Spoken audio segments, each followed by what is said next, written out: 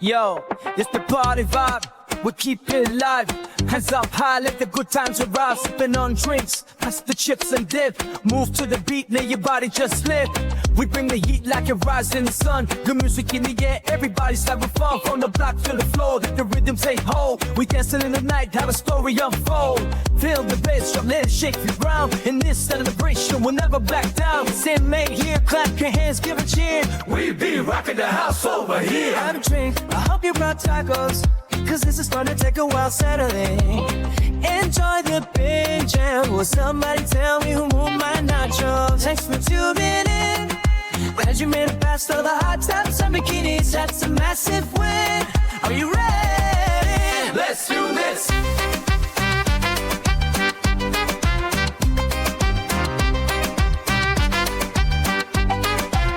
Let's do this. Ooh, what are we in for? We already know it's Saturday. Find out. I appreciate you all. Laughter and fun's gonna happen, then roll out. When we ride as cowboy, when we trot our way to victory. Fast cars, slow as practice. Oh, we know we got lots of toys. But tonight we don't know yet, but it's gonna be a fun mystery. Let's go. I appreciate you all. Let's do this.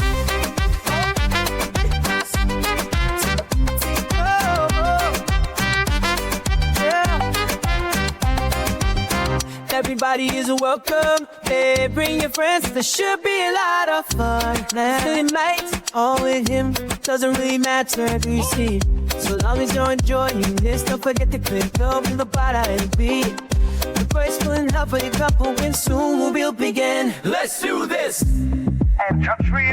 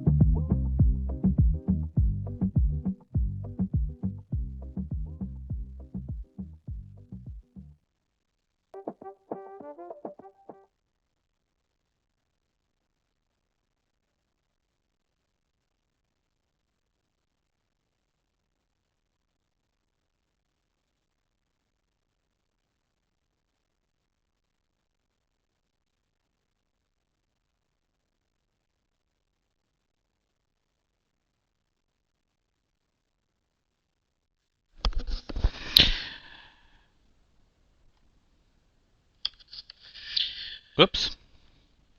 Testing, testing. Is this thing on? The game wasn't on my OBS. G'day, Superman. How you doing? What time is it for you right now? Yeah, I know. It was. It wasn't though. Like, so it's supposed to transition like this. Like.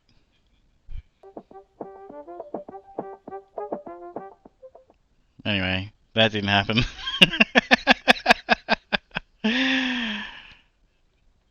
Okay, so it's not that late. I mean, that's late, but it's not that late for you. Alright. Let me just test a couple of things. Give me 1 second. I thought I opened up. Yeah, I did.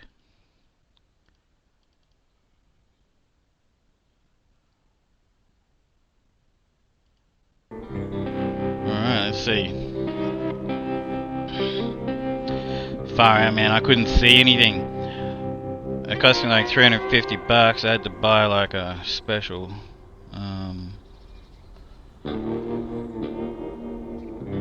nice, that's on my screen. It doesn't matter anyway, whatever.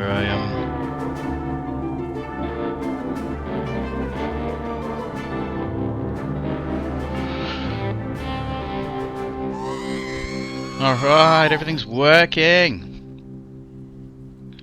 Yeah, exclamation point join in the chat if you want to join in the Tangier Dungeon raid. Let's go. Hey Oka, how you doing? Awesome, everything's working. Alright, welcome in everybody. So, and hello everybody on YouTube. Here's what I'm going to do. Those who know me know that I have like played this game on hard mode and beaten the base game, and then started working my way through the DLCs. And it takes a long time. And so like if you're watching this on YouTube, hit that like button and subscribe, and tell me in the comments if you want to see me go through this game on hard mode. But it takes a long time. So I decided, I love the game, I've got I don't know how many hours in it. I decided that I'm going to actually turn around and play through the game.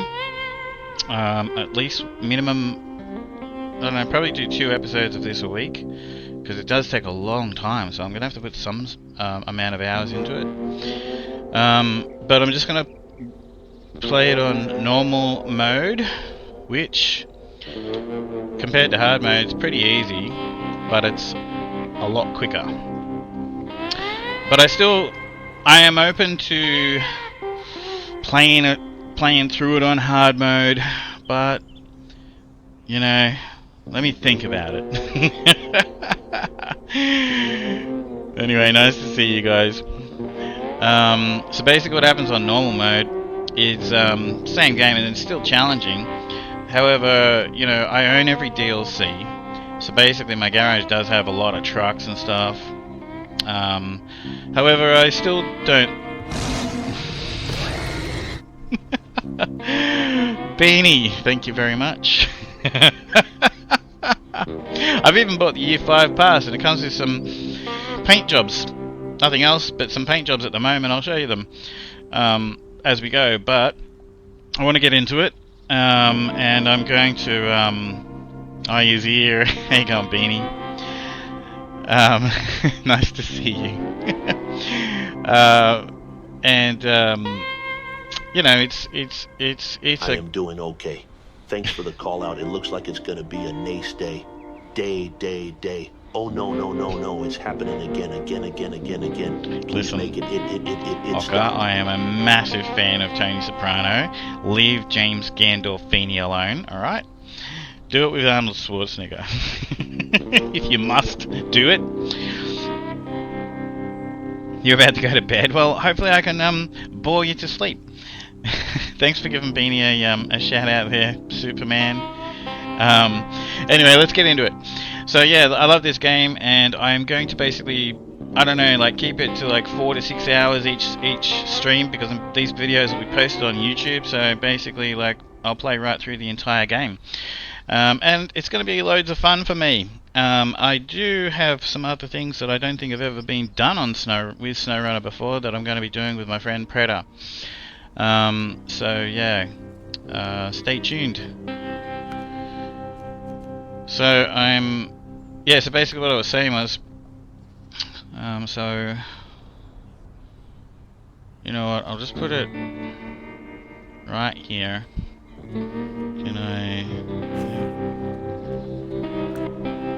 Alright, I'll just put it in the number 1 slot.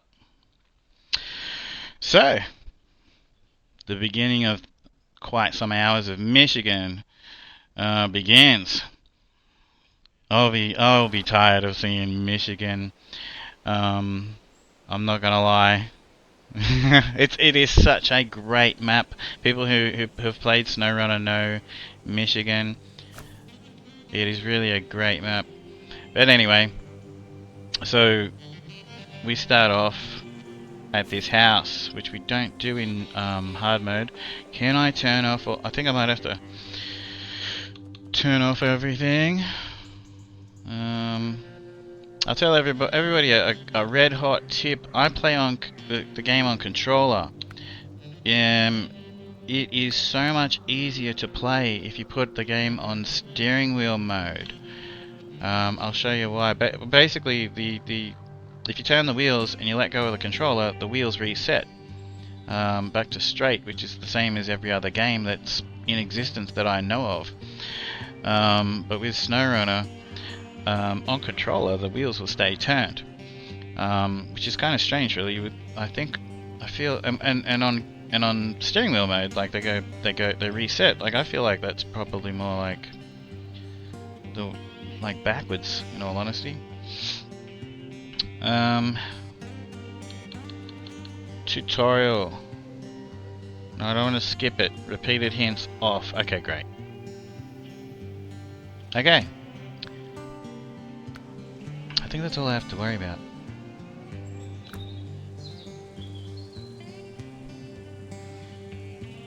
You love me some SnowRunner, Superman. I love SnowRunner.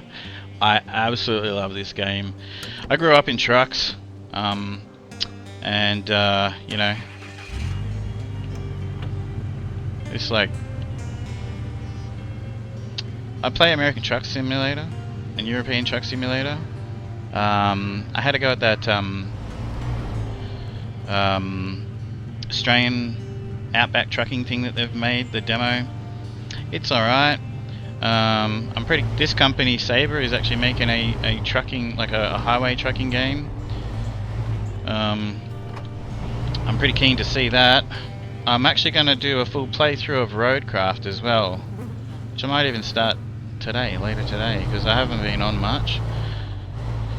Alright, so we can't see anything. Oh, hang on. Yes, we should be able to. Here we are. We're over here. Alright. There's possibly one mod that I might use, but we can't use it yet. We've got to go and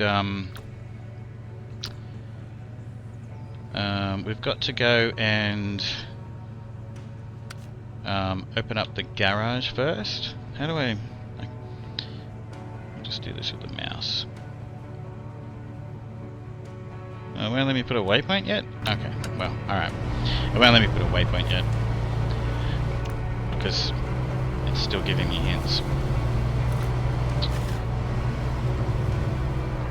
I don't even know what I was saying. But anyway, welcome in. This is going to be loads of fun for me, and I hope it's fun for everybody else. Oh yeah, we've got to go and open up the garage. So honestly, it's a bit challenging, like right from the get-go. Like I didn't have to go this way.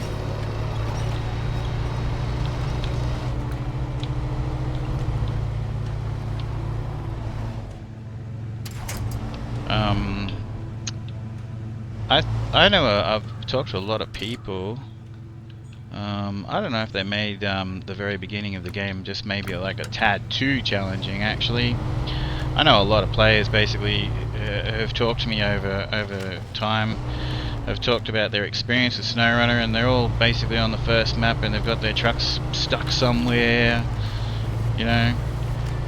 And a lot of people I've talked to didn't even really make it through the what I'm doing right now.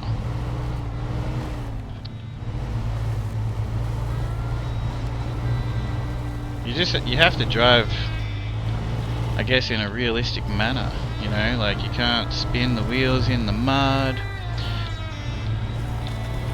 Thanks for the lurk, Superman.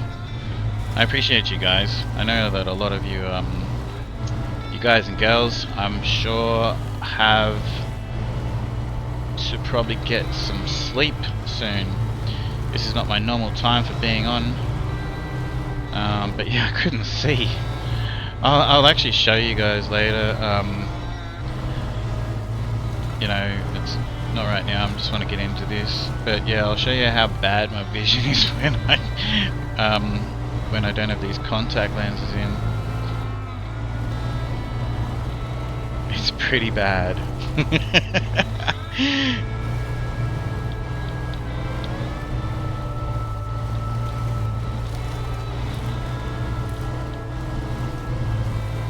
Anyway, so I know Michigan and Alaska and Tamir very, very well. I have driven on every single map that's available, every region that's available. But yeah, I've played through this on normal mode as well as hard mode, as well as helped friends and joined friends, and so I'm kind of hoping that it doesn't take me too long to get through the first 3 regions, but it still will take time. definitely going to take some time, so I wanted to get a start on it.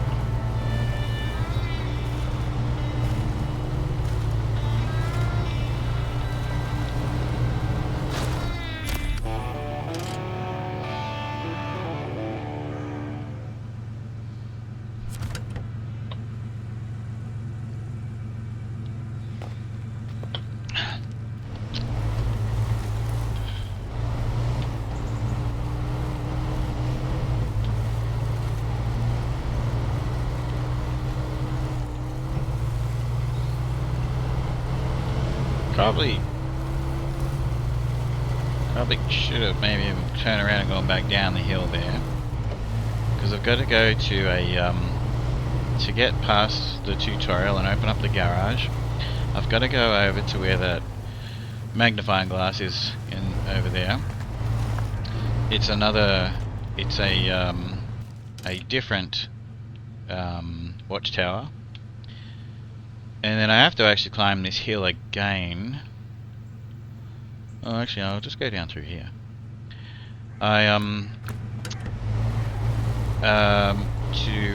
For one particular task.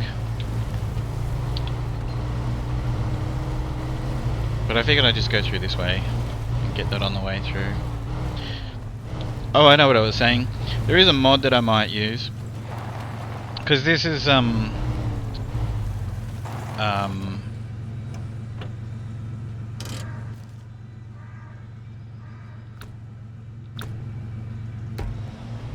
this is just normal mode, and I say that without trying to take anything away from normal mode. As I said, even normal mode is actually a good challenge with this game.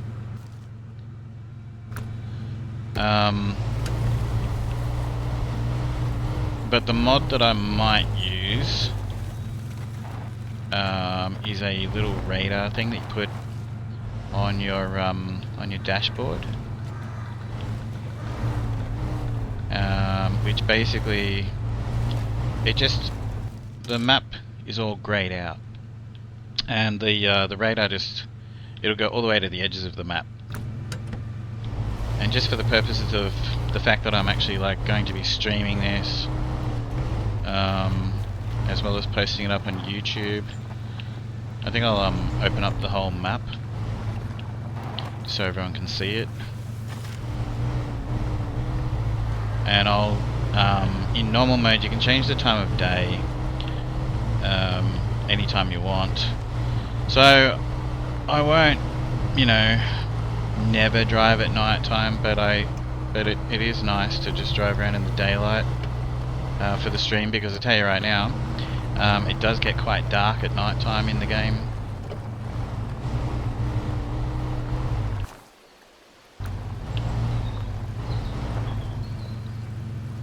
From Cooler, thank you for the biddies. How are you? Hang on, let me just read that.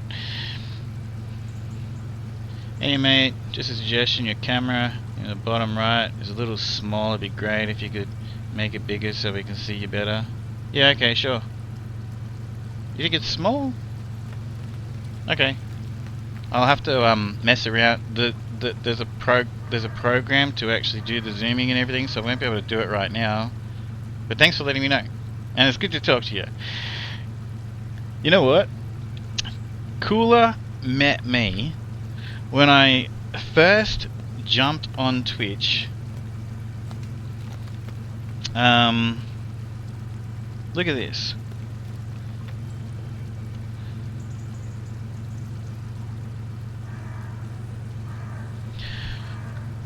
How's your study going, Cooler?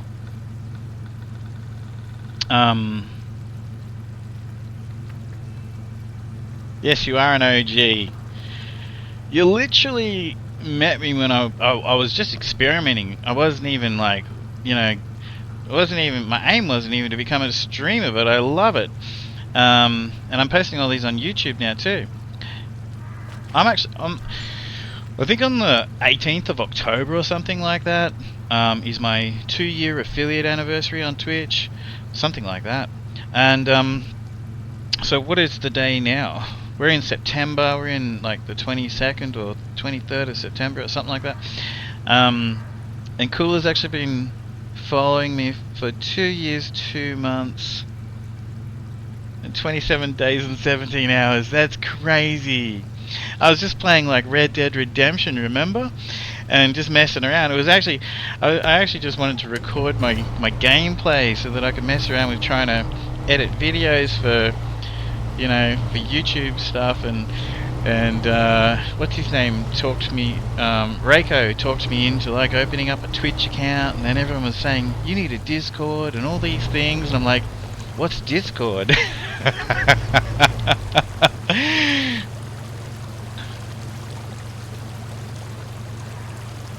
Yeah, I know. It was, yeah. I'm so happy when I see you, mate. Yeah. And I hope that your study's going well. I really, really do.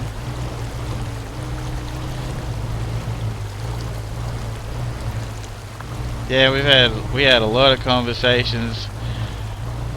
I had a lot of conversations with, well, you know, it's never stopped, has it? You know, the thing about Twitch, you really meet really nice people. I actually I am so like grateful and appreciative just the people that I've met on Twitch.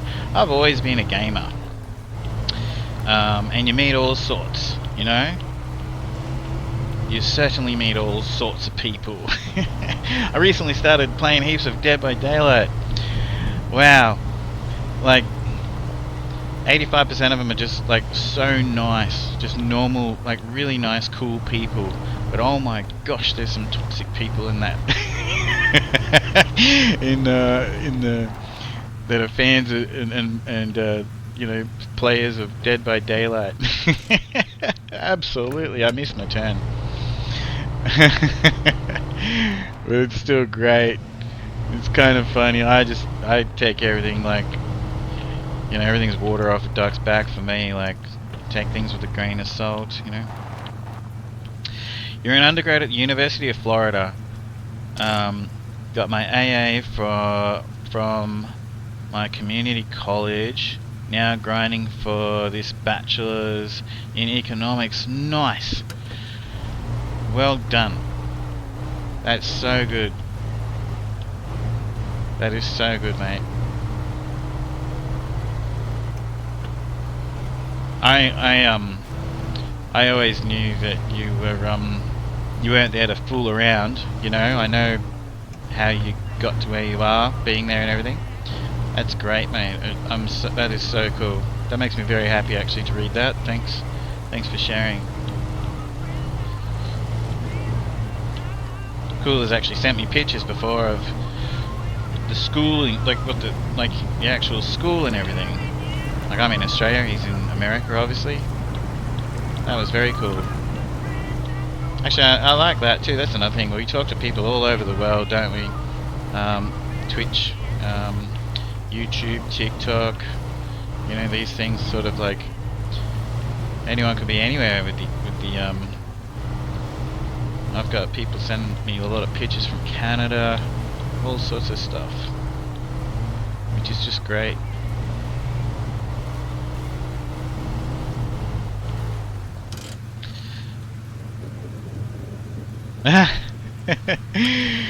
Thanks, Cooler. I appreciate you, mate.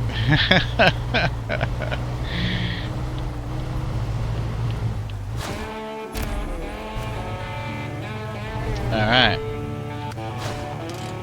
I'm gonna watch these little skip scenes. I'm gonna watch these little scenes every time I go to a watchtower. For this playthrough. Alright, now we go to our first truck. I say that because in Australia, this here is called a ute. We don't call this a truck. Ute, short for utility. I know that in America and Canada, etc., they call this a truck, but yeah, we just call this a ute. You might hear someone call it a pickup.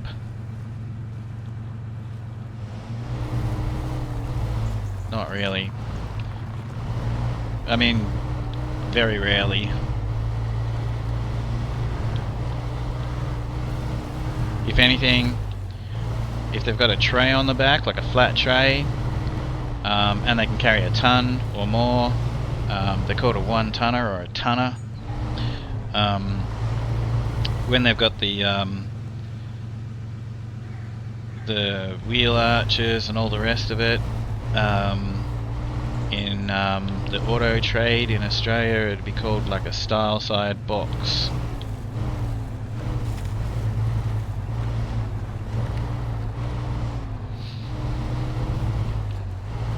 I'm actually loving this already. I know, you know what? I feel some people are going to see me doing this, and they're going to be like, "Are you a glutton for punishment? Are you crazy? The amount of times you've done this?" You know.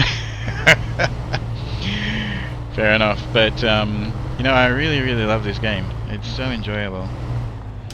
And what we call a truck, they call it yeah. Ocker is an Australian.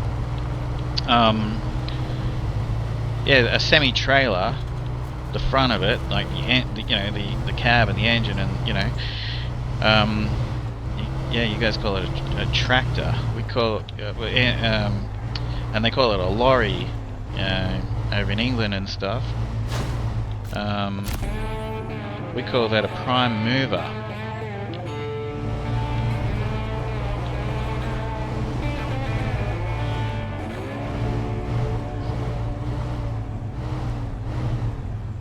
So one thing I'm going to try to actually do,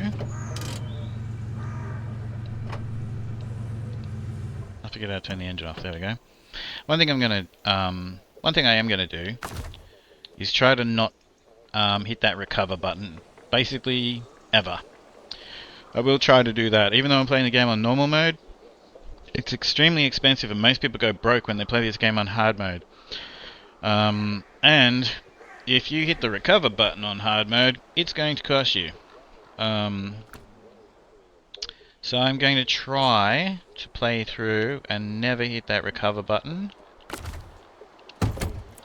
But there are a lot of other advantages to playing the game on normal mode, which will speed things up. The idea, I'm going to use the crane to load the trucks, I'm going to do all that sort of stuff. But yeah, basically it just takes so long on hard mode because you've got to be careful. You've got to be super careful so you don't go broke. Because you've got to pay for repairs, you've got to pay for all your fuel. Hang on. So I've got to repair the bridge.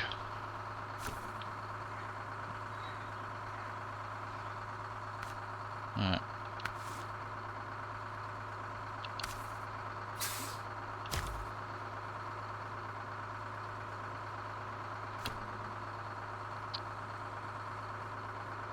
So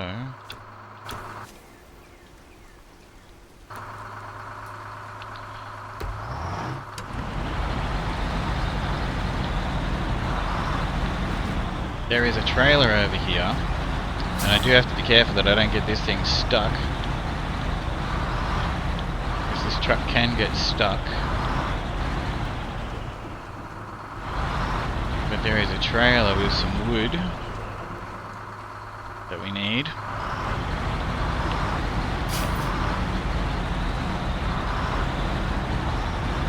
I could leave it there and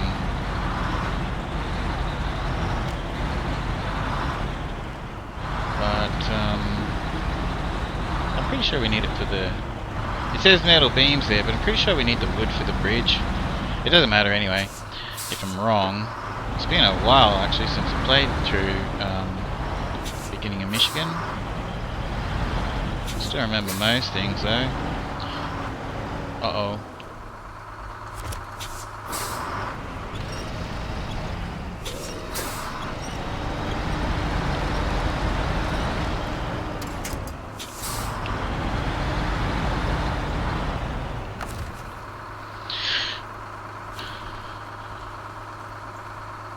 There's my mouse.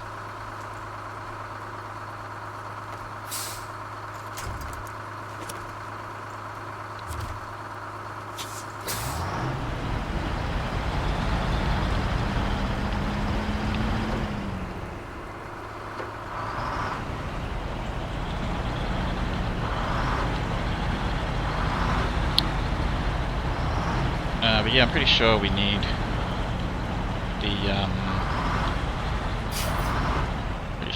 the wood for this bridge as well. Well, I know from experience if we back that truck in there, we are not going to get it out.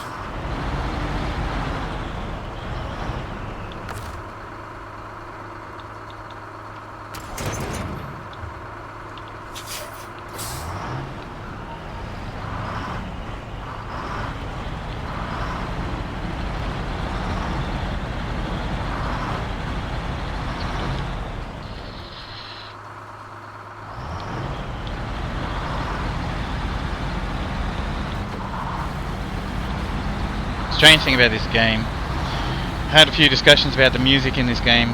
The music seems to just come on when it wants to. I have had some people tell me, Do you know what's really annoying? Do you know what's really annoying? Do you know what's really annoying?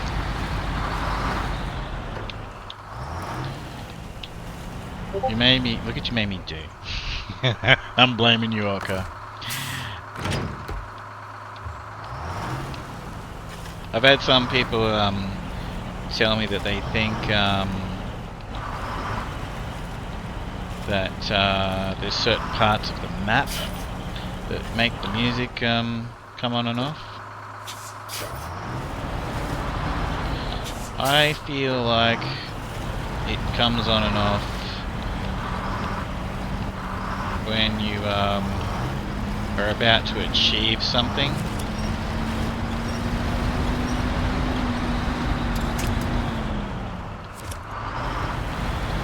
Like I feel like when you drive halfway around the world,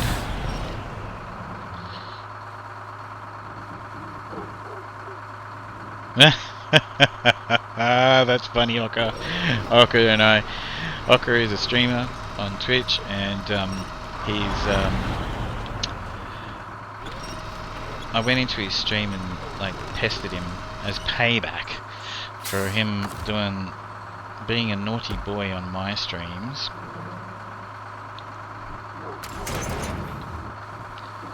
And he thinks it's a challenge.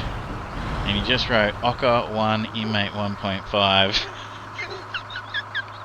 Only one time, and I'm already getting a 1.5. I'm glad that you I respect that you recognize that.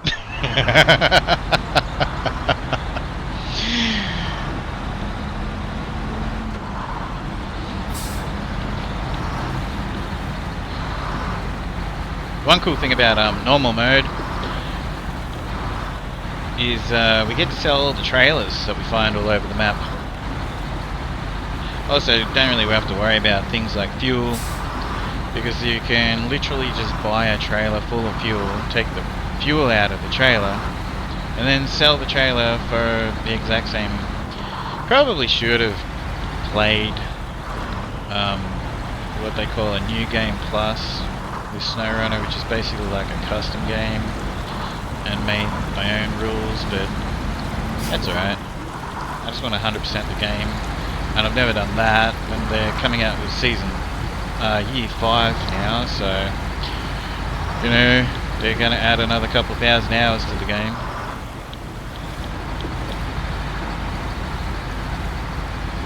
This is going to take some time, I'll tell you right now, but I will not stop. I'm just going to go plow through it.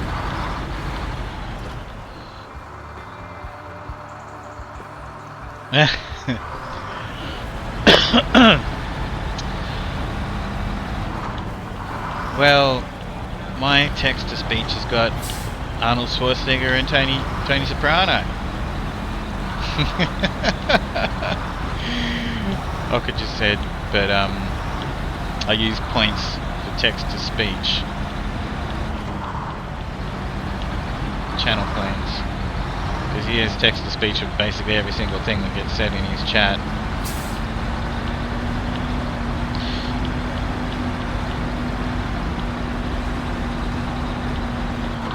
I can't do that, Oka.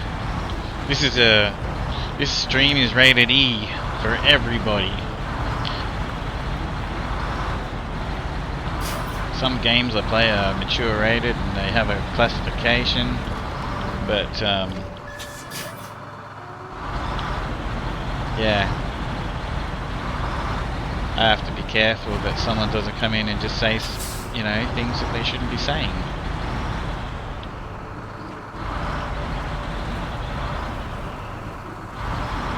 With certain games that I play.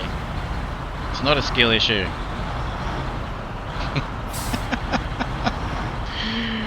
Alrighty.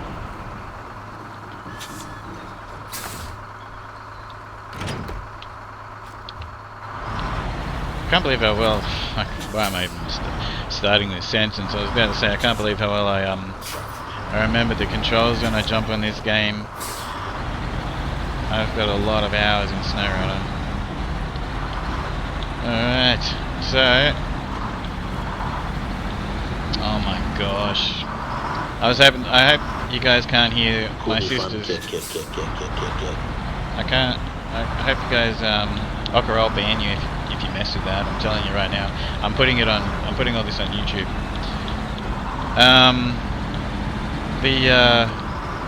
The dog, my sister's dogs are here and I hope you guys can't hear them barking. I was hoping that they wouldn't. They will be going home soon. I love looking after them, but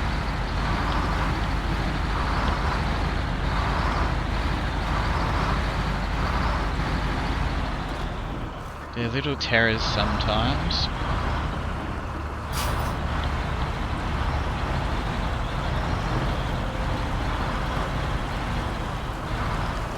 Anyone played Roadcraft? I tell you right now, I wish so much that we could repair the roads in can you hear the dog? Can you let me know if you can hear the dog, please? I wish so much that we could repair the roads in SnowRunner the way we can in Roadcraft. That would be amazing. It'd be so cool if they actually integrated, but then they probably won't, and it'd be a bit of a big deal because like the maps remember everything you do. Like in this game, basically if you drive into a different map, like most regions have got 4 maps, you drive into a different region and then you come back and everything's reset, all the mud's reset, all the signs, like those signs are knocked over back there, they're all reset and everything. And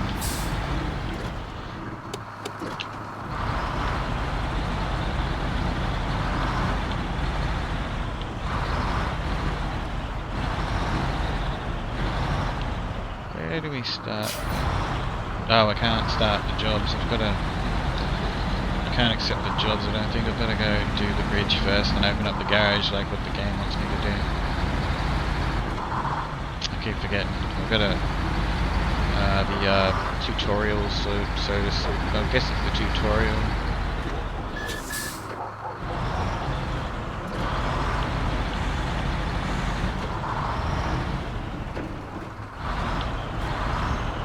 Anyway, so we have to auto load here because we don't have a crane yet.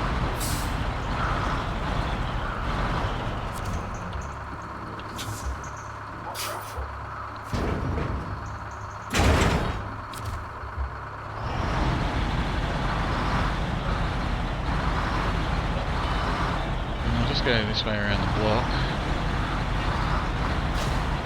There we go, we discovered the trailer.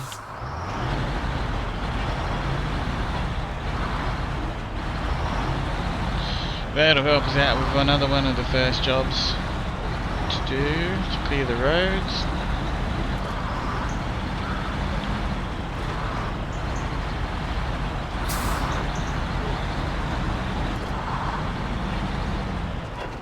We're already heading into the sunset. I forget how long it takes for a day cycle in this game. I looked it up once. It's similar to a day in Grand Theft Auto 5, but it was different from memory. A day in Grand Theft Auto 5 is 48 minutes for 24 hours, which is a minute every 2 seconds, I think, in the game. In 2 seconds in real life is a minute in the game, I think. And I did look it up for SnowRunner, but it was a while ago, and I don't remember what it was exactly, but it's similar to that.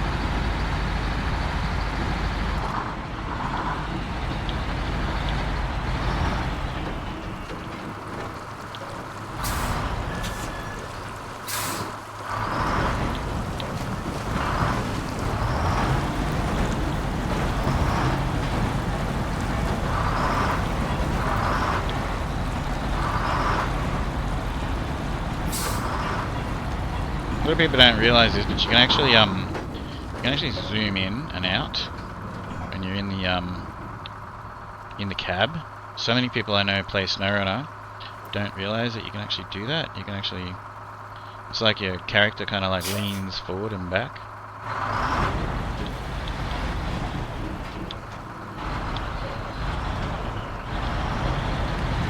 I'm not going to give you just the gratification of reading out that last message you typed there, Oka. Wow, what was that lag just then?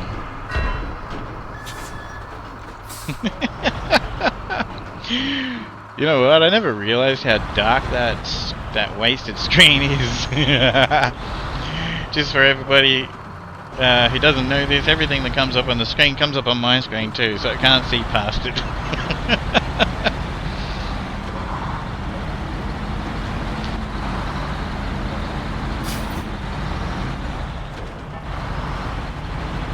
What are you doing with your day anyway, Oka? I didn't get any damage yet, did I?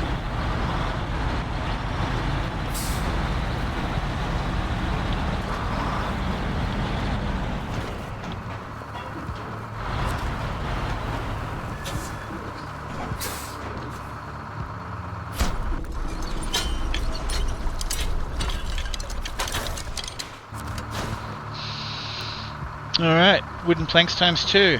Cool, I thought so.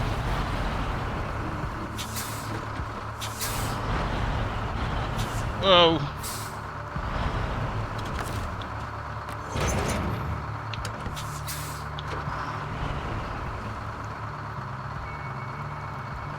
Space trucking? Do you know Star Trucker? I think it's still on Xbox Game Pass. I downloaded it on Xbox Game Pass.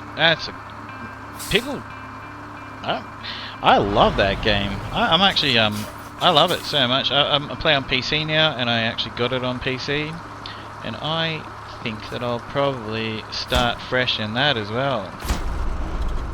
I think it's a great game. It's quite hard. It's quite difficult, and that's a game that the difficulty I think turned a lot of people off.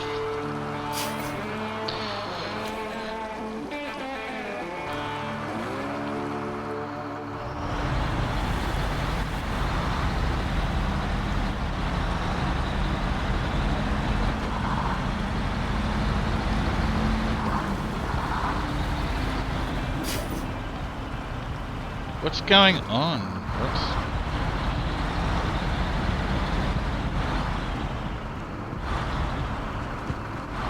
Superman 012 asked me, "Hey Clarkson, how long does it take real time to complete a day cycle in SnowRunner?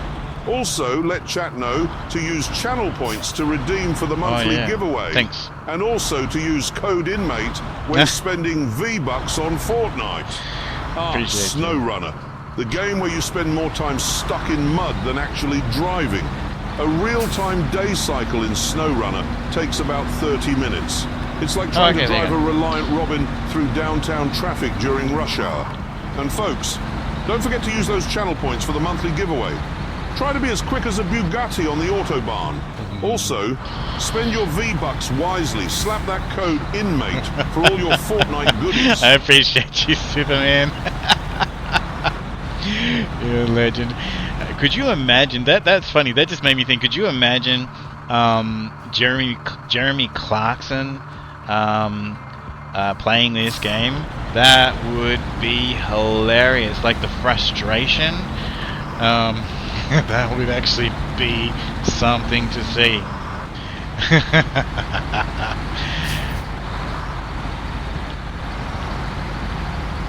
That would be actually quite entertaining to see Jeremy Clarkson play SnowRunner. I'm gonna let it just keep getting a bit dark, but as you can see, it gets pretty dark, so most of the time I will adjust the screen. We'll just drive up to the garage. It gets a little, this truck is rear-wheel drive. It does pretty well in the mud. It's on highway tyres, but it can get stuck badly. And I don't want it stuck. So obviously I've got the momentum going here. I don't want to slow down. Do not want to slow down. I might even do a little bit of zigzagging. We've just got a standard gearbox in the truck at the moment. We've got to go find all the upgrades, and this is where it gets. This doesn't look terrible, but I tell you right now, if I stop here, I could get stuck here. And gets a little bit wet here. You don't want to stop there. So that was good momentum actually. Alright. We're back on the bitumen.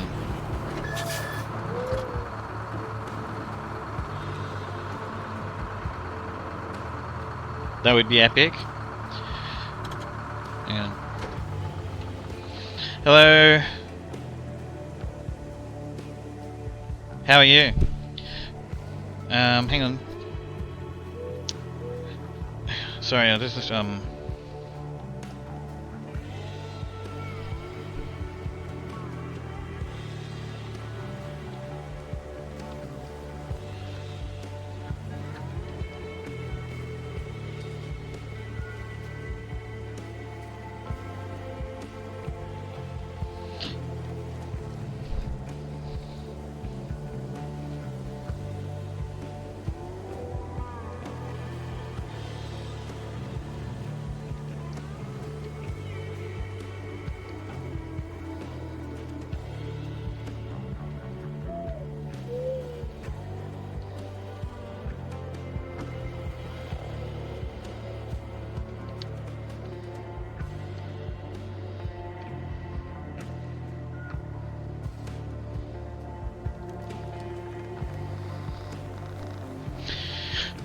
Lester Crest the bot, my bot in Twitch chat, can actually translate.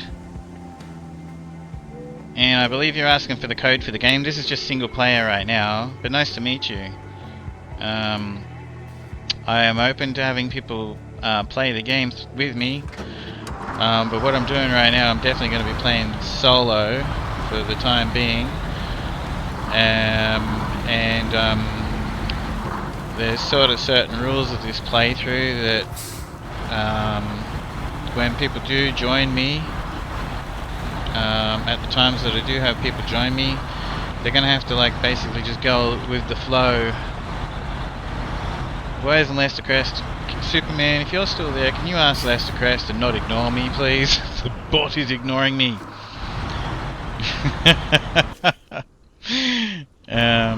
And ask him to just do what I just asked him. It's an AI bot with an attitude. Unbelievable. It's so funny. And I called it Lester Crest from GTA and told it to behave and act like Lester Crest, which is quite hilarious. Alright, so there's the garage.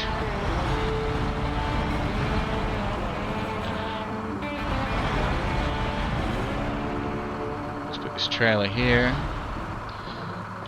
Probably could sell that trailer straight away, so we pick up a few of them.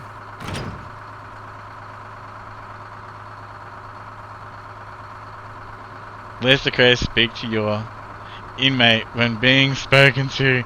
And Lester Crest the bot said, "Do you think I'm not paying attention, Superman? The translation is already in progress." Oh.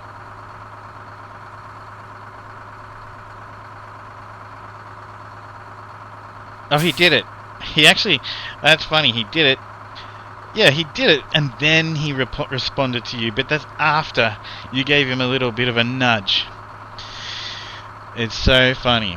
If you're watching this on YouTube, just check out, if you happen to have a Twitch account, and you're curious as to what we're talking about right now, I have a bot, a chat bot, which I named and sort of programmed to be Lester Crest from GTA 5.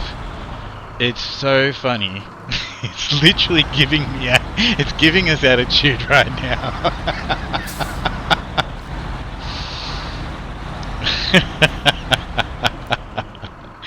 That is hilarious, man.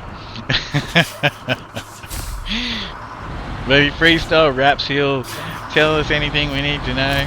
Just like Jeremy Clarkson just gave us the information about how long a day is in SnowRunner.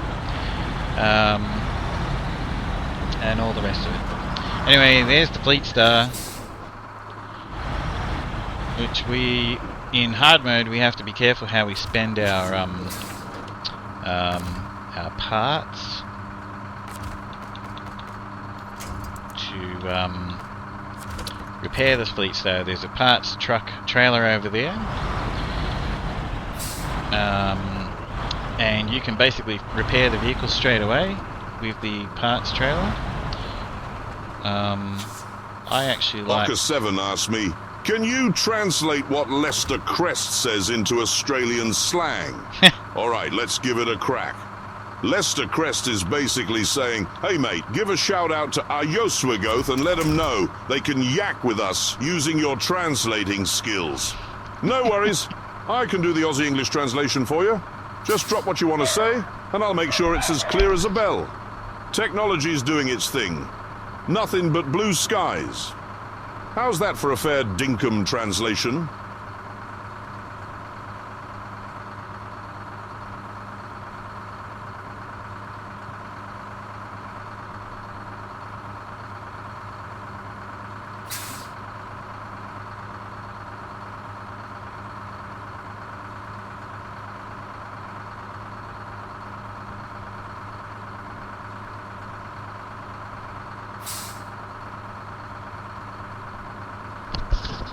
This is one of them. I was just saying, inside voices. Hello. This one's Bonnie. Come on. But yeah, my little niece just got here. She goes to school near me, so she comes here every day. That's why the dogs are here. I look after the dogs and stuff. And the other dash hound was barking at my niece, which is just like ridiculous. Alright, that was funny, Ocker, by the way. You're not impressed. Ocker was looking for something a little... Ocker was looking for something a little different. Anyway, you know what I think about this game as well? Another thing about this game, it's called SnowRunner, and it's a sort of sequel to... Hear Bonnie Smackos. They can't hear that.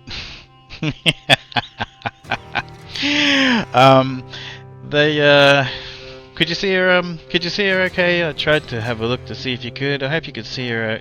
They're such beautiful little dogs. I think that like, so the second region is Alaska. We have to actually go there now to complete the tutorial. But I feel like Alaska, considering this is SnowRunner, this is the sequel to MudRunner. I feel like Alaska is actually easier to get through than Michigan. I think Michigan's got some challenges. Alaska does as well, but it's cruisy. I like Alaska.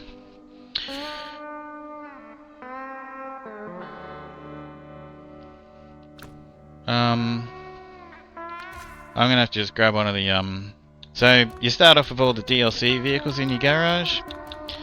When you play on normal mode, Anyway, so I have to actually go outside, I believe.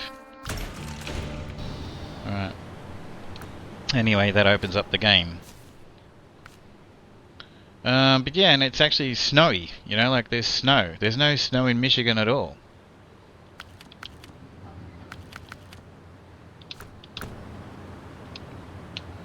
Anyway. So this is Alaska.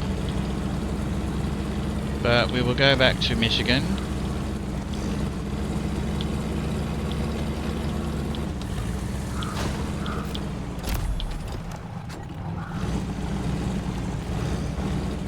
I really like Alaska. Alaska will take a lot less time. I'm going to... Maybe I should show everybody, like, while I do this. You don't have to buy... If you play this on hard mode, I'm telling you right now, you can get through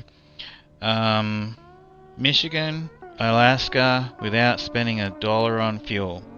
There is enough fuel around the maps.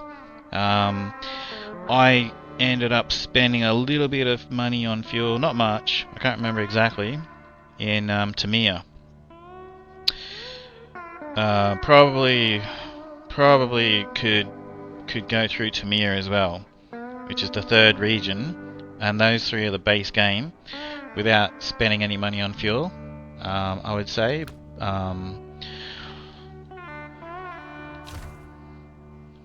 But when I went through on hard mode, I can't remember how much I spent, like $1,000 or a couple $1,000 on fuel. I can't remember. My brother has a Dapple one, and her name is Gumbo. Good dogs. Which map is the one you get the mini Mastodon on? Oh, that's ages away.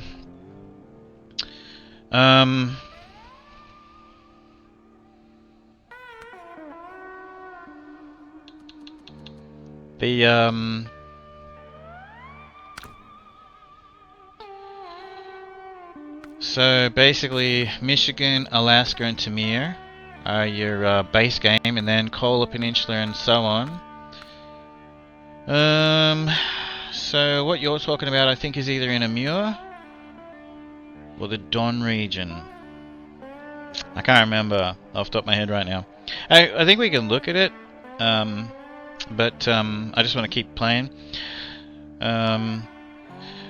Maybe one day while I'm doing this, because I'm going to be doing this a lot, I might bring up on my screen. I'm not going to do it right now, but there is actually a map. There are 2 maps. There's one called Map Render, I think it's called, .com, and then there's Map Runner .something. Anyway, I'll do that another day. They're 2 interactive maps that are really, really super helpful. CMG T-Bone, how are you? Look, I'm playing SnowRunner. How's it going? I met CMG T-Bone through SnowRunner, the SnowRunner community. How you going? Thanks, Superman. It didn't give him a shout out. CMG T-Bone. This dad gamer is all about that chill life. When they're not tearing it up in Saints Row 2, they're probably conquering snowy terrains in SnowRunner.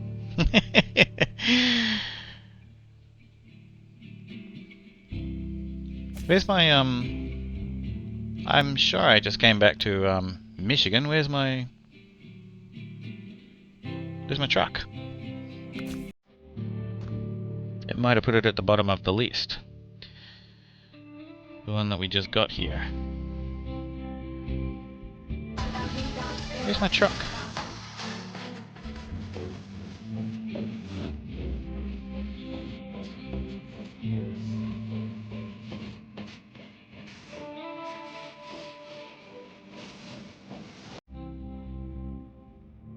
Thanks, Beanie. And Superman using the Pedro emotes. Oh, I'm in the Don region because I was talking to you and okay. I'm in the Don region because I was well, anyway, okay. That those two maps that I was just talking about, they will tell us everything. What you just pressed.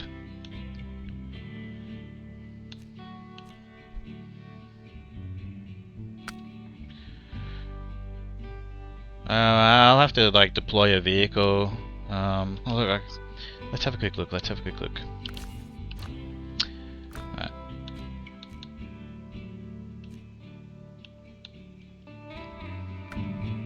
Why am I not? Who's the?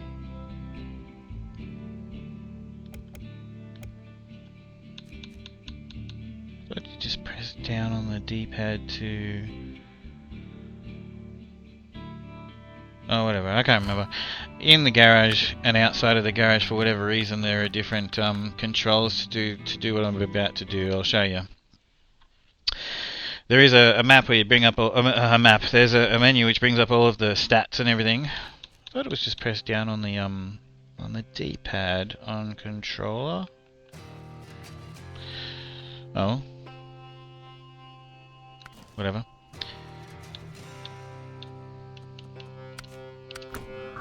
Alright, but anyway, we're playing normal mode, so we just have to put this in the garage. And it's completely repaired. We have $3,850.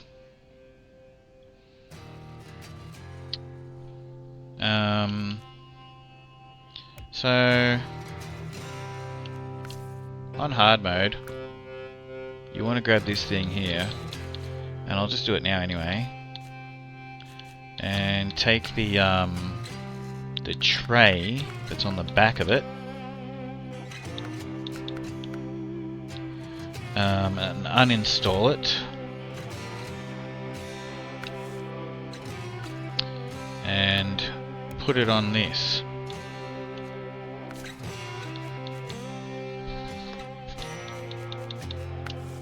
How is your stream, CMGT Bone?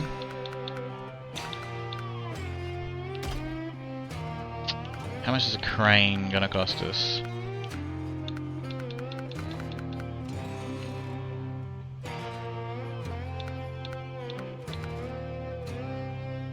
$5,700. Alright. So if you want to just play through the game on normal mode, one of the things you can do is you can go and download a free DLC which gives you 2 trucks. Called the Anniversary Pack, and it's free on all platforms.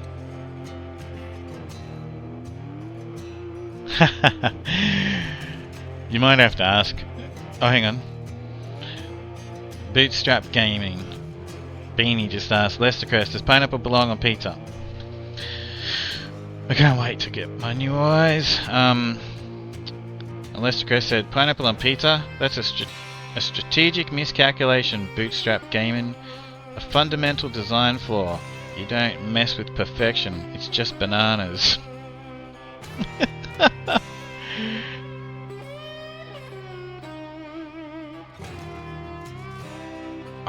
Oka says, ironically saying you will ignore something is not ignoring it, so any reply is not pretending I didn't say it.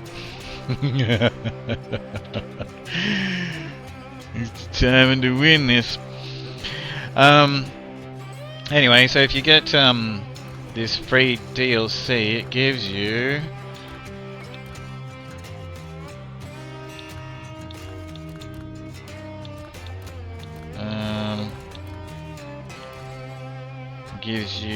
that truck there and that truck there, I believe. So we need some money. So I will sell. I'll sell one of them. We'll sell the Caterpillar for now. We can always buy it back. But yeah, look, that one there, you can sell it for $172,300.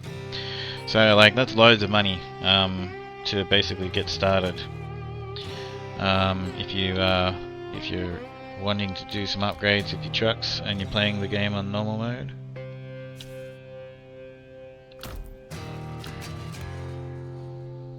So now we can put.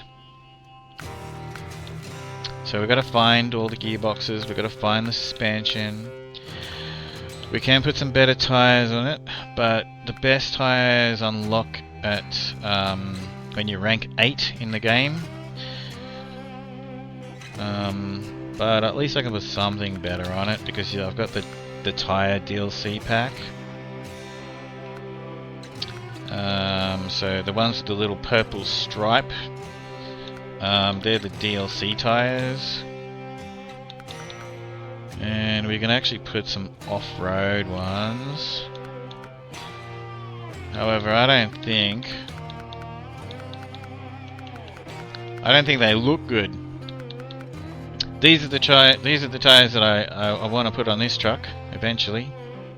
But I've got to raise the suspension and do some other things. I've got to got to get to I believe all tyres are unlocked at rank 13, I think, but those ones are at rank 8 from memory. So I've got to go back up to the ones that'll fit. So we'll just put these on for now, because they look normal. I feel like yeah, let me use my mouse, it's a lot quicker for this. Where's the mouse?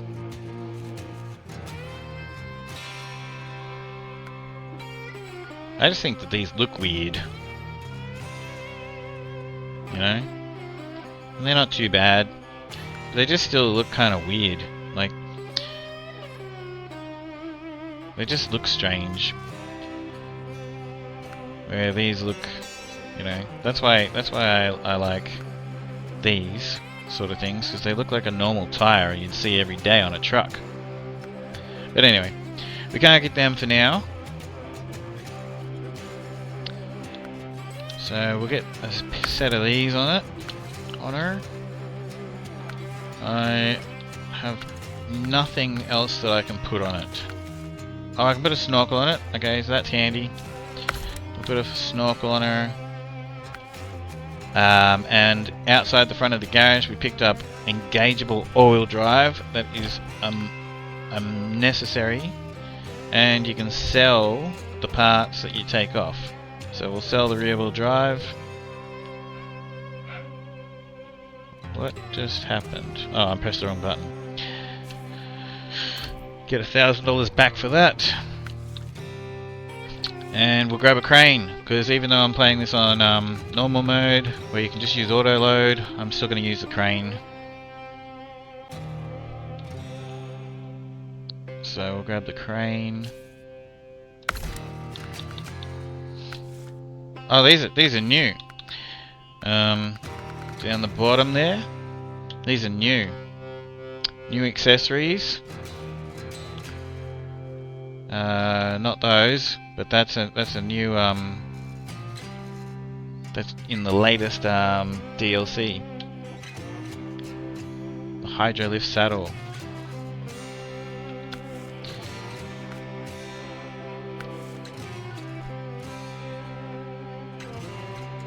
We can put that beacon on.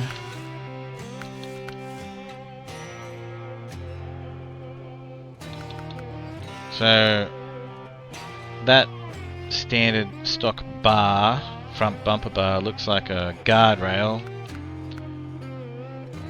Anyway, this one hangs pretty low and it'll smack into things, but I'm just still gonna buy it anyway.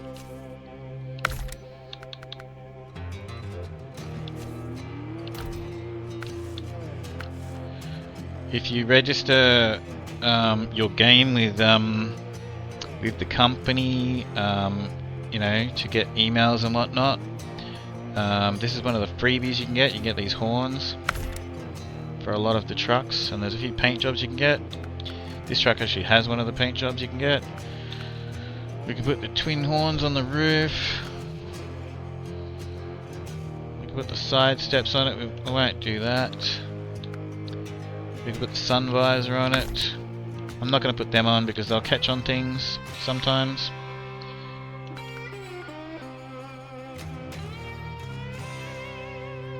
guess we could buy the horns. And that's the stock exhaust over here. But I want to put the heat shield one on, which is actually a dual exhaust. And we'll sell the stock one. And they're pretty cool looking rims, but with the Fleet Star, I reckon that this style suit it. Anyway, this is a paint job that you get by registering. This is one of the paint jobs that you get by registering. I forget what it's called. I'll have to look it up. But yeah, you register your game with the company. But anyway, I don't really like that paint job. I won't mess around too long in here. We'll just pick a color and I'll paint it later. As a matter of fact, I'll just paint it white for now.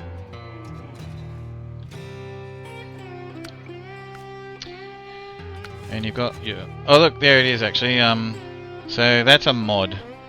The GG Bobble. So it's in the mod hub. GG Bobble Dar. And you know what? I'm actually going to whack it on there. It just opens up the map. It's the only mod that I'm going to use in this playthrough. I'll show you what it does. It just works like a watchtower, a portable one. There's dash hound. That's what I normally use, the dash hounds.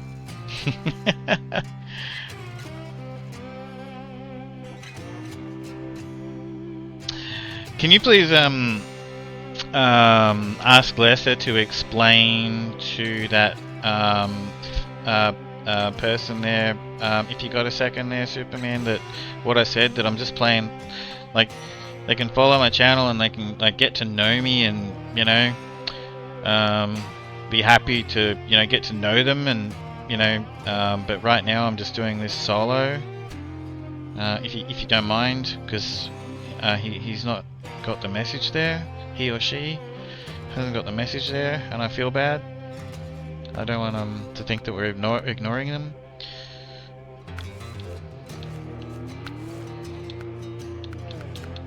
If you don't mind, please.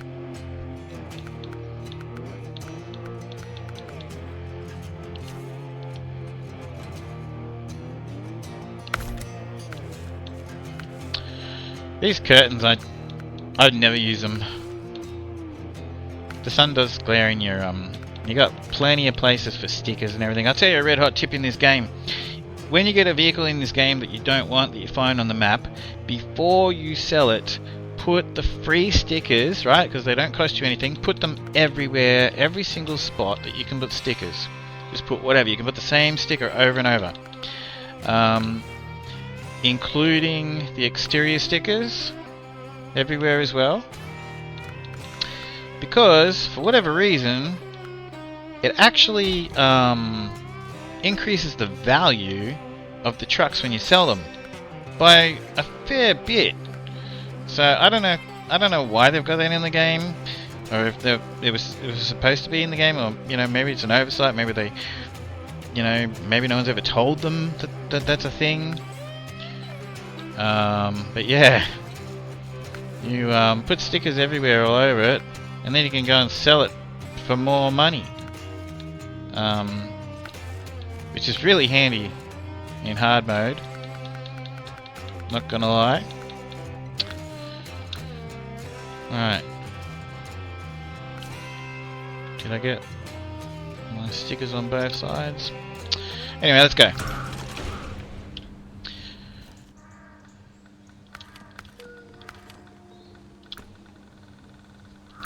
I tell you what, I can already see better. I lost this contact today and broke it, but it's okay. I couldn't see with the damn things anyway. I need new ones. I can already see better, but geez, I can't wait to get my ones next week. I can't wait.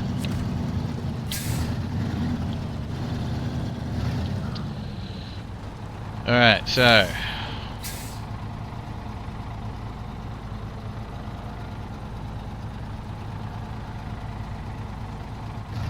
leave those metal beams there. Alright. So the mod that I have, that I'm going to use on the dashboard, it's this little radar thing. It's in the mod hub. And I'm going to use it. So basically, what it does, and I'll still basically drive around all the watchtowers and everything, because obviously I can't get 100% completion if I don't. But watch what it does. It opens up, it just basically, I'm just going to do this because of the fact that I'm, you know, going to play through the whole game. I kind of want to go through it at a reasonably good pace. Anyway, we'll enable the radar.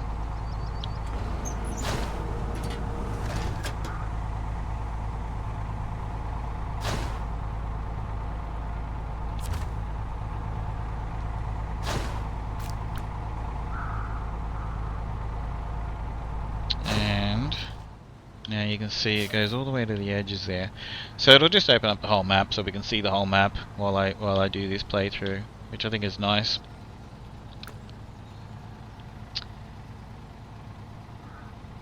But anyway, let's go and start opening up some roads.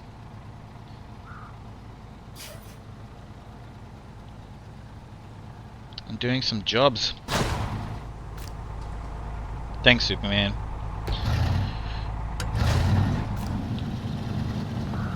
I forget where that trailer's got to go. Where's that trailer got to go? I forget where that trailer's got to go. That's right. We'll just head into town and we'll open up the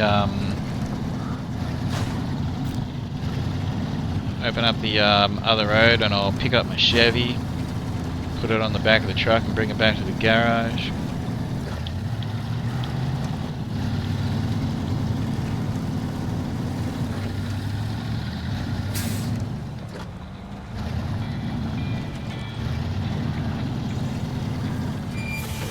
Probably should have gone. Yeah.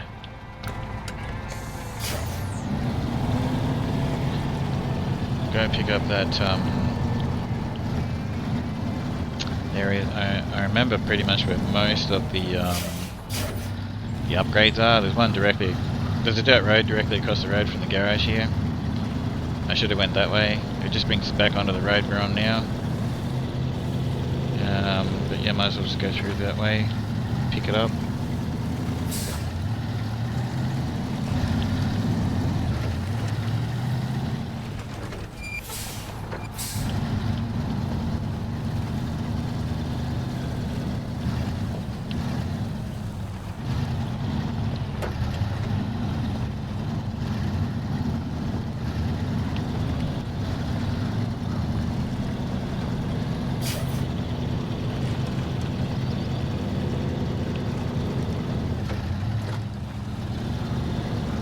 Yeah, if you're new to SnowRunner, use this truck. Don't use that other truck that you get.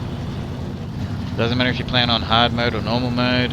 Use the Fleet Star, because right in front of the garage you find the Fleet Star, and right in front of the Fleet Star you find the upgrade to convert this vehicle to all-wheel drive. And the tyre pack is like $2 DLC. I would recommend buying the tyre pack, even if you don't want to buy all the DLCs for this game. I would absolutely recommend buying the tyre pack. I feel like the tyre pack they probably should have just like included with the game when they decided to turn around and make the tyre pack.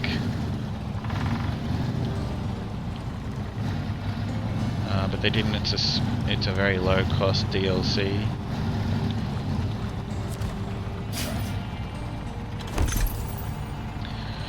So we've got the rear suspension for the GMC, which is actually that truck that we picked up before, which I'm not going to really use for a while, but it doesn't matter. We've still got to go get all the upgrades. Oh yeah, so what I was going to show before in the garage is this menu. I can't remember how to go to this menu in the garage, but anyway.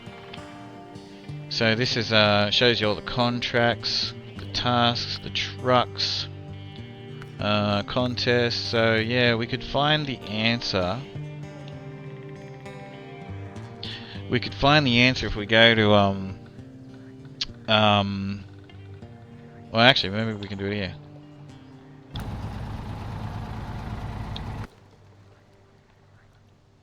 What was the truck that you were asking about, Superman? The baby Mastodon. Amur.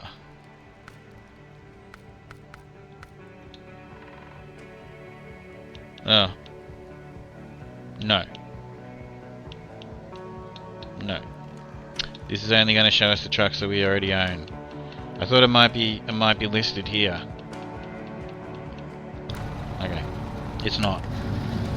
Anyway, but it is on those interactive maps that I was talking about, which I'll show in another stream. I'll get them ready, like for the next stream, the next installment, part 2 of this.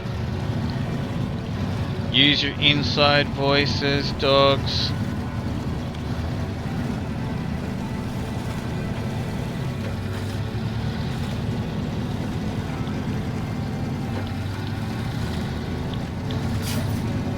So if we go left there, it takes us straight back to the garage.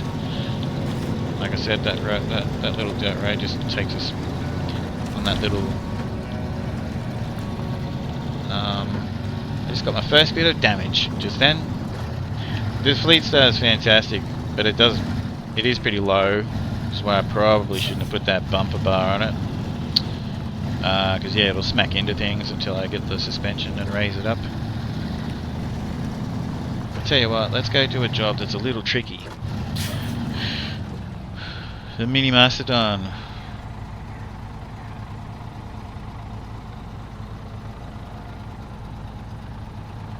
Oh, I know, mate. Give me a couple of days getting back into it. Like, I don't even remember the last. I mean, I played SnowRunner the other. Like, I don't know. I had a look at the new region recently. A little bit, just drove around a bit. But yeah. Yeah, let me just like warm back into it. I know a lot about the game. I kind of had to learn a lot about the game. Basically, what happened, right?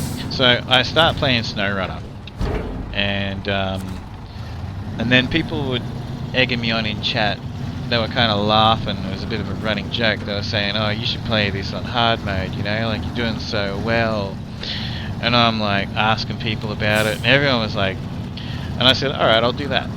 And everyone was like, "No, no, no, no. We were joking. You really need to learn the game."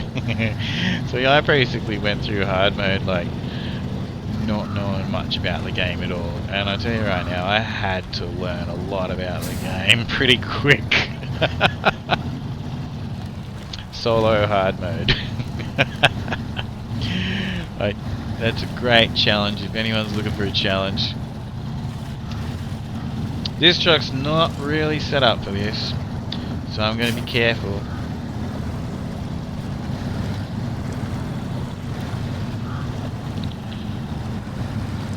I hope I don't get stuck. That's okay. We got them other DLC trucks.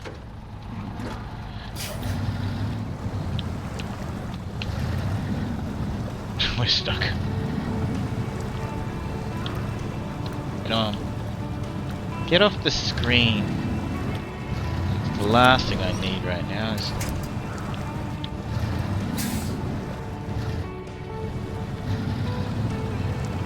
I knew this would be a challenge, so I thought I'd try it.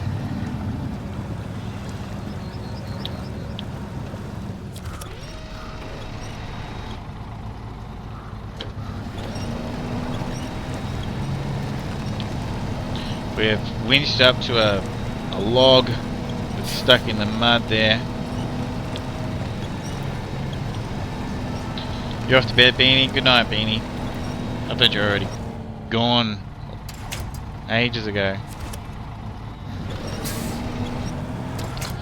Alright, I've already got it stuck. There we go. We're gonna...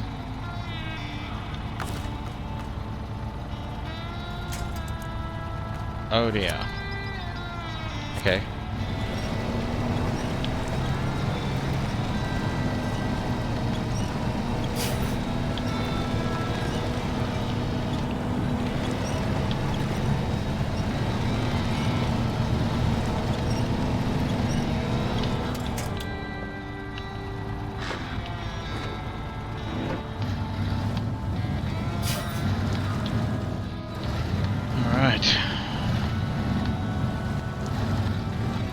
Come on.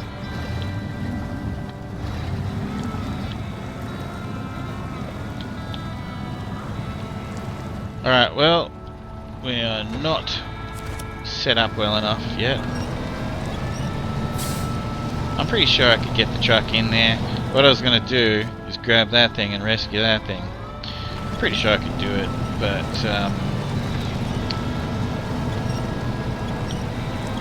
we're too early in the game to go and get ourselves all stuck like that. And have to do a rescue mission already with another truck that's in the garage. So, we'll come back to that.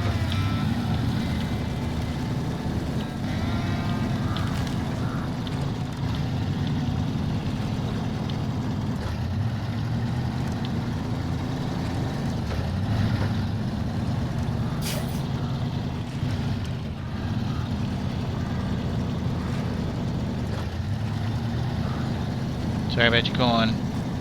Looks pretty devastated anyway.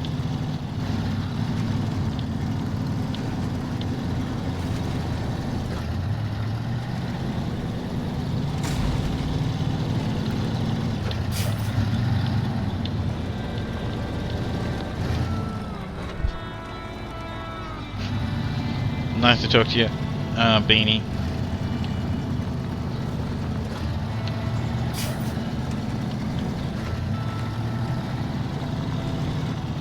So, if you're playing the game on hard mode, here's your first bit of fuel that you can steal off of the map. The place beyond the spruces, that job, is what I was talking about. That's that watchtower that I went to before. And the place beyond the spruces is up here. It's right there. But I already drove over there. As I said,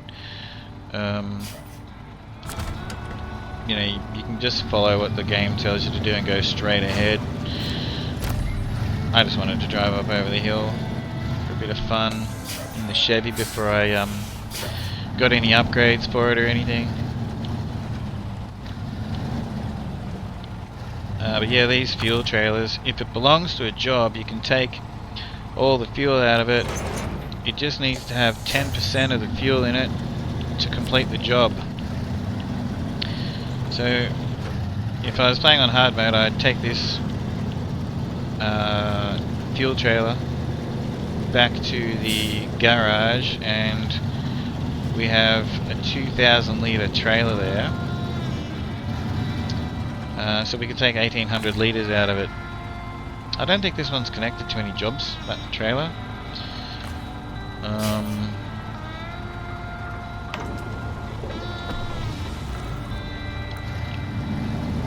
Anyway, just going to bring it up by the road and decide what to do with it later. Yeah, so if it's 3,700 litres and it belongs to a job that needs to have 370 litres in it, this trailer here is very handy. There's a few things that we need concrete slabs for, or concrete blocks.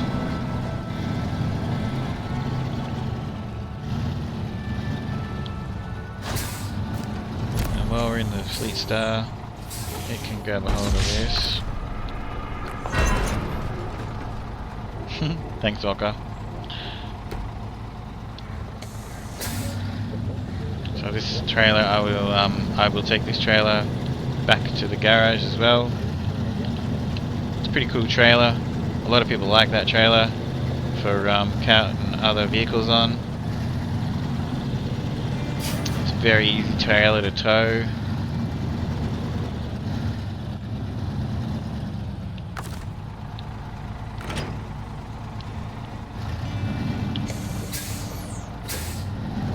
Obviously it's got them ramps on the back there, so we can put vehicles on that and tow them, you know, into another region on the map if we want to.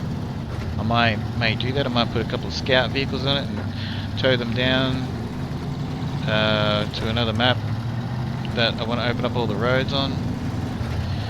There's a watchtower over there. Whoops. Again, I think it's better off if I go and get a couple of upgrades for the Fleet Star or my Chevy.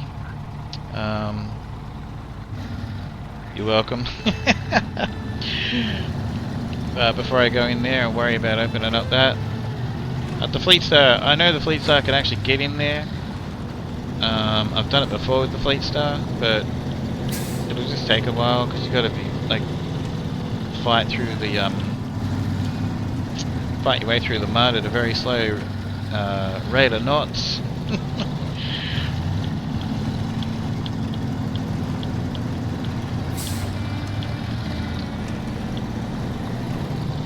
So the first thing I'm going to do is basically go through and open up the all the roads. Like down that road, there's a big antenna laying over the road, and then there's four maps on this region. So yeah, we'll just try and get through see how much we can get through in a short period of time today. Get as much as we can get done in the next 4 to 6 hours. I want to keep these. I don't really want to go like 10 hours.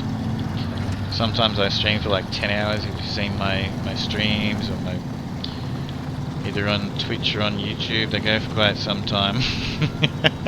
Sometimes 16 or 20 hours. But I want to keep these to like sort of between 4 and 6 hours.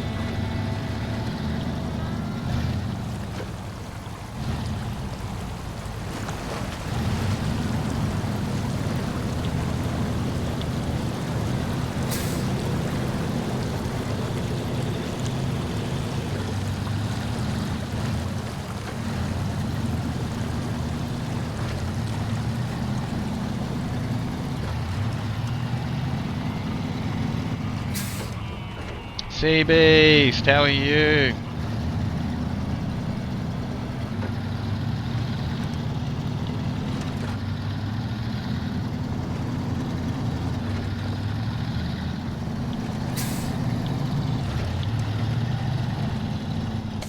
Oh, should be able to get all the jobs. Just driving this way.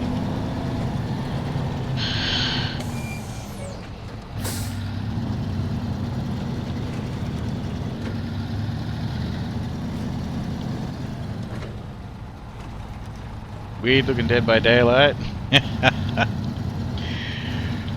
It's so funny, eh? I play lots of different games. I've upset some people by playing different games from time to time. They're like, "Are you ever gonna play Farm Sim again? You know, are you ever gonna play SnowRunner again? You know, I thought will you get on Red Dead Redemption 2? You know, like I'm gonna make a point now of you know, weekly sort of. I really probably should do a schedule. I never have before, and I think that I probably really should. I love DVD. I'm so addicted to Dead by Daylight.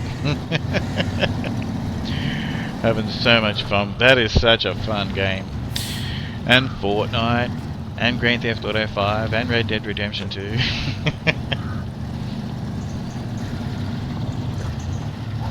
I like games. So, I know I need steel beams. And I need... That trailer's got service spare parts on it, and it's got some roof tiles or whatever, bricks or something, I don't know. Right, so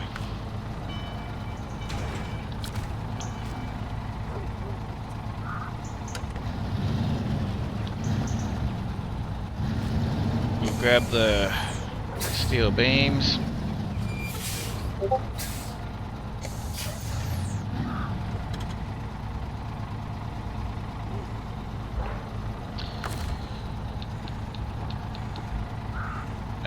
crane mode.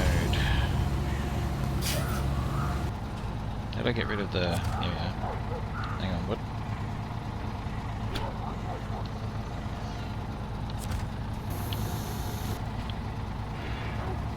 Make sure you remember to put your anchors out when you go in crane mode. Otherwise you will tip the truck over.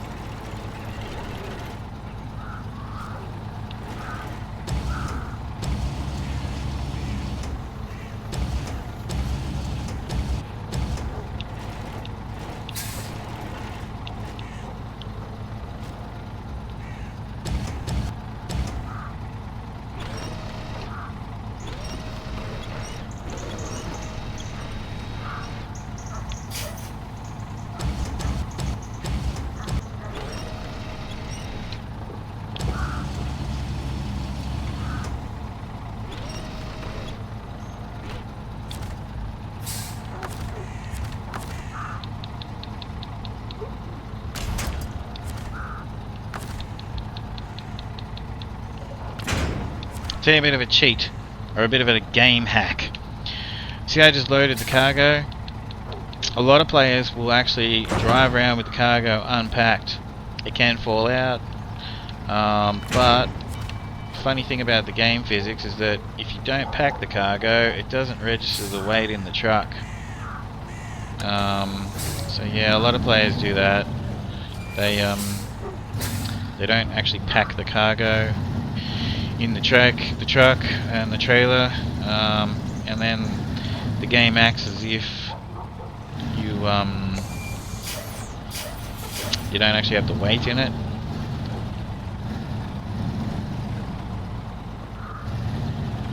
I don't do that. I also don't overload. I'll show you. I will show an example of it from time to time, but yeah. I don't overload the trucks with tons of cargo. Oops. Sorry about your fence. You'll have to call the council about that giveaway sign there, I guess.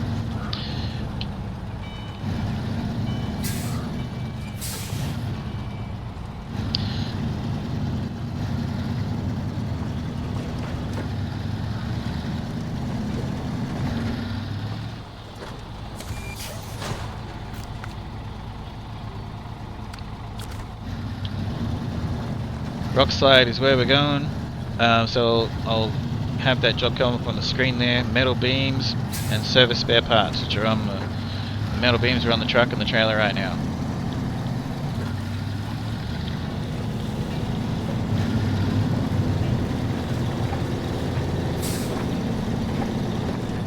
This,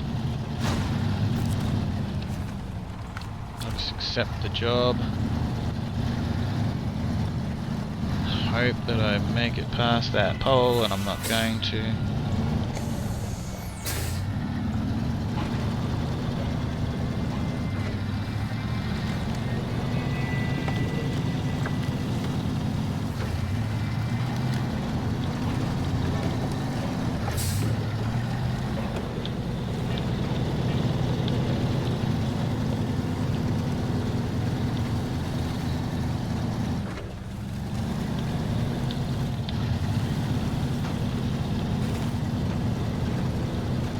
Fit 60 more.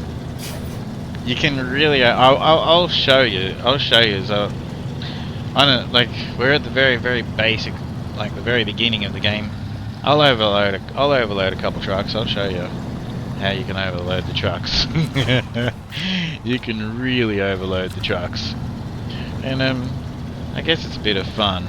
I just don't do it. I like to just like, you know. I like to drive around in this game in a, I guess a somewhat realistic sort of manner.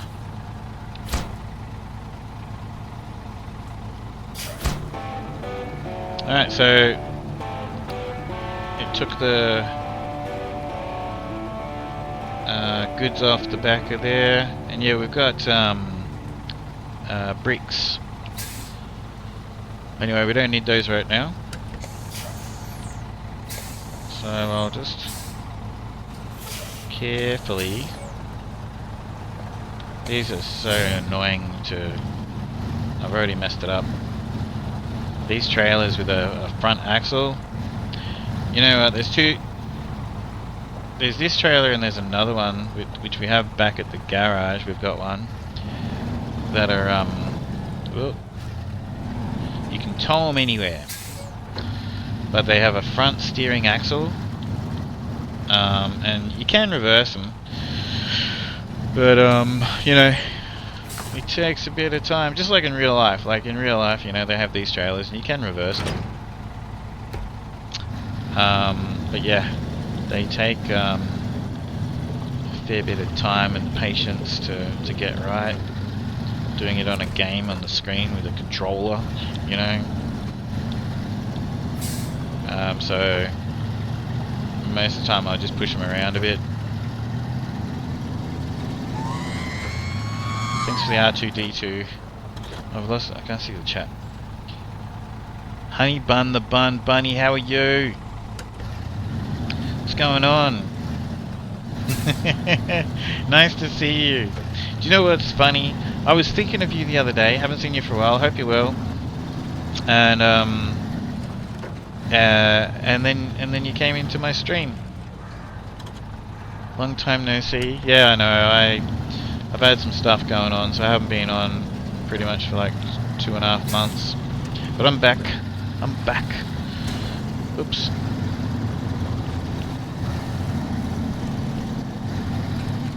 I almost wasn't on today. I'm good, thank you very much for asking. I hope you're the same. How are you?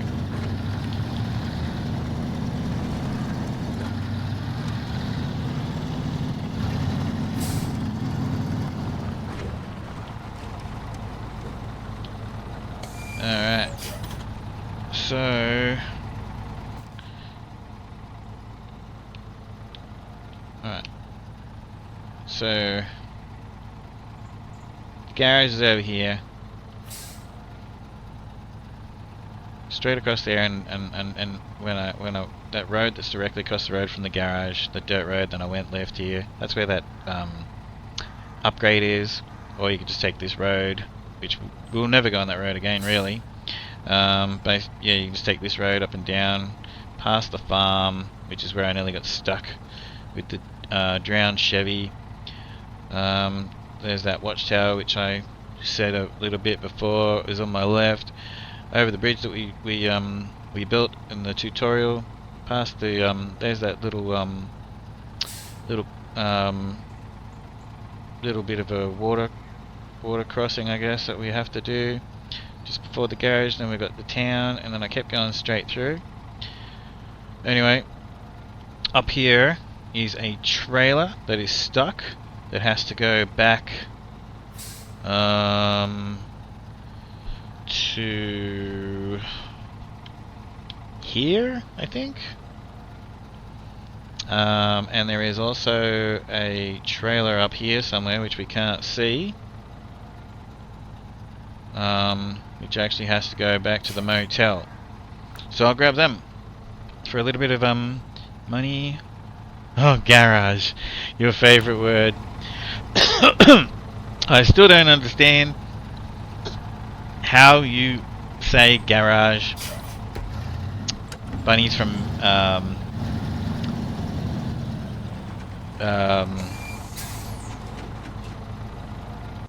in America. Where you from, Bunny? It's actually in the game. Bunny's from Wisconsin. What do you say? Did you say garage? Garage? Cheese and beer. You say garage? In the garage? Is that what you say? Oh, look, a squirrel.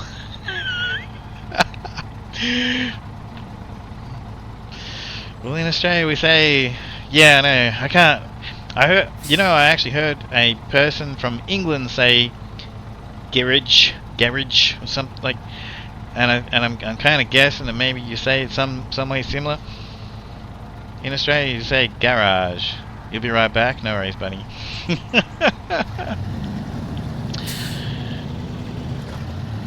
How do you say how? Now CB's just typing in the chat. Oh no! Oh nah. Is that what you mean? So when you're typing it, like, so when everyone types or no, like in the chat, sort of taking the piss out of Aussies. Maybe I'm actually wrong. I keep thinking you guys have like. Well, actually, I do know that because people have shown me videos, and they've shown me videos of Australians mimicking the the TV show Kath and Kim. I'm talking to you guys, and I've you know what I've done? I've just driven straight past the road that I need to. Mimicking the TV show Kath and Kim. Oops.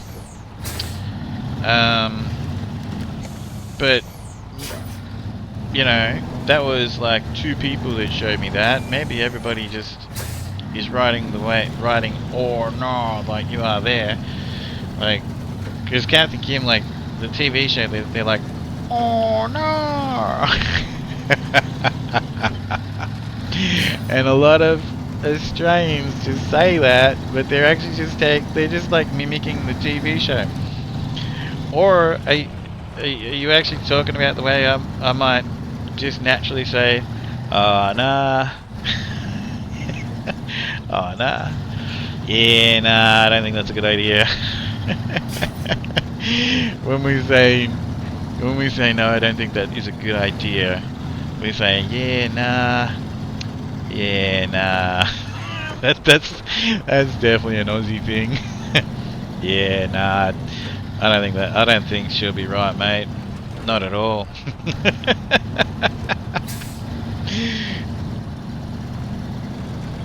Yeah, nah, that ain't gonna work out.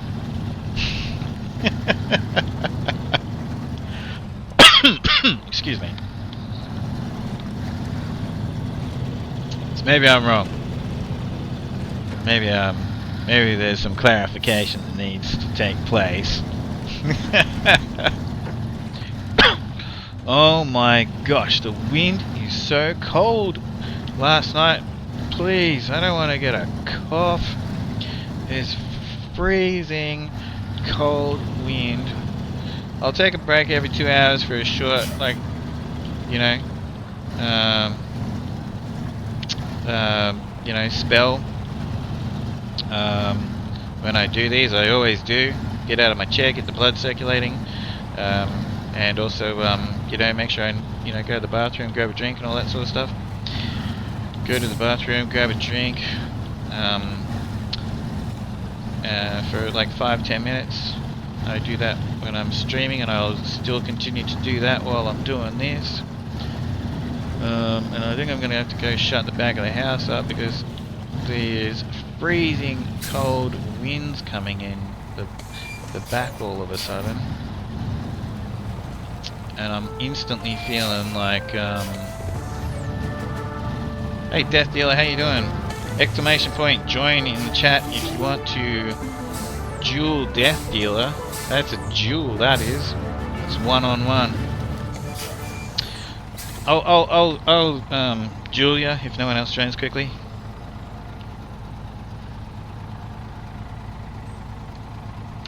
That's how we go. Little inmate up there and little Death Dealer up there.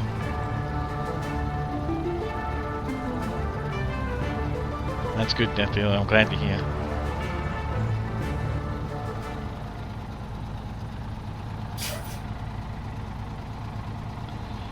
Yeah, I'll spawn a Tangier dungeon raid as well there after this is finished.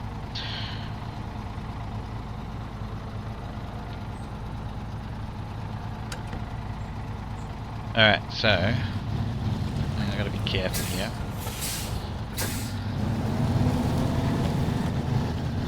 I'm going to do this and not press the recovery button the whole playthrough. That's what the game. That's what I'm like a little challenge that I'm going to set for myself. So I did hit the recovery button once when I played it on hard mode.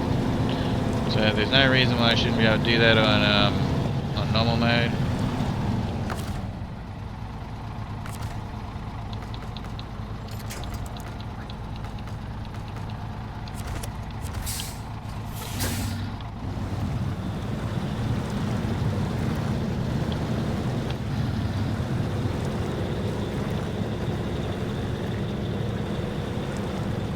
Hey, who won?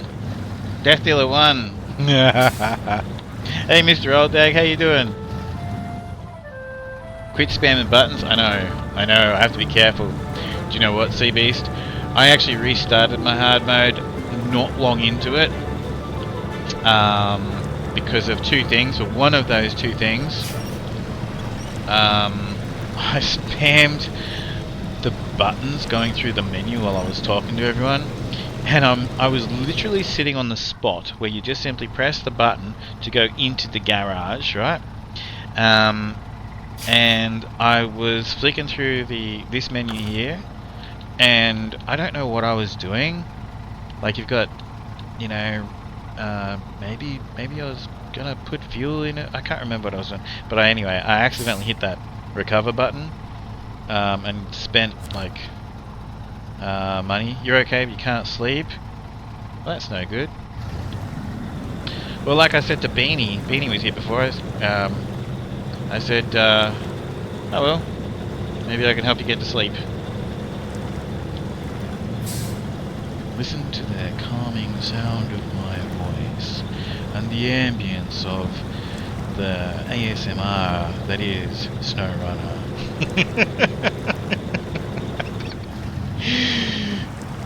Nice to see you, Mr. Old Dag.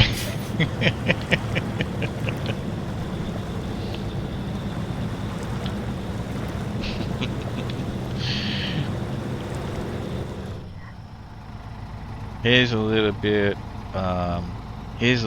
of I can't sleep. I might hop on GTA 5 on the Xbox.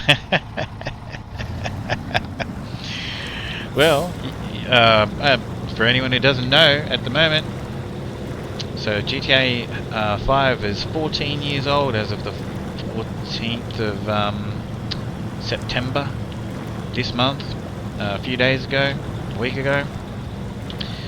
And for all that time, the community have asked Rockstar Games to let us have police outfits. People have tried to glitch them, police cars, police outfits. This week and last week, last week you could get the summer police outfit, and this week you can get the winter one. It's the same thing basically, just a long sleeve shirt for the winter one and a tie. But yeah, if you haven't done that, Mr. Old Dag, I'll tell you what, that's a pretty cool thing. All you got to do is own any of the police vehicles in the game, and do 3 jobs with it. You get $100,000 because it's the weekly bonus, and you also get the it comes up in the screen saying that you've unlocked the T-shirt. It's actually go to your any wardrobe, and you'll see it's actually the police uniform. Alright, so I said don't dig holes, but what I am going to do is just winch this trailer up, because I know I can get out here enough so that I can attach the trailer, because I can put it in low gear and I can put the diff lock on and we should be able to get out of here.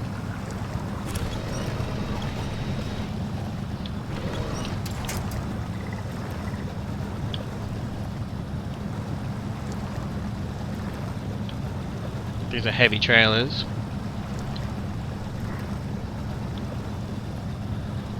Oh my gosh. Did I accept the job when I backed over there? I don't think I did. I may have to go back in there and accept the job. Anyway. That's what I'm talking about. We don't have to... There we go. We don't have to put up with the darkness while I do this playthrough. Because we can just change the time of the day. I don't think I accepted the job.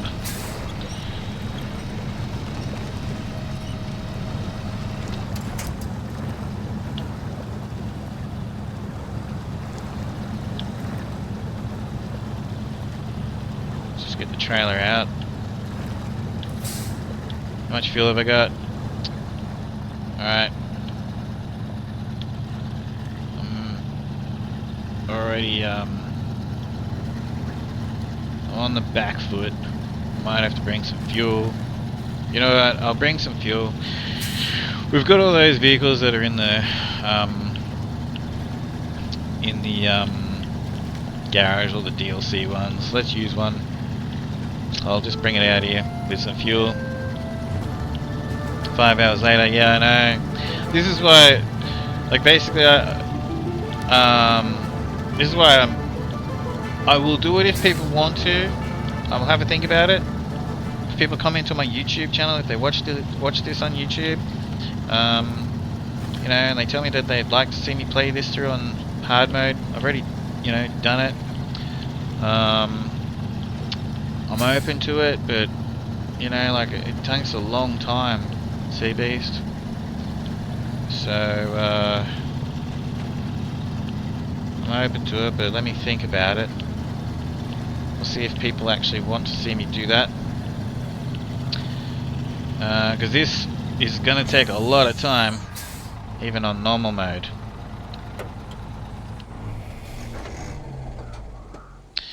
Alright. So we'll go get a vehicle. Just might as well. One good thing about playing the game on normal mode as well is that, you know, I've got all the DLCs, and you know, hardly ever use them because I've always played through the game on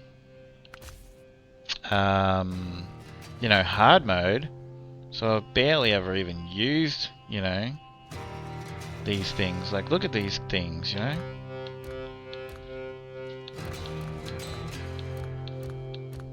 So many cool DLC trucks. Like, I'm actually gonna... How much money have I got? 70 grand.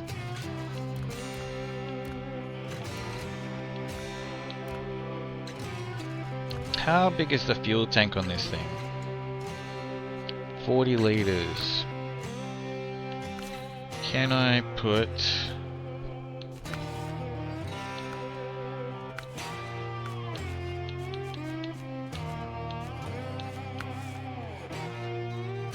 And I can't put any... There's 150 litre. I can't put them on there. I'm not... I need to be rank 14.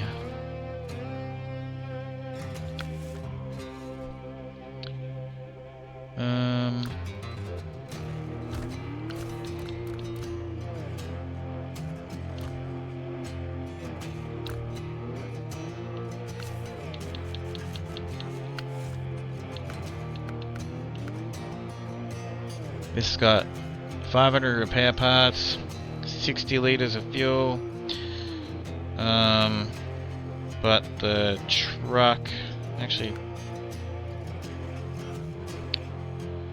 I can put another 60 litres of fuel on that. Alright, we'll take this thing. This is a cool vehicle. It's a little truck. I treat this like a, it's called the Crocodile Pack. I treat this like a scout vehicle, really.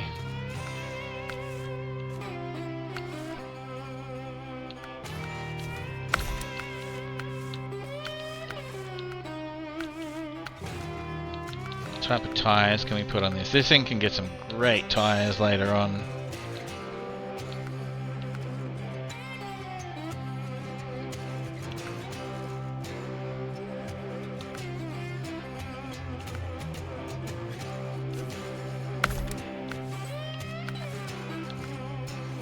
Oh, you're joking? I can put the raised suspension on this thing already? Alright.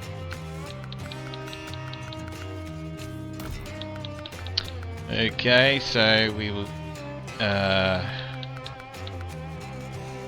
we'll put the bigger tires on.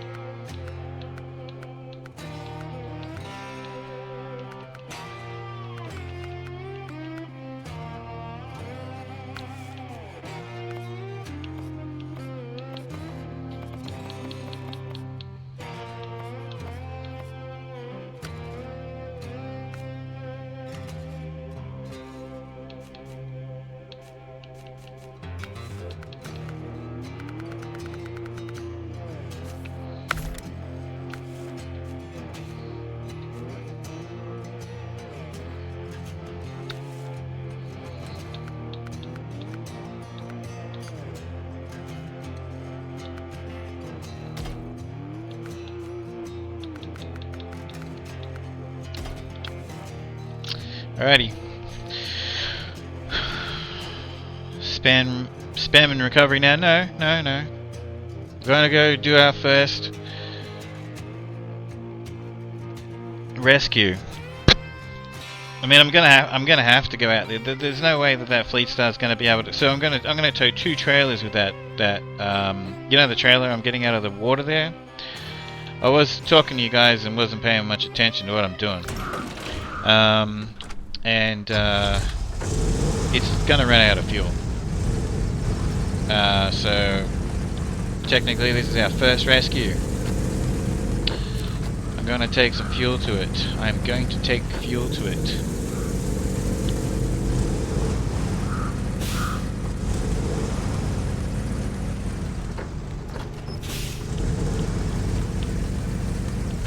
So that we don't have to rescue it. We have 120 liters of fuel in jerry cans on the roof and in the back tray. We have 500 spare parts, so we can actually, you know, smack the Fleet Star into the ground. We can actually repair it. It needs like maybe, I don't know, 3 repair points or something. Ha! That's funny. You had me worried there for a second, Sea Beast. Hey Mr. Old Dag, thanks for the R2D2. You guys like, so who here grew up as a Star Wars fan as opposed to a Star Trek fan? I grew up as a Star Wars fan, never really gave Star Trek the time of day. But when they came out with those new movies, I absolutely loved those new movies. And it actually inspired me to watch some of the old Star Trek TV shows and stuff. But oh my gosh, I've been to people's homes. I remember one guy, the walls in his whole entire house basically were every VHS tape and DVD. He grew up on both because of his dad. I remember watching the Star Wars movies, and I always saw the show Star Trek was always on the TV, you know, at night time. I just never watched it. Yeah, I've met quite a. It's funny, isn't it? Like, I guess it's almost like Ford versus Chevy, or BMW versus Mercedes-Benz, or Ford versus Holden. You know, sort of thing. Like, you know, and families like grow up with their, you know, their football team rivalries and all that sort of stuff. You know, Star Trek and Star Wars are kind of like a bit of a. Similar to that, aren't they? Dying of thirst, and my drink has run out here. And as I said, every 2 hours I will take a brief break. So when we drive out here, I'm going to take one of those little quick breaks.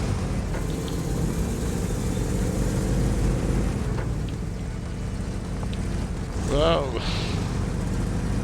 Hey, you know what? This truck's actually good enough to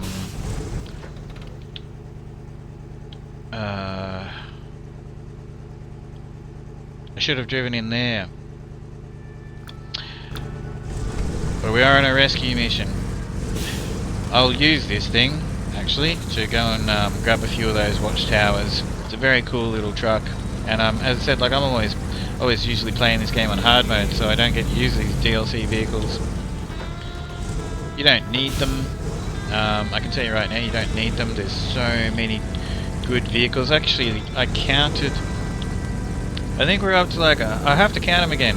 It's like 121 vehicles or something like that. Maybe it's not 120. I don't know. I counted them like not. Just recently, because we've got the new DLC region out, Washington, which is part of the Year 4 pass. Maybe it's like 112. I can't think. I counted them, but it was late at night. It was just before I sort of like turned everything off and went to bed. I thought, I wonder how many vehicles. So I'll count them again. But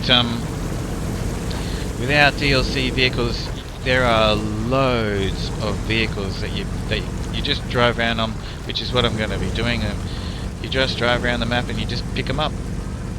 On hard mode, that's what all I did, was I just drove around and opened up all the roads, picked up the vehicles, and I used the vehicles that are on the maps.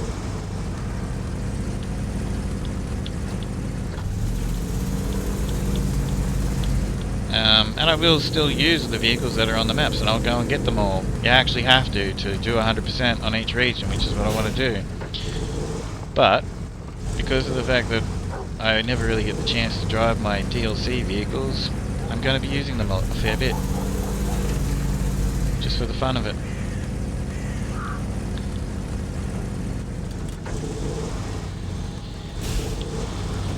Like this here crocodile pack, which blows so much exhaust smoke. I probably shouldn't have changed the exhaust. Anyway, this has got a locked. It's always all drive, and the diffs are always locked. Very cool. I didn't know you can raise the suspension in it straight away. That's cool. So you can put bigger tires on it straight away. That makes a big difference for every single vehicle in the game. Being able to put bigger tires on to get through the mud. Then you just have to watch certain vehicles because they have a, obviously that means you can tip them over easier because you're raising their center of gravity.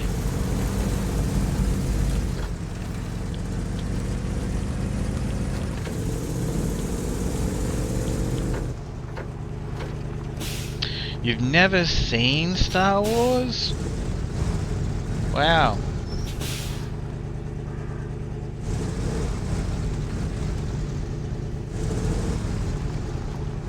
There's a lot to watch now. I would definitely watch the first original movies. I would highly recommend that. And then if you like them, you know, watch the 3 movies that, you know, that they came out with, the prequels, you know.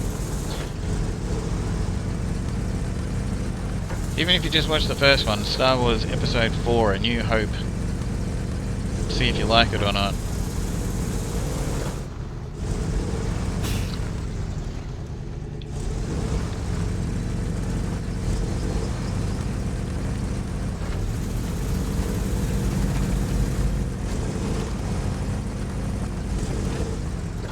So, did you watch Star Trek?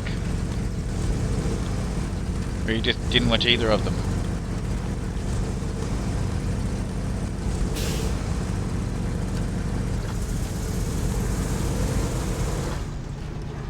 I'm worried about getting a cold. And as I said, I need to take a quick break anyway. But I'm instantly feeling like that's going straight to the back of my throat. And giving me like windburn on my lips too. So I'm going to take that break now. Whoa! Nearly ran into the guardrail. Tell you what, I'll show you the so refuel.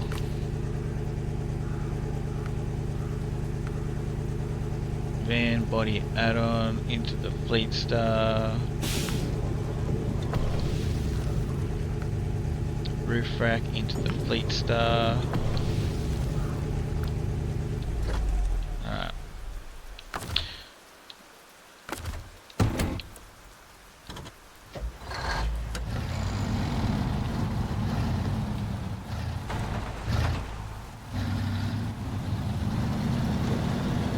I'll show you where the other trailer is before I take off. I'll just quickly do this. Alright.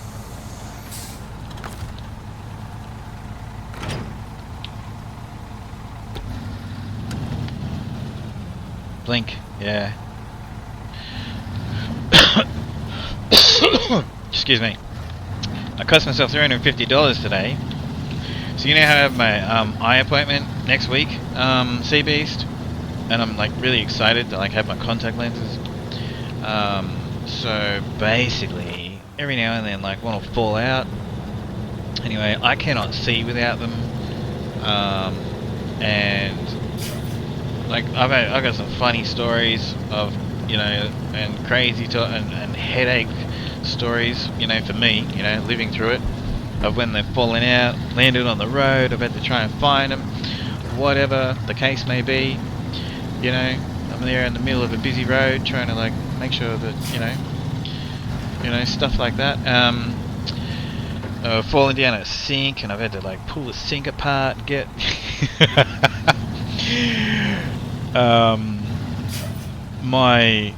One of my contact lenses fell out today, and I've only ever had two others break under certain circumstances, but today I broke one. I was sitting like on the bed, and it popped out of my eye, and I'm like looking in the sheets and stuff, like thinking, oh man.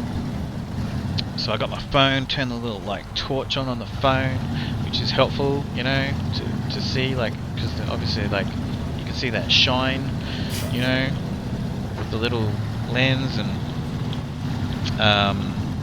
so I stood up to turn around and have a better look, and exactly where I stood up, I trod on it, and I just heard this crack. I broke it. Hey Clutney, how you doing? So yeah, it cost me like $350 freaking dollars today that I certainly didn't want to spend. And I've got this like emergency one in. I can actually see better with this than the ones that the one that I broke anyway. I really can't wait to get my lenses next week. But damn, that's why I nearly didn't stream today. I'm just lucky that you know, they did all the testing and everything just recently. They made new ones for me and everything, and but yeah, basically like I had to buy one of the optometrist ones, just technically like for testing and things like that. Just so that I could be here right now and see. You hate wearing your glasses? Okay, so I can't get emergency glasses because basically I've got a thing called keratoconus, which is spelt with a K, and it's pretty much spelt the way it sounds, keratoconus. Glasses don't restore my vision. I would love to be able to just have some spare glasses.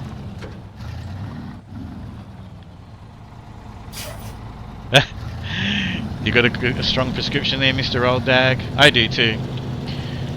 I don't remember what it is off the top of my head right now, but it's pretty strong prescription. Pretty strong prescription. It's pretty strong. I'll tell you what it is next week when I because I can't remember what it is.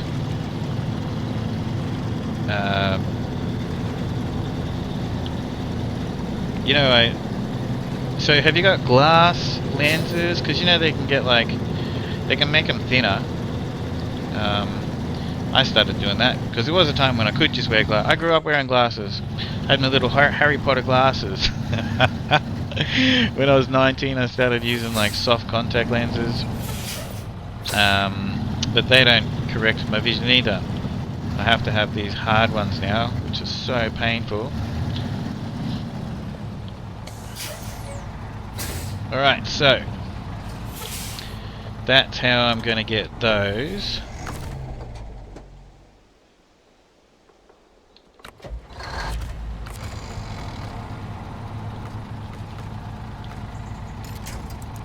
But I actually need to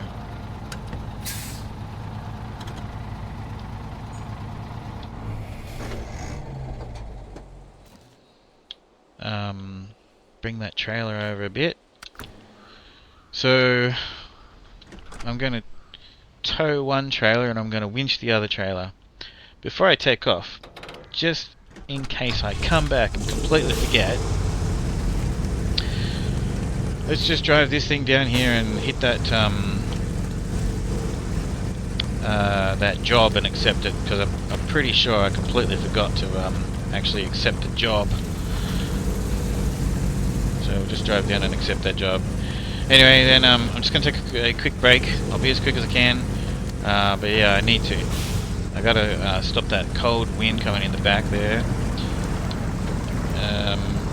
And I need a drink badly.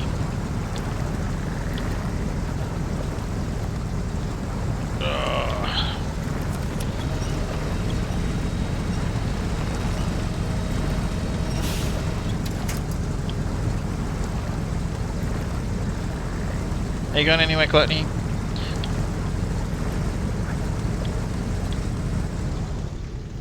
One line above. We'll put it this way, Mr. Old Dag. I would actually I would be legally blind if I had keratoconus 100 years ago,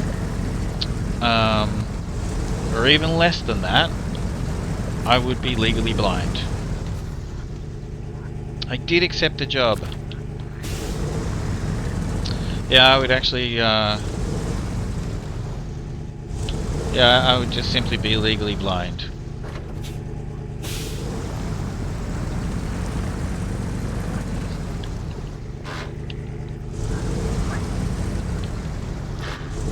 I remembered, I'm not going to do it today because I just want to, there's a lot to do in this game.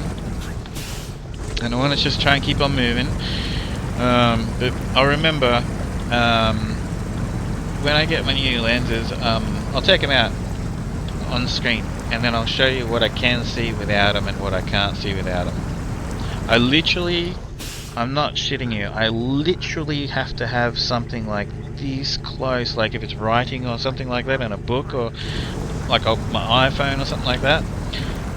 Without the contact lenses, I literally have to have it like this close to barely like see it properly. Like that's how bad. But then like they make these special little contact lenses these hard lenses for me, and I've got 20/20 vision. And sometimes better. Sometimes, like, even a little bit better than 20/20 vision. Not sure if these ones that they're doing right now are going to give me that, but they're going to give me 20/20 vision. Because when we were doing the testing, there were a couple of things that didn't go as well as normal with my eyes.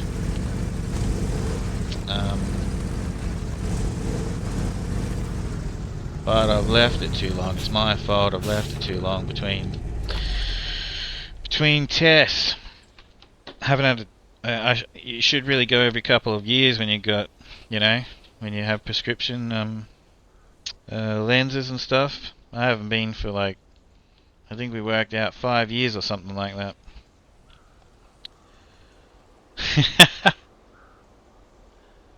You've had eye surgery, really, like a laser eye surgery? Wow. You've had 3 laser eye surgeries and you still need to wear glasses? I've heard of that. They're hoping that they can fix keratoconus, which is what I've got with laser eye surgery one day. The doctor that I have actually wrote a book on keratoconus, and he wishes every optometrist would read it. But he's very knowledgeable on it. And I asked him about that. I said, because before I got keratoconus, I was planning on getting laser eye surgery. And he said, well, it won't fix this yet. So I don't know. We'll see what happens. I gotta just be thankful that I can see. You know what I mean? And that they can do something to help me. I'm going to take that short break now. I'll be right back. Go to the bathroom, grab a drink, whatever the case may be, and I'll be right back. Oops. Let's go, there's one left.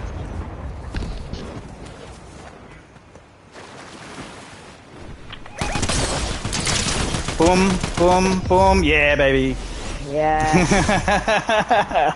Nice. I'm in the water. I can't even emote, I'm in the water.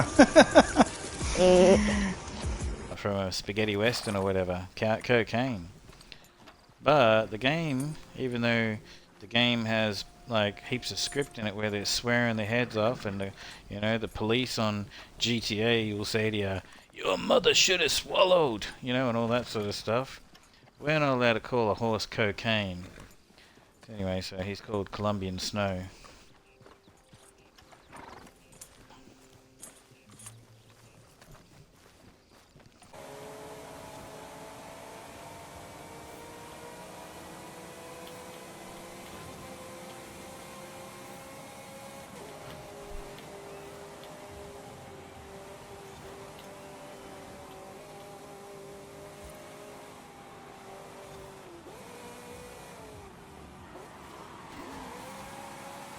Oh wow! Did you see that car? Just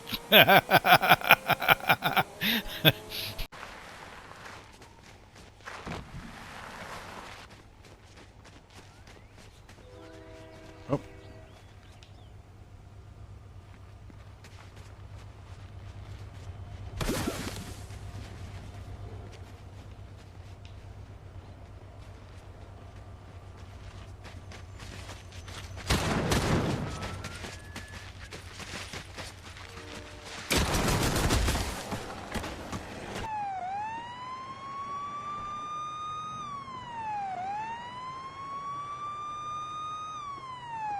Is there like a handbrake?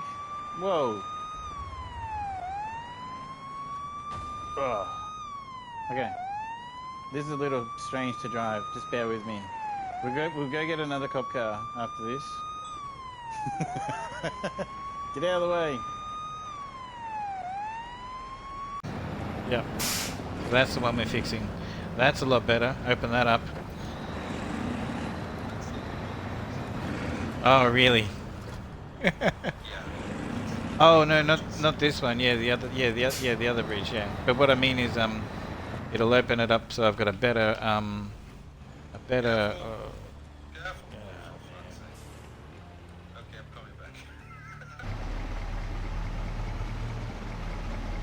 So he's definitely doing like more than 7.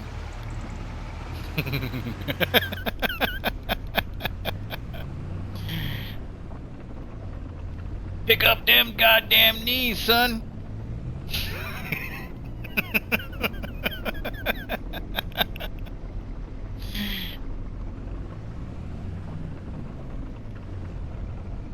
I'm an idiot. What am I doing, bro?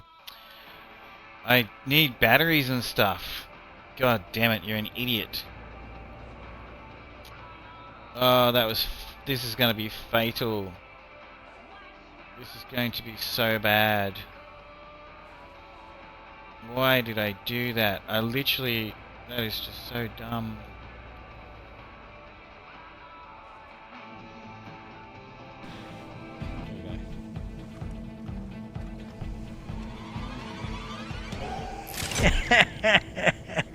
The dude that's showing the posse looks like that I don't know, there's a cartoon game character thing that goes and smashes stuff up, whatever he's... I hope you're a good shot. Wreck-It Ralph, yeah, look, we've got Wreck-It Ralph in the posse, ladies and gentlemen, we've got Wreck-It Ralph in the posse, so this little Ford Fiesta should protect us. I knew What aliens were real. It's Jabba the Hutt!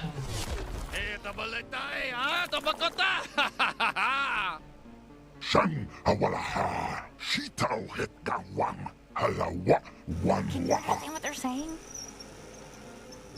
No. Oh shit! Can look, you? It's Mr. Pilfrey. He's got that what's it called? Dementia. What's going on out here? Martha, is that you? Oh my god! Oh my god! What did they just do to Mr. Pilfrey? Hola, He smoked him. What the fuck is going on? Cho, matida, walaho, Look at her face. lumande She's just had lines of coke and now she's got to deal with this. Oh,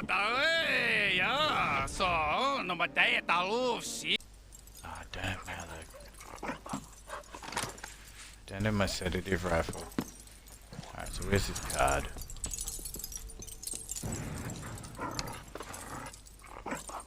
Listen to that, eh?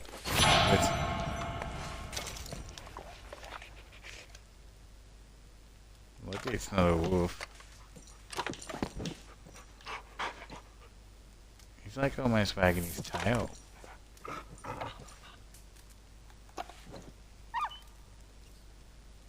Wow. That's cool. So there you go.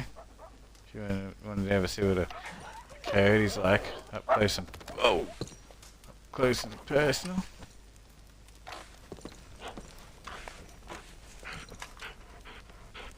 How did you get in here, boy? How'd you get in here? Shut up. Hello everybody, it's a professional here. I'm here today to talk to you about how Rockstar Games have gone and screwed up my entire life again, and they're just raping the gaming community of anybody that thinks the way that I tell them to think, or basically thinks the way that I think that everybody thinks, because I think that the way that I think is the way that everybody should think. Anyway, so back to the story. They've really screwed up today. They have no idea what they're doing as a gaming company. I can't believe how people basically buy their products because they just have no clue. And I tell you right now, I'm about to sit here for 45 minutes and just a minimum of 15, but it'll probably be about 45 minutes. And I'm sorry in advance, but I'm about to just tell you exactly what's wrong with the world and how Rockstar Games have got it all wrong. Ladies? Don't even hop in because you ain't driving. That's my impersonation of the... Yes. It might not be called wine. But you can make grape juice. We can make... we can make grape juice. Can we make wine? Yes. It might not be called wine. Alright.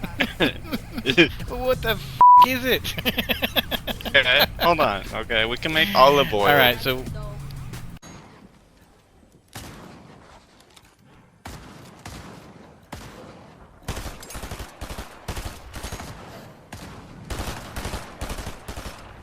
Oh shit! Oh my god! Wow, that was so lucky.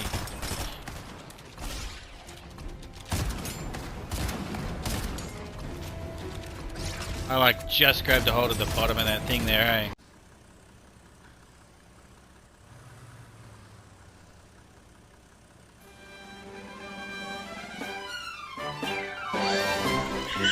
Oh, what is going on?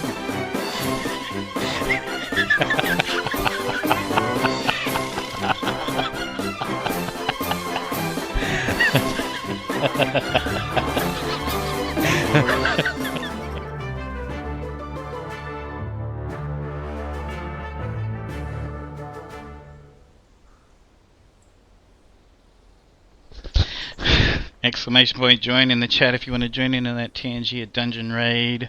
Can I get in there? Yeah, cool. Thanks, I needed that quick break. I had to shut the house up, but there was so much cold air coming through. I could feel like it was getting to the back of my throat. Last thing I need is to wake up tomorrow and not be able to talk. Alright, so I'll tell you a funny story about those what's this, not called wine? What? What'd you say there, Sea Beast? Not called wine. Oh, the horse. Are you talking about the horse or something? The Ford Crown Victoria. Oh, in Farm Sim, yeah, they don't let you call. You can grow grapes and you can make grape juice, but you can't have a winery. Yeah, I guess they don't want to have like alcohol in Farm Sim 25. You got two pairs because your insurance paid for one pair and insurance. Oh, your mum's. Oh, nice, Mr. Old Dag. You know the polycarbonate lenses? When I first got those, I was a teenager, and I used to race jet skis. And I could see pretty well without my glasses. I could read, you know, something like, you know, here without my glasses because I needed them for long distance stuff.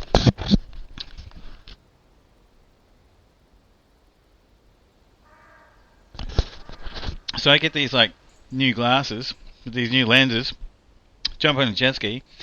I took them off because I didn't want to lose them, you know, and I put them in like sort of like a compartment in the front of the jet ski. And I'm tearing around in this jet ski. Later on, I get off the jet ski and I take them out, and they had slid around and inside the thing and scratched the hell out of them. I couldn't see anything. They were just all scratched up. Oh my gosh, that was a nightmare. They were brand new that day. So then I went and got some special sunglasses with like a strap to wrap around my head when I went jet skiing.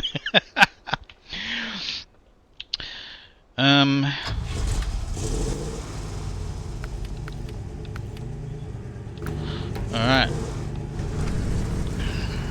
So I'm pretty sure that this thing here will hook up to truck trailers.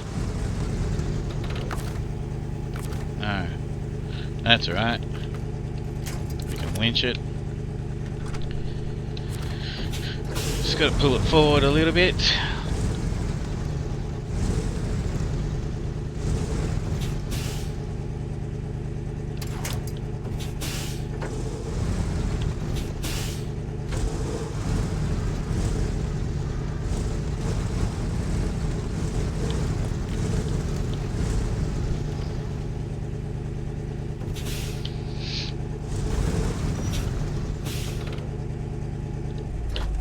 Yeah, nothing happens very... Jesus Christ!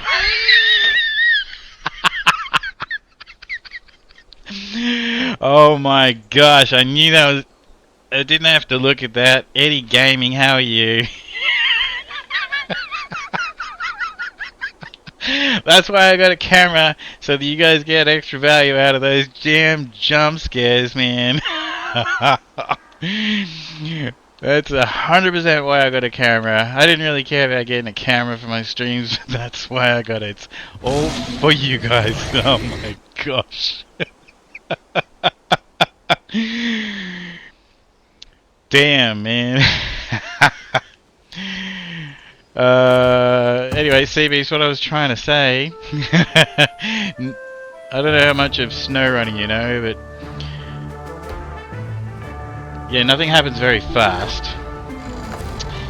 In SnowRunner, that's for sure. Good one, Eddie. You can let go of the ceiling now. That's why I just grabbed a can of Coke. But I used to sit here streaming and drinking my coffee out of like a coffee mug or whatever, you know. I can't do that. I have a special cup with where I can't spill it everywhere. If you guys do that when I happen to be like taking a drink out of my, you know. And it's not just coffee, you know, like basically I'll throw the cup through the ceiling. It's gonna take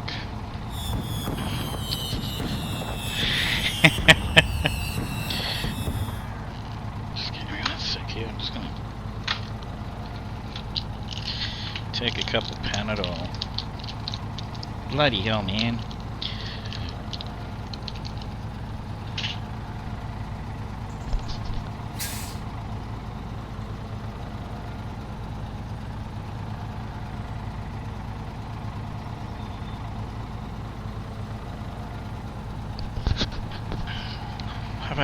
I'm going through the wars today. Why is there Coke all over the ceiling? I'm not joking. I actually bought a cup specifically, you know, for when I'm having a cup of coffee. Because of you guys doing those jump scares. Exclamation point, join in the chat if you want to join in on the TNG at Dungeon Raid. So anyway, these two trailers have to go generally in the same direction. So we can now tow.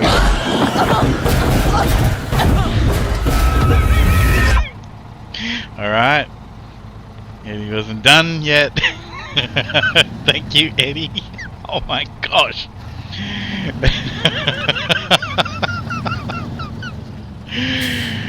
You know, when I first installed that Tangier thing, I swear if I didn't find it so funny, I would have deleted it in the first day that I used it. But oh my gosh, it's at my expense, I know, but that is funny. You know, there are other things there apart from just jump scares, you know.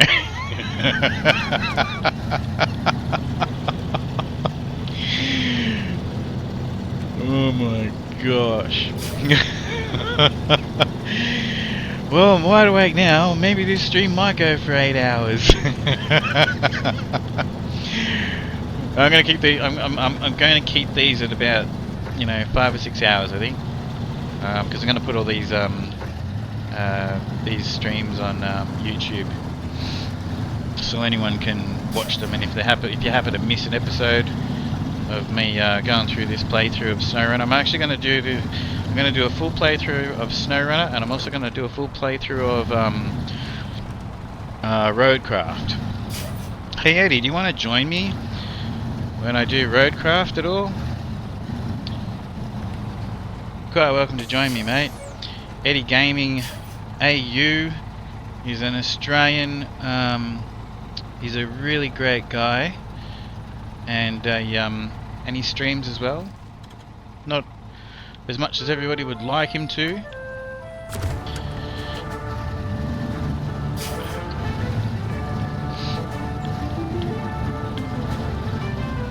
Exclamation point, join in the chat to join in on that Tangier Dungeon Raid.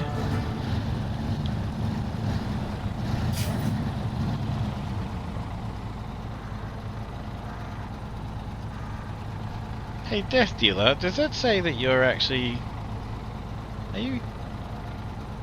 Are Are you in that twice? It's just up here, I know, but I'm look on my screen. My screen's up here, you know.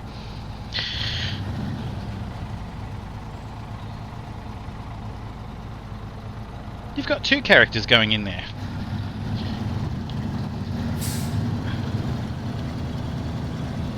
Up to 12 people can join the Tangier Dungeon Raid at any time. Just so you guys know.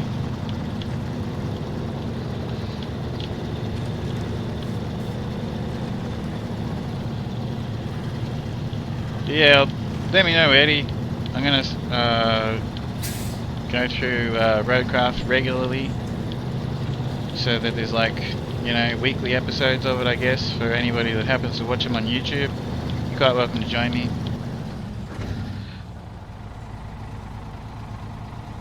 Oh, how you doing? There is 2. Okay.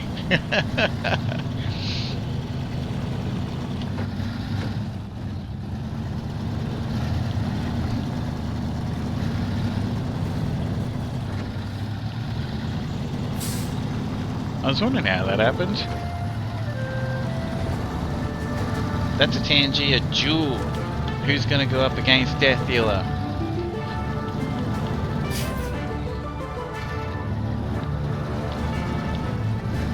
Mr. Old Dag and Death Dealer are going at it.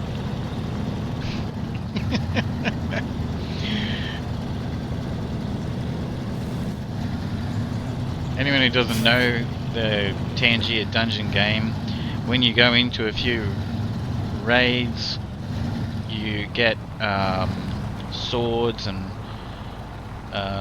armor, body armor and all that sort of stuff for your little character. You just click on the tangerine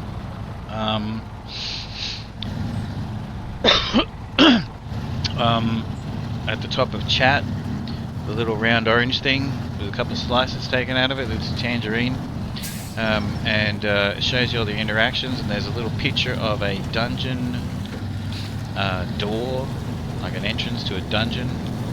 You click on that and that's how you can upgrade your little character. Oh wow, it's not exactly...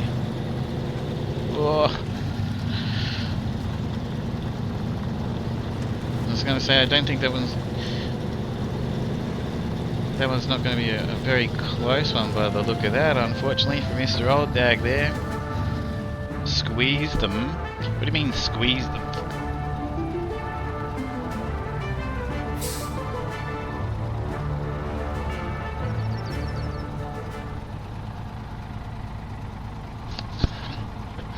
What? The tangerines? I can't remember which one of these trailers has to go over there. One of these trailers is for here.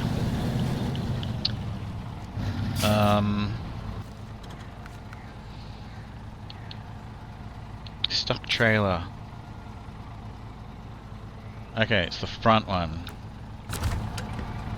Alright, so I'll just release the winch and I'll drag this trailer over here, get this job done. And the other one has to go to the motel.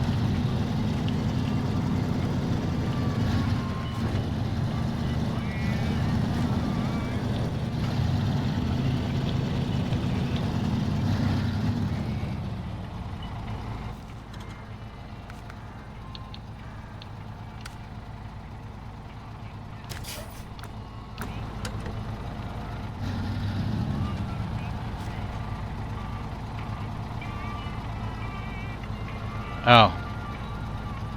Would you believe I've got the wrong one? Oh. Yeah, this is the one that I got from... This is the one that I got that was in front of that house. This is not the... That one over there is the... Oops.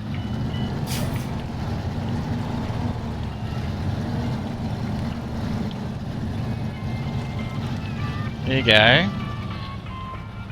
So you can back up these trailers with these steerable front axles.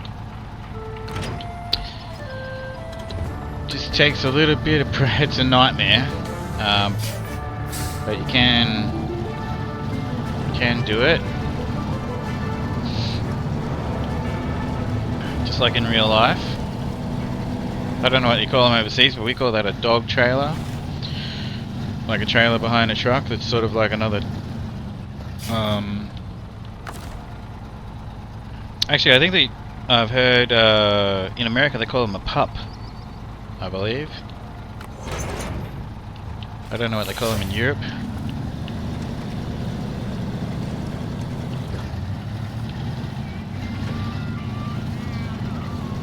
Which is funny because yeah, in Australia we call it a dog. Like, so you might have like a 8 to 12 ton truck with a trailer behind it. So you've got an 8 ton truck with a dog in the back, which is the trailer.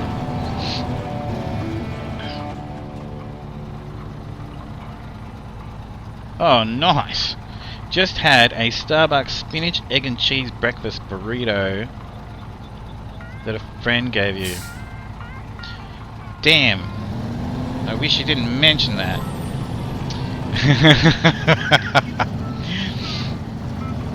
I don't even know if we can get breakfast burritos anywhere in Australia. I tell you what, I love Mexican food. I make it for myself all the time. Because there are places, there are you know, takeaway shops, Mexican food, but they're not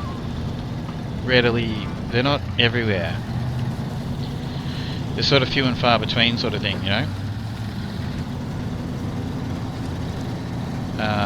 And when I'm talking to people that are in America, I love the fact that you guys have got so many choices of Mexican food.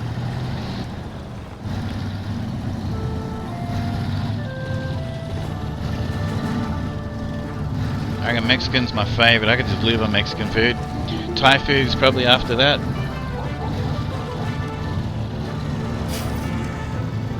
Thai is great. I love like a Thai beef salad and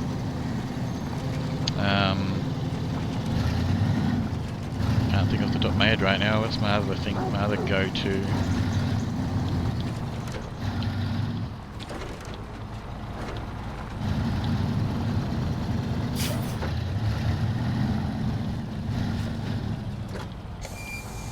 So yeah, this trailer is the other one I grabbed. And it is the Motel Woes. So it's got to be dropped off on the other side there, but that's okay. I'm going to just do the loop.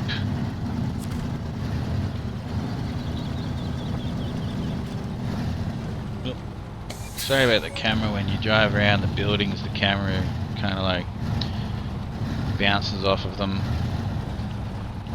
in this game.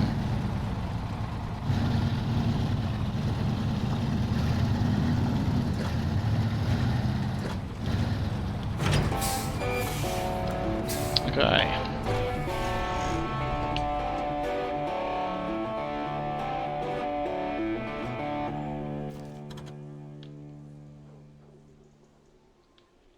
So what I might do is grab that little truck.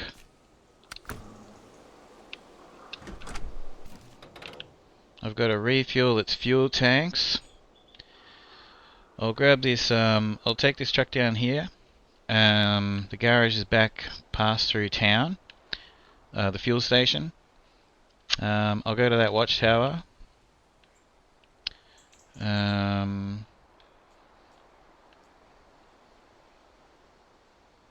Actually, I might go past that pump right there.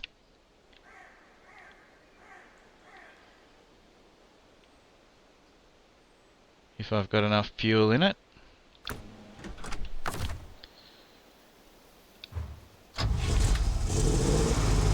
It's got 102 litres of fuel.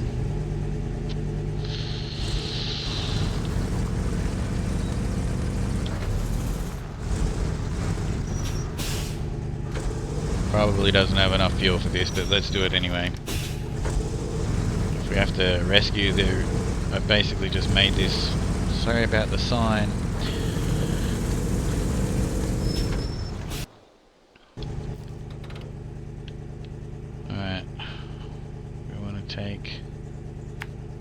it there.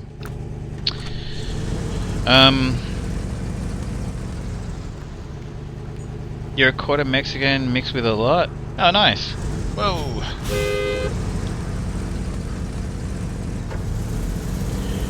So I actually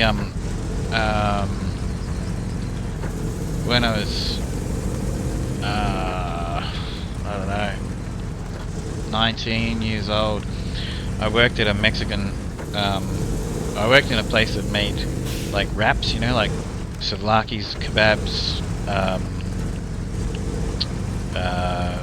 doner kebabs. What do you call them? A gyros, or a souvlaki, or a doner kebab.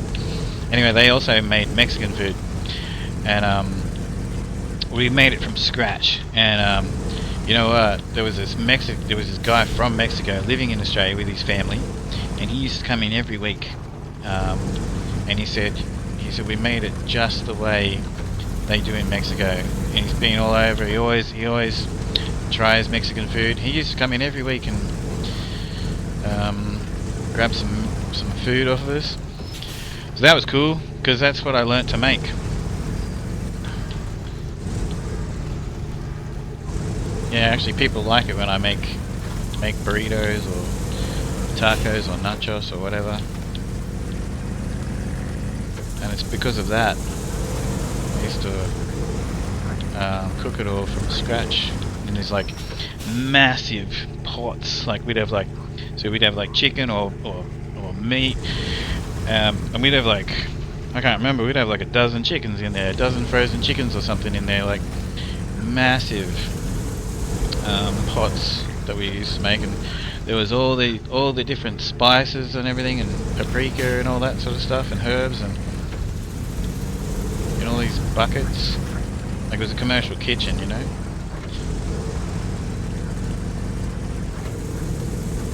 It's actually closed. You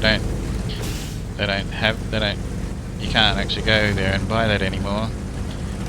But yeah, that was great. But as I said, like I learned how to make it at home anyway.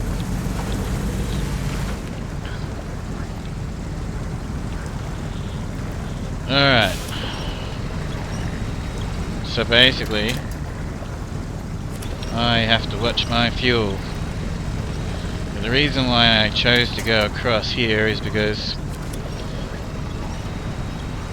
we're going to go over there in that little island,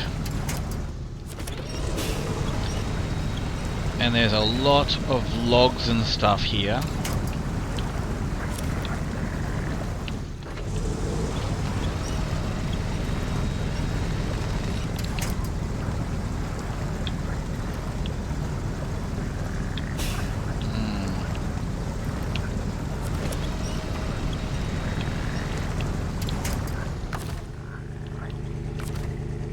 Oh, right. Well, normally you can actually winch onto all those logs and things. That's not good.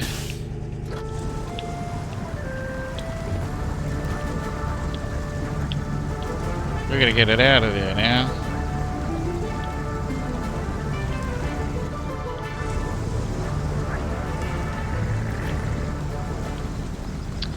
Damn. I've never had fish tacos, unless you're being a typical sea beast right now.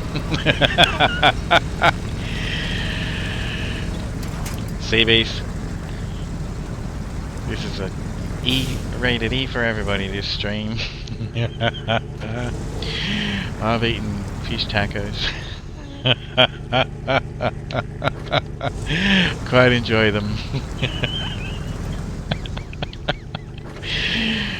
Actually, when you do put things up on YouTube, like you gotta click on like, you know, this is for kids, this is not for kids. If you press like this is not for kids,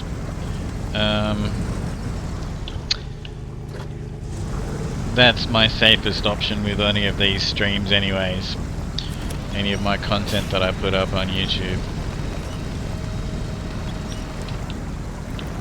That's the beginning and end of that conversation.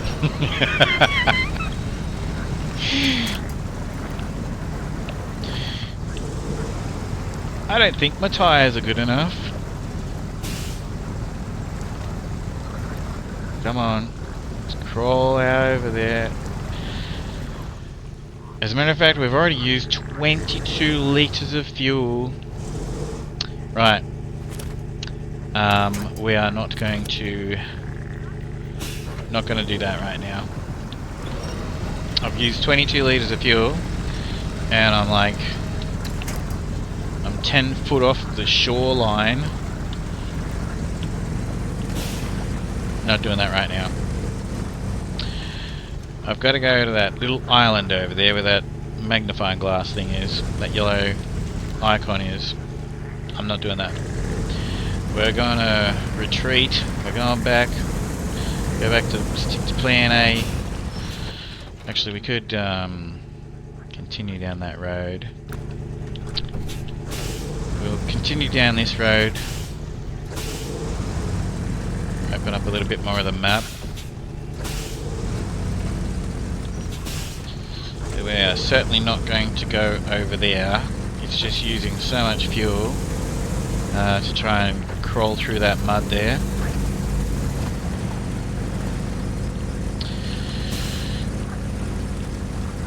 And we'll fill up all of the jerry cans and we'll grab that a little later on the expedition.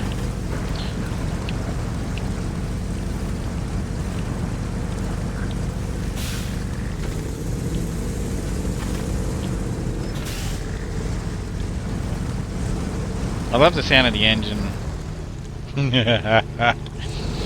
I love the sound of... Some of your comments I just simply won't read out aloud because the comments don't go anywhere. I love the sound of the engine in this thing too.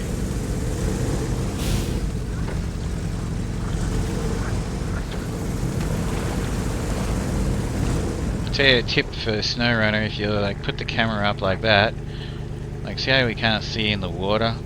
If you tip the camera up like that, when you need to see, just sort of check, you can see, you know, like maybe where the road is underneath the water. The road could be under 1 foot of water. Or it could be under 20 feet of water. And you could be in the wrong spot. So yeah, you just put the camera up like that if you want to have a look.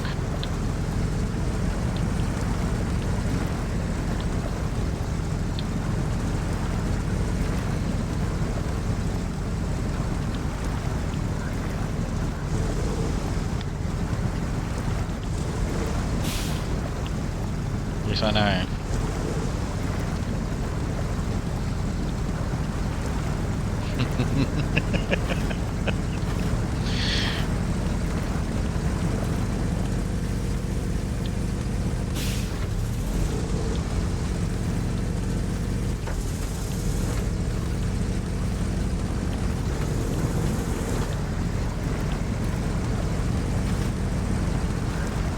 See how funny the music is in this game? It doesn't...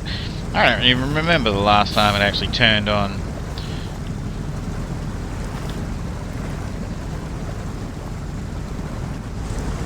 It's very strange how they've got the music in this game.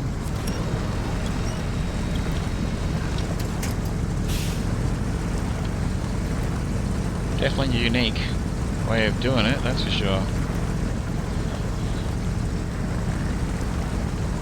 So this thing's not using much fuel. It's using like about 5 to 7 litres per minute. But when you're not moving because you're stuck in the mud, you know, that's a lot. We've used like basically 20 litres from sort of just back down the road there. But I know I won't run out going this way.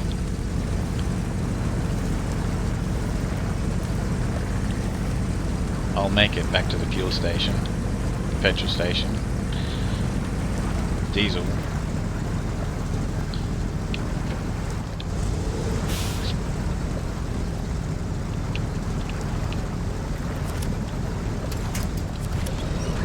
Go up to that tree there, cool.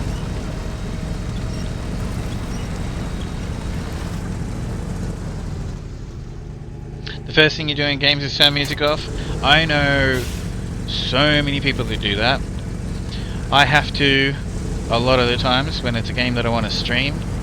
But if I wasn't streaming a game, I love the music in games. I really do. I really love the music in games. But yeah, I know so many people that that do that, Sea Beast. Alright, that's not good.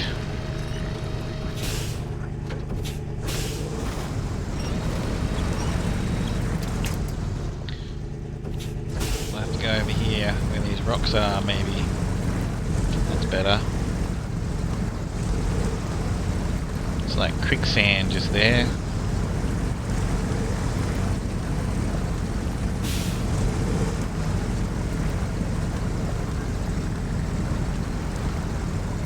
Especially like Grand Theft Auto 5, all those different radio stations. I know lots of people that have got thousands of hours in Grand Theft Auto 5, and they don't know any of the radio songs because they turn them off.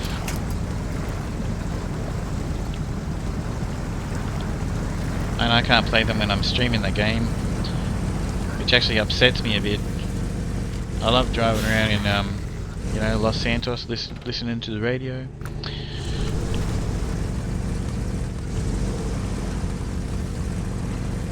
This game did my head in when I first played it, with the way the music is. That's why I've had conversations with people about it. That's why it's come up in discussion. But I appreciate it now. Here we go, we can hear a little bit of music. I can hear a little bit of music coming back.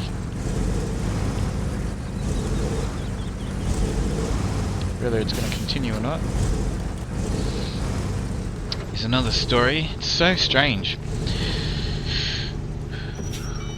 I hate games, they have no option to turn music off, so I play without sounds. Really? You actually will turn all the sound off if you can't turn the music off.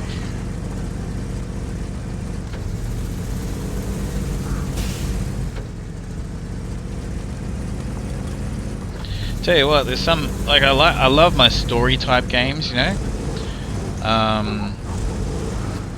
And some of them, like, you know, that I've streamed, they have a very different feel, you know, like,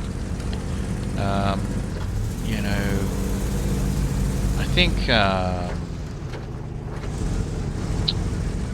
maybe like one of the Saints Row games, I was streaming it, I can't remember, I don't know if it was one of the Saints Row games. Anyway, you go in and you go into a nightclub and everything, you know. And because I was streaming it, I had the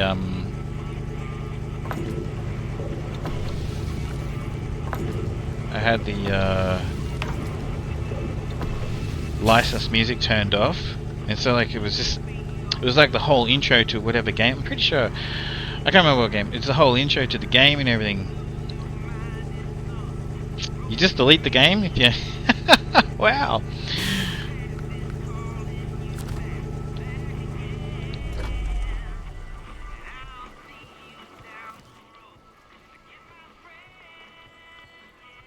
Oh, you know what I'm going to do? I'm going to go back. We've got some fuel in our jerry cans on the roof now. I'm going to go back. I'm going to use this vehicle to go get that that watchtower. I just had to get to the fuel station. We had to go get fuel. Otherwise I would have had to rescue this.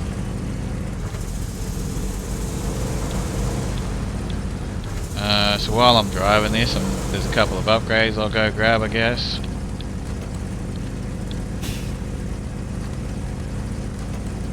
There's even a vehicle, a scout vehicle that you can pick up. I might drive it up there. Alright, so there's an upgrade up there. There's a scout vehicle up here, which I've got to drive up here. I'll go hit that watchtower, and then that watchtower will open up all of this. and show us what's there.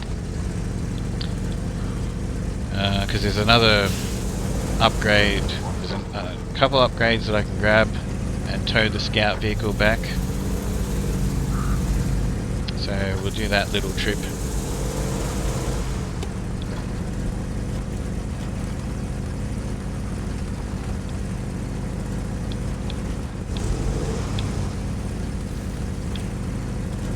And where did I leave my truck? Oh, it's at the motel, the Fleet Star. So there's the watchtower.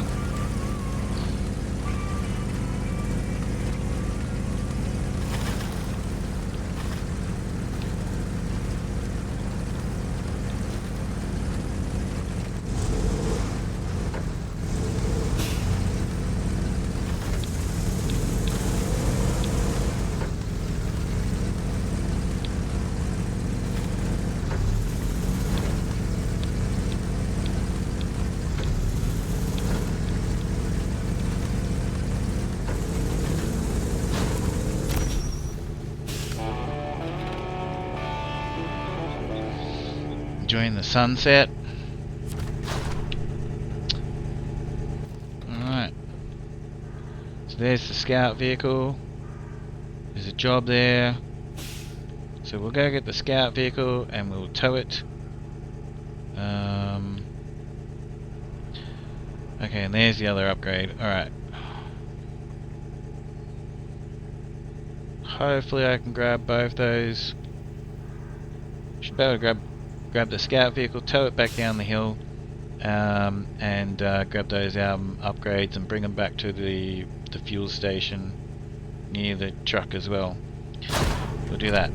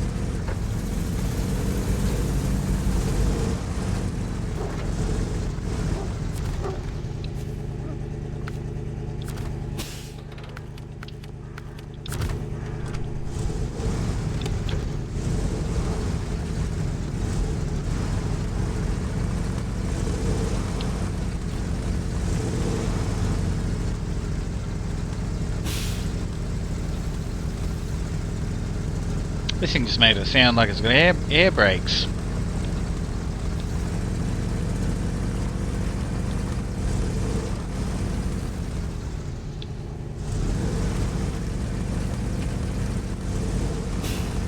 It's making it sound like it's got air brakes.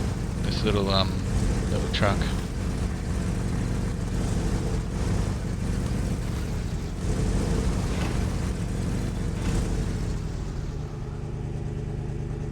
You hungry now, Sea Beast?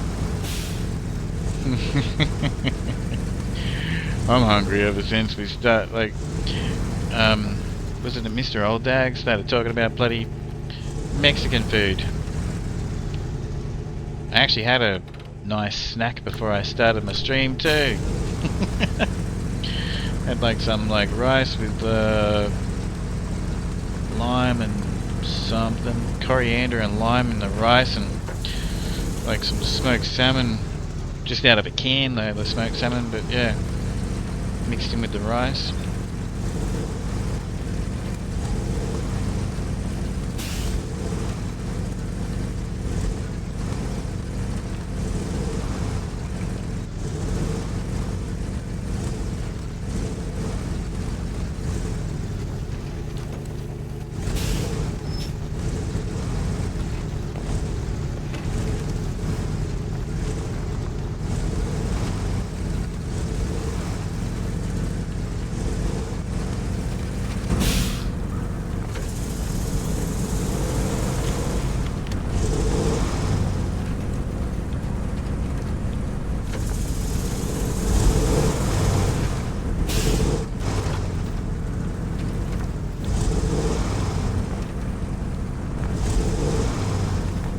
I love this when you're in the vehicles. You actually you can actually look out the vehicle.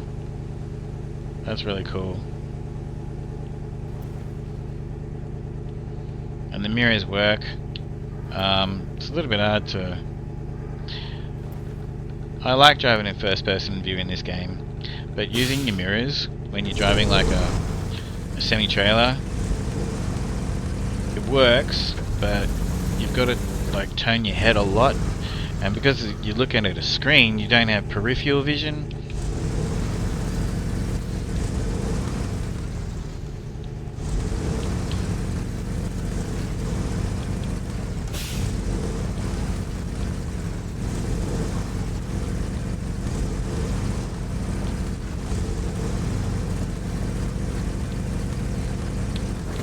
There it is. So yeah, we get to keep the little Scout 800. It's a cool vehicle. I prefer the Chevy. I pretty much always use the little Chevy that you get because the Scout is top heavy.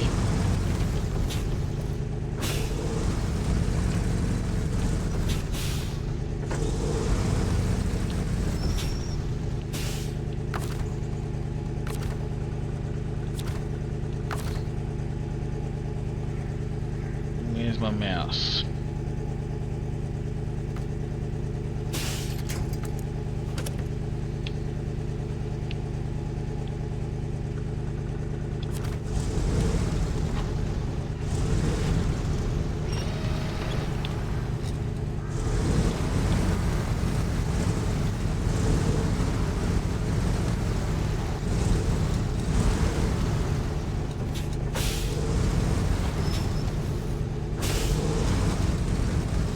The way that you can tow vehicles in this game, I wish they had in Farm Sim 25. When you winch up to a vehicle and you turn the engine on in the vehicle behind you, it behaves as exactly like there's a driver in the vehicle. So it brakes itself, it'll reverse up if I reverse up, it'll turn the corners. I wish that they had that in Farm Sim 25. I'm not sure if they even have that in. I don't think they've actually got that in Roadcraft. I don't think so.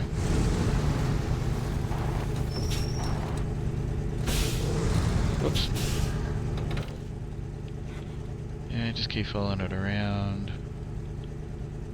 I'll just put this.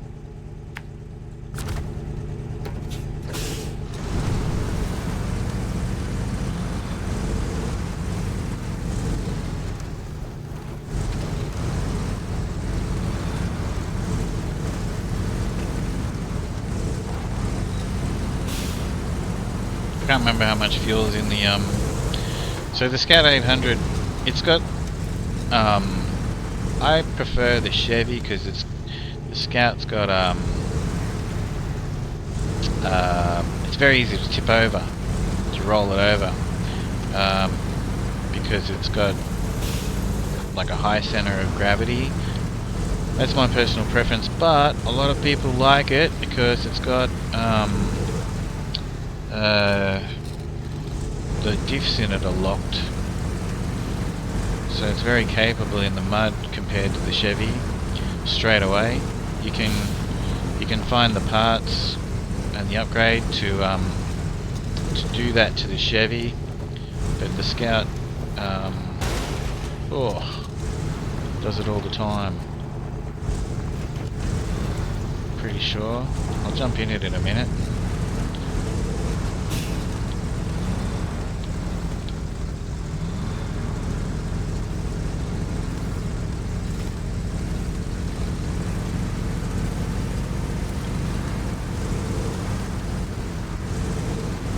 Pretty sure it's got the diffs are locked in it straight away.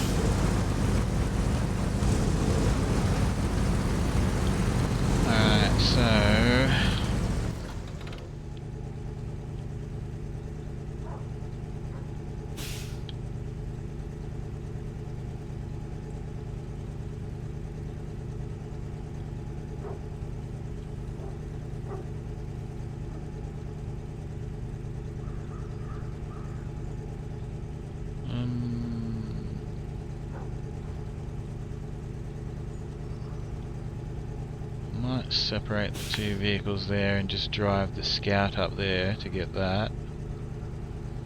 And then drive the... which way am I going here? Right.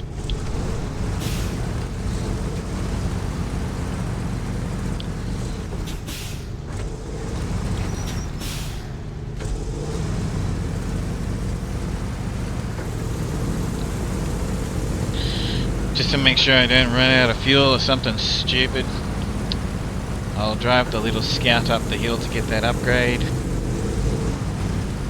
I'll drive the little Crocodile Pack truck, this truck here,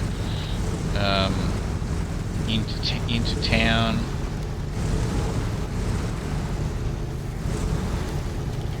Maybe grab both of those upgrades with the Scout vehicle that I'm towing.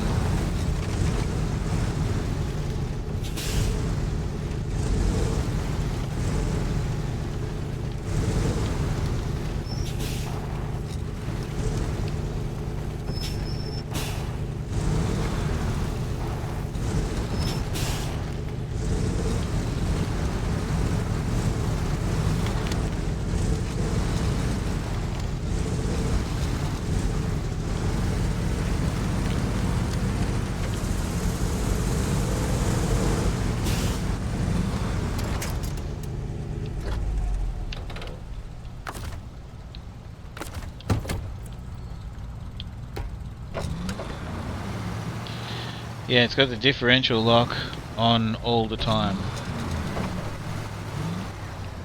So you can just turn all-wheel drive on and off. How much fuel has it got?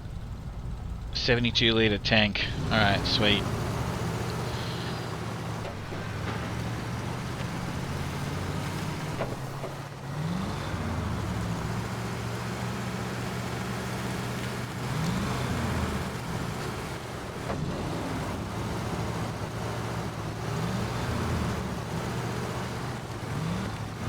Got some cheese cutter tyres on it. Definitely need some better tyres. We'll kit it out. I'll kit it out. We'll max it out. Basically, one thing I will probably do is get every single vehicle kitted out as I go through the game. So we'll have a pretty cool convoy of trucks, a nice fleet of trucks and Scout vehicles.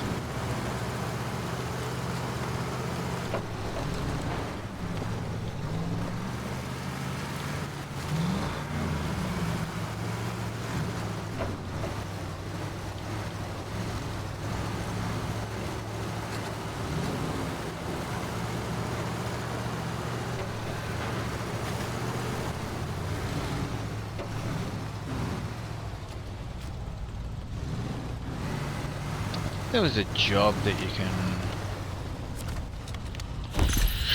So what do we got here?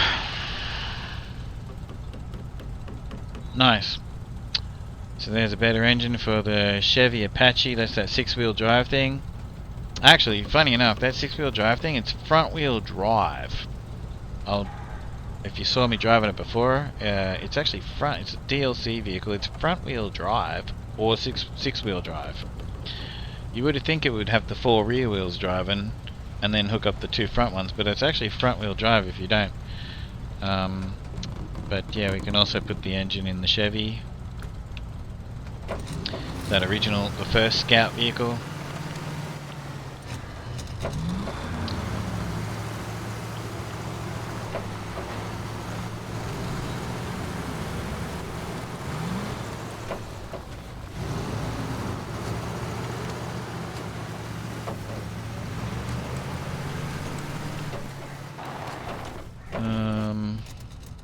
Just go straight ahead, turn on this road here, and then we need to go up the hill there, and hopefully don't run out of fuel on that trip.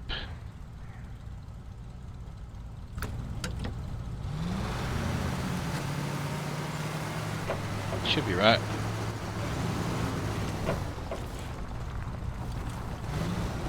See what I mean about the music? I really wish the music could actually turn on now.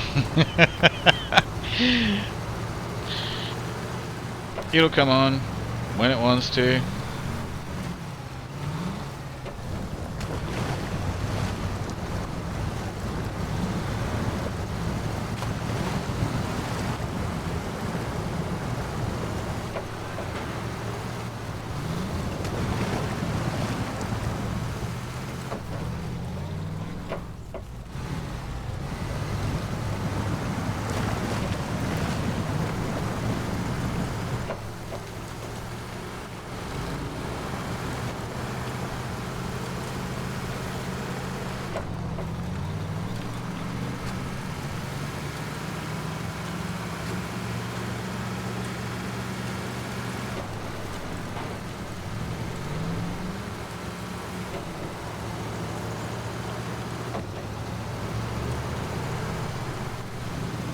So we've got this vehicle here.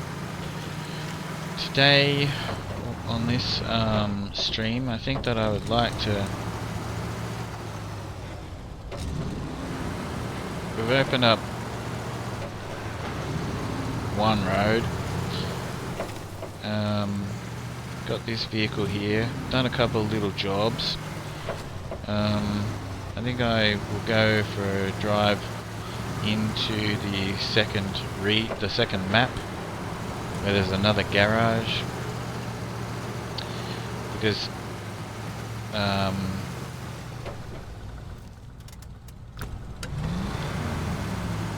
want to get all the roads open, and there are there's some more vehicles. There's another Chevy. Peanut butter and jelly sandwiches. You know, growing up in Australia, I always thought, what are they talking about? Because jelly, like, you know, gelatine, you know, like that dessert, you know, that's jelly, you know, but, you know, like I learnt that it's, you know, it's jam, peanut butter and jam, basically. Anyway, so I tried that, and that's actually really nice. Have you ever had peanut butter and lettuce sandwich? A peanut butter and lettuce sandwich? It's great. You might think that's a bit weird, but you probably know people or have even tried it yourself. You just get like a stick of celery and scoop a bit of peanut butter up, and I guess it's essentially sort of the same thing. I love a peanut butter and lettuce sandwich. It's great.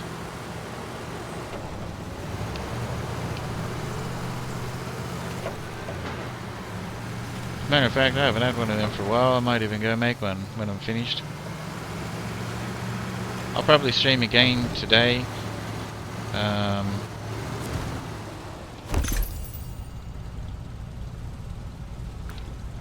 Oop. I got the race suspension for something there, but the Scout was rolling backwards, so I actually missed hitting the button just then to see what it was for. I can't remember what it's for. I think maybe it's for the Chevy. I can't remember. Anyway, it doesn't matter. We got the upgrade there.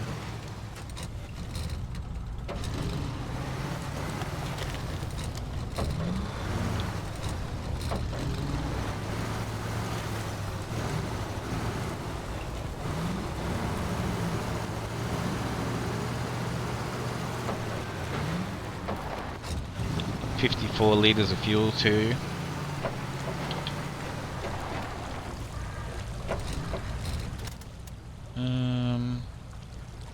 I guess I could take that shortcut straight down there. There's no reason I need to be over there.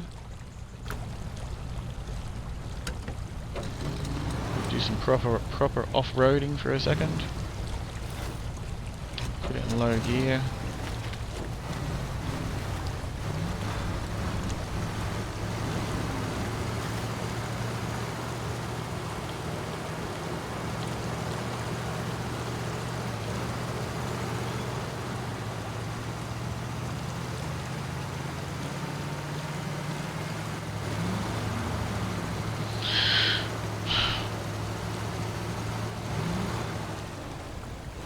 No. Nope, not going to get stuck, not going to roll it over. Look, there's the road, just down there.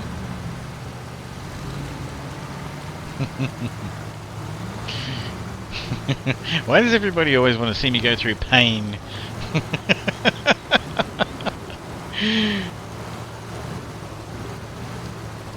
That's so funny. Everybody always wants to see me go through like pain in some way, shape or form when I'm streaming or doing this stuff.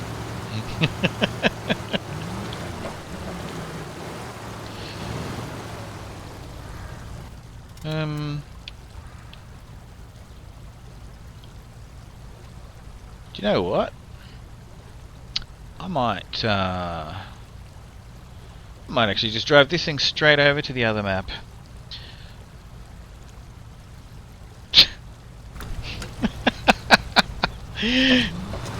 Sit on a cactus.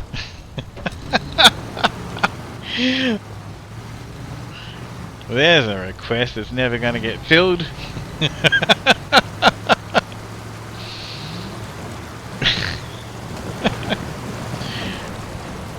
Yeah, let's take the Scout 800 straight over to the other map, and we'll go and open up the other garage. And we can do modifications to it there.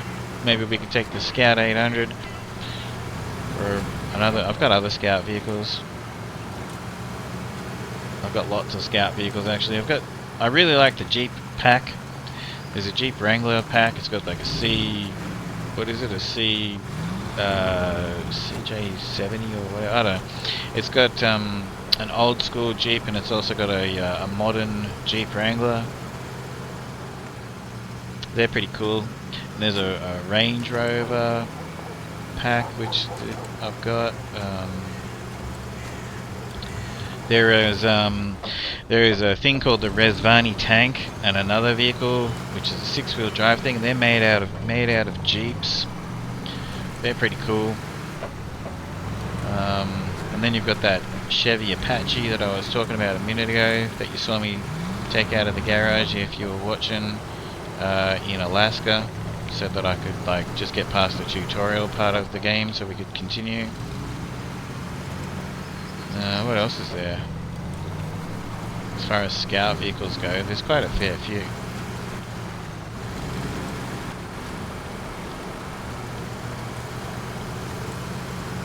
Anyway, I sold the Caterpillar truck so that we could have a little bit of money,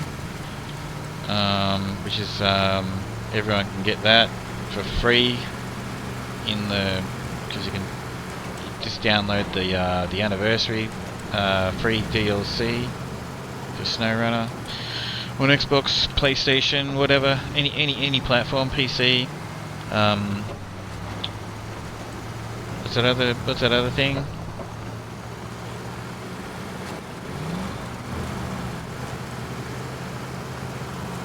CMGT plays SnowRunner on what's that other thing? Anyway, I would like to buy it back. I sold it so that we could get some stuff, you know, like the crane and everything on the Fleet Star. But I would actually like to buy it back so that by the end of this, I have every vehicle in my fleet.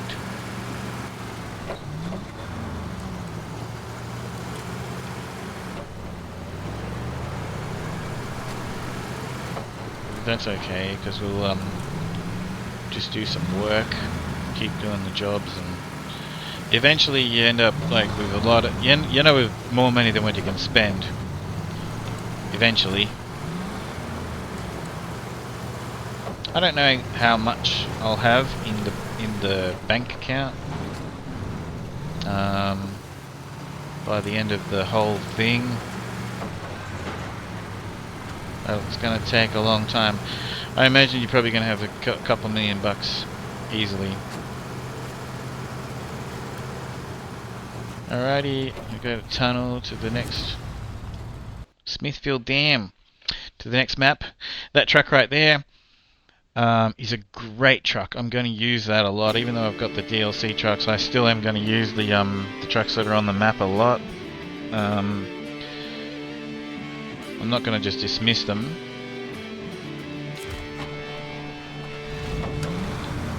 That's a great truck.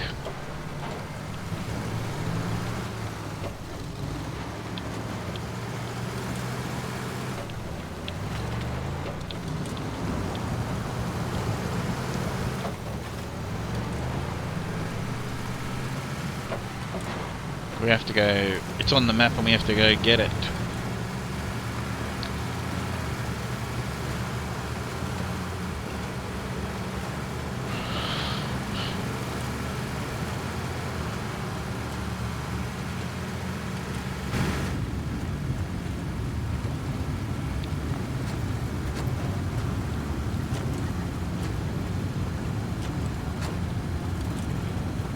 Has Scout got anything to do with Ford Motor Company? Because there's so many these international scouts. For me, like this. Do they share bodies with the Ford Motor Company, like the old Broncos or something? Or like they got something to do with the International got something to do with Ford? Like, do Ford own International, or do they?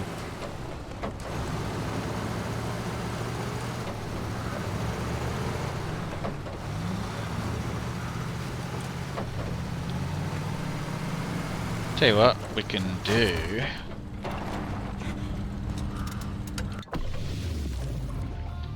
I'm actually curious enough that I'm going to ask Jeremy Clarkson a question. You know what? It's so hard for me to see that. I've got my laptop open so I can read chat. And I can definitely see better with this, but I'm going to just do it this way.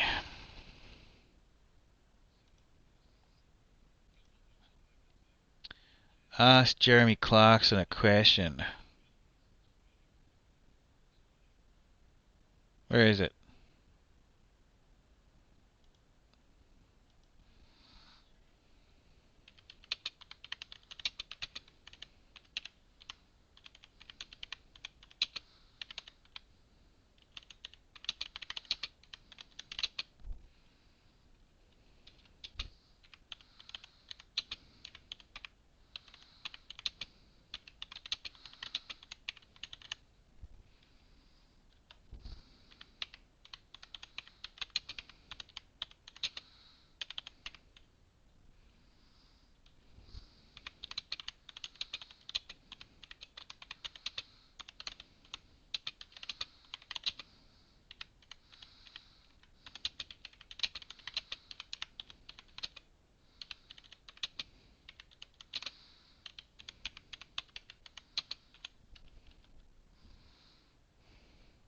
Yeah, I'll show you. I'm just typing it out.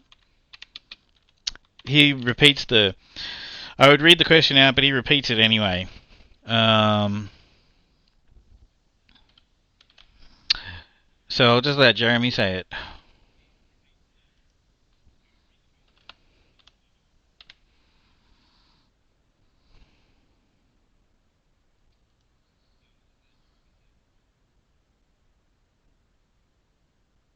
Gluttony.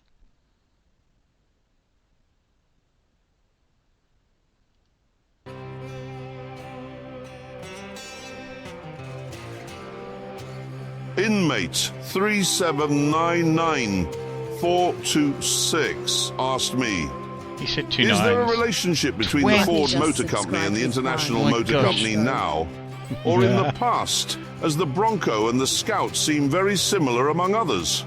Are the Ford Bronco and the International Scout two rugged vehicles battling it out for supremacy in the off-road world? As for any formal relationship between Ford Motor Company and International Harvester, which made the Scout, there hasn't been one. They've always been separate entities. Oh, wow. It's just a case of great minds thinking alike, both aiming to conquer the wild terrains like a Land Rover in the Serengeti. Gluttony, 20 months, man. Wow, oh my god. Sea Beast. I appreciate you, Gluttony. You know, do you remember from Cooler? He was here before. Do you remember him from like 2 years ago? Like when I was just messing around on Twitch and I wasn't like really like, and I was just like, wasn't really sure if I even wanted to be a streamer or anything. I was just like recording my gameplay. Gluttony's followed me for like 2 years and 4 months or something. Cooler has followed me for like 2 years and 2 months or something. Yeah, he was here before. Thank you, man. I appreciate you so much. Hope you're enjoying the show. Gluttony's also a streamer, an Aussie streamer. Great guy, a friend of mine.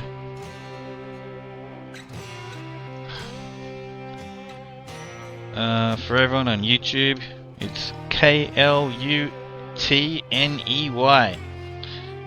The one and only. Oh, that didn't go through. Angry Aussie streamer. Right there. He's a great guy. He's very funny. Loves DBD and Fortnite. 20 months. Man, that's huge, man. I appreciate you. You know, so when Cooler was here, I'm pretty sure that my 2-year anniversary as an affiliate on Twitch is about like the 18th of October, something like that. Yeah, I know. Did you see that? Jeremy Clarkson just said my call sign wrong, didn't he? He said inmate 3799. He got stuck on 9s. He said the whole thing right, but he said 9 twice, didn't he?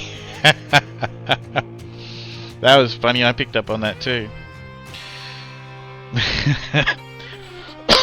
Excuse me. Alright, so I've got to go back to the other map and open up some roads, but we have all these DLC trucks here, so there's the Apache. Look at that thing, right? So that thing is actually front wheel drive when you don't have it in all wheel drive. That doesn't make any sense why they made it that way, you know, in the game.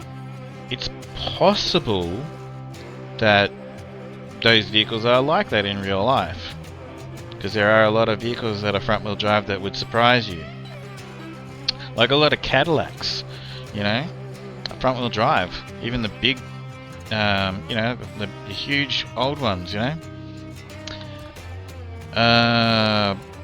But we've got some really cool trucks here. What I'll do, there are two this map that there are two things that we really need open. So what do I use? I just need to grab something. There's the Rezvani Hercules 6x6. It's actually made out of a Jeep Wrangler. Kenworth 990 Western Star. And there's the Rezvani tank. Again, it's made out of a Jeep Wrangler. Should I just use one of the like the Freightliner or the Kenworth? Or these are new trucks, pretty new, like to SnowRunner. The Western Star, the Freightliner, and then you've got the Kenworth. That's a pack, a Kenworth pack. I think I know what I will use. This thing here, I think. There's the Jeeps. The Jeep Wrangler and the CJ7 Renegade, that's right. Which is so cool. Oh, and then this thing here too, the Mack. I haven't really driven that much. The Mack pack, that's the Mack pack right there. You got your Land Rover Defender, modern day and sort of like old school. They still make them brand new though. Yeah, I'll just use this.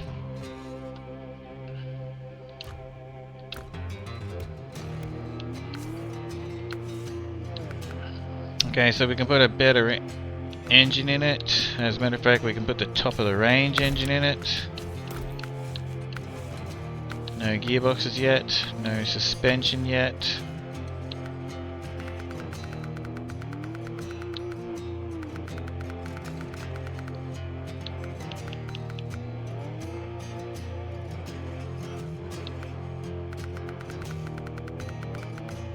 Alright, where's my mouse to go through this bloody list? These lists are a lot easier with a mouse.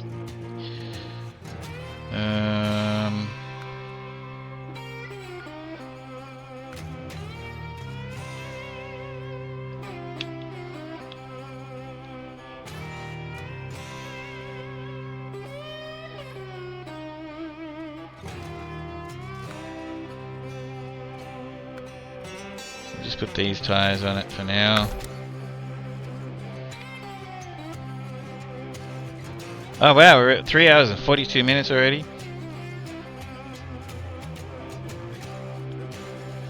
Cadillac doesn't make rear-wheel drive vehicles anymore. Yeah, I know I don't think they do either. They haven't. But you'd be surprised how long ago they started making front-wheel drive cars. If you're talking about Cadillac there, Sea Beast.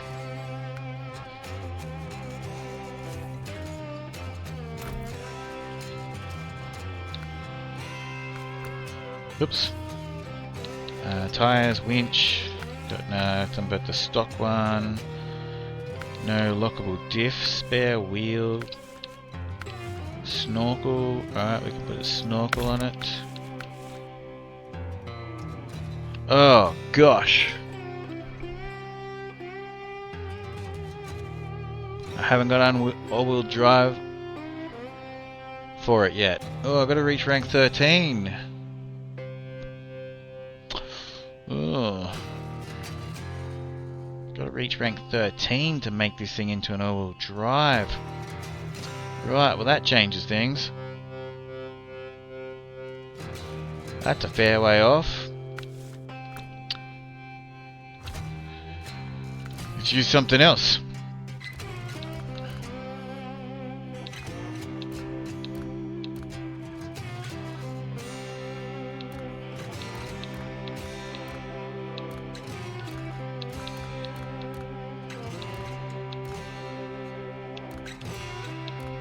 We got all-wheel drive, switchable, diff lock capable. So we can take the Western Star. All-wheel drive capable and capable, so that means it doesn't come with them with its standard. Capable. All-wheel drive no. Diff lock always on. Switchable always on. Alright, well, this is the one. We're going to take the Kenworth then. Alright.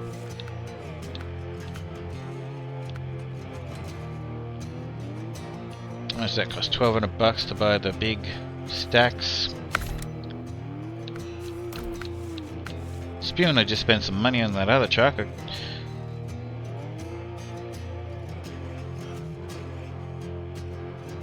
Had to find a phone for a friend. His phone is cooked. What kind of phone?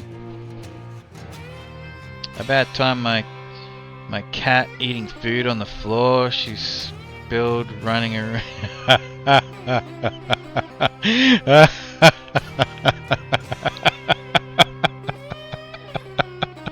Your cat was running around earlier and spilled food all over the floor and didn't clean it up. Oh, well, I'm glad that the cat's picking up. I'm glad the cheap Motorola.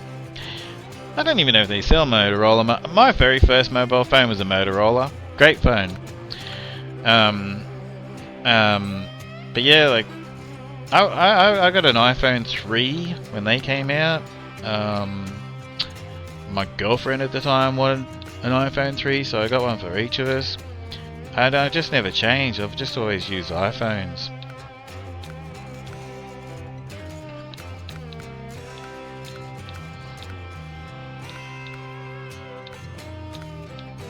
Alright. Okay, we can put some spare parts on the roof. We've got 300 spare parts and 140 litres of fuel. And what is that? Safety cage. Oh yeah, that's right. This truck has this like safety cage thing you can put on it.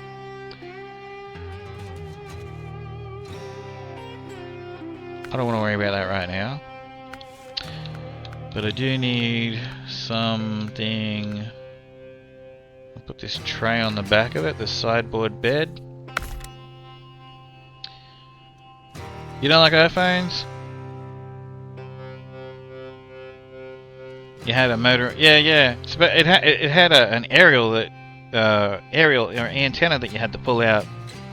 Well, it worked if you didn't pull it out, but you know. A Nokia Supernova for T-Mobile back when you were 7. You had a mobile phone when you were 7. What? I actually, out of all my friends, I was like, you know, that I grew up with, I was the first person to get a mobile phone because I needed it for work. But I was 19.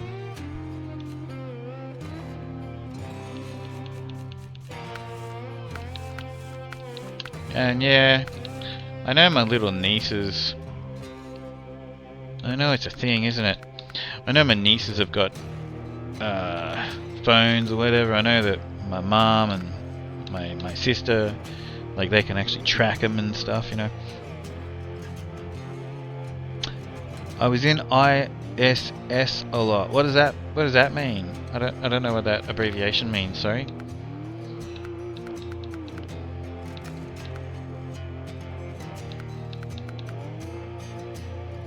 Kenworth tires.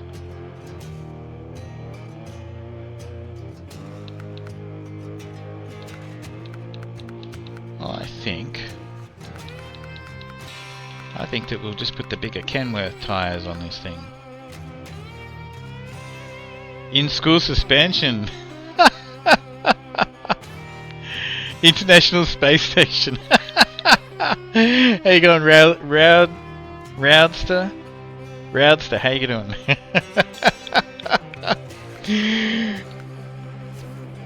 That's funny. I don't know which is funnier. The fact that Mr. Old Dag has just told us that he was in school suspension so much that he even has an abbreviation for it, or ISS is the International Space Station, and that's why he had to have a mobile phone at the age of 7.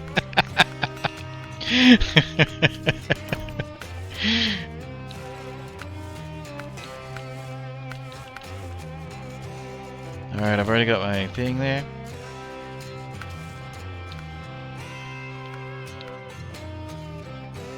Angled sun visor.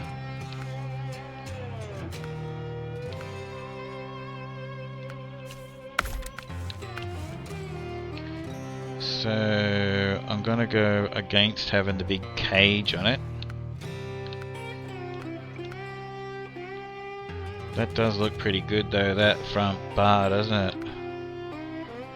But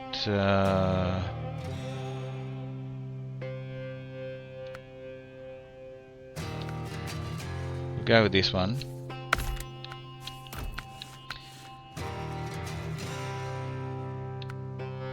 So all that stuff can't go on it because I've got the thingos there, so we'll sell all that.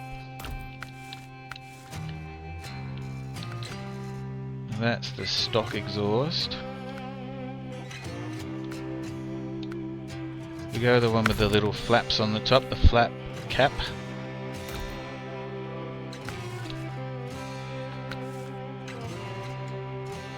Leave the stock, oh, you have to leave the stock Kenworth rims.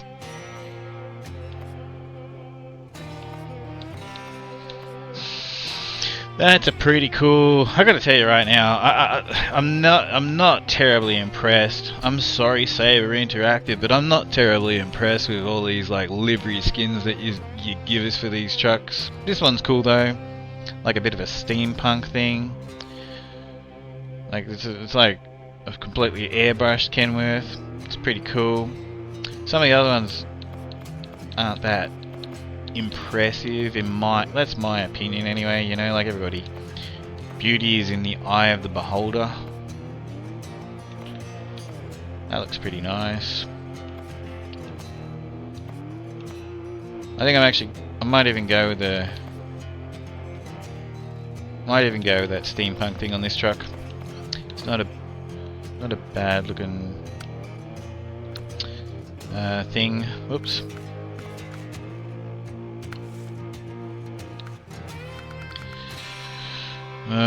We'll just put a fresh air leaf thing in it. Okay.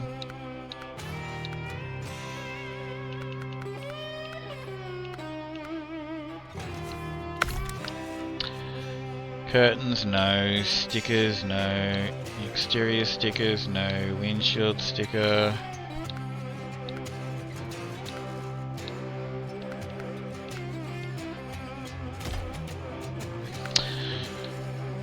Hood ornaments.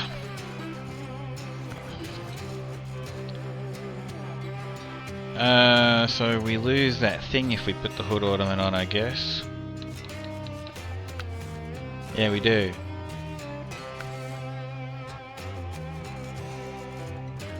We'll just lose. We'll just keep that. What's this? Had to call Grandma to pick me up at 5:25 every other day. Really? You know what? I got in lots of trouble in school. I don't think I ever, like, we had like a level system, and I never ever was put on a level. And I think I had like detention like a couple times, which is amazing, you know. I mean, I was a good young man, but I was also like, some of the stuff that I did and got in trouble for, like, it was amazing that I never actually got put on like the level system. I never went to detention, says CB staff to school. You told them where to go. I like red trucks. It's like a big warning. Clutney's on the road, look out. Have you seen some of the signs you can get on the side of these trucks, Clutney? The exterior stickers? I'm sure you probably looked through them. Warning, harsh driver. There's a lot there. I won't go through all of these right now. Maybe one of the, you know, maybe on another day, but look, there's so many stickers. I wonder if there's any new ones down the bottom here, because I've already paid for the... No, I don't think they're new.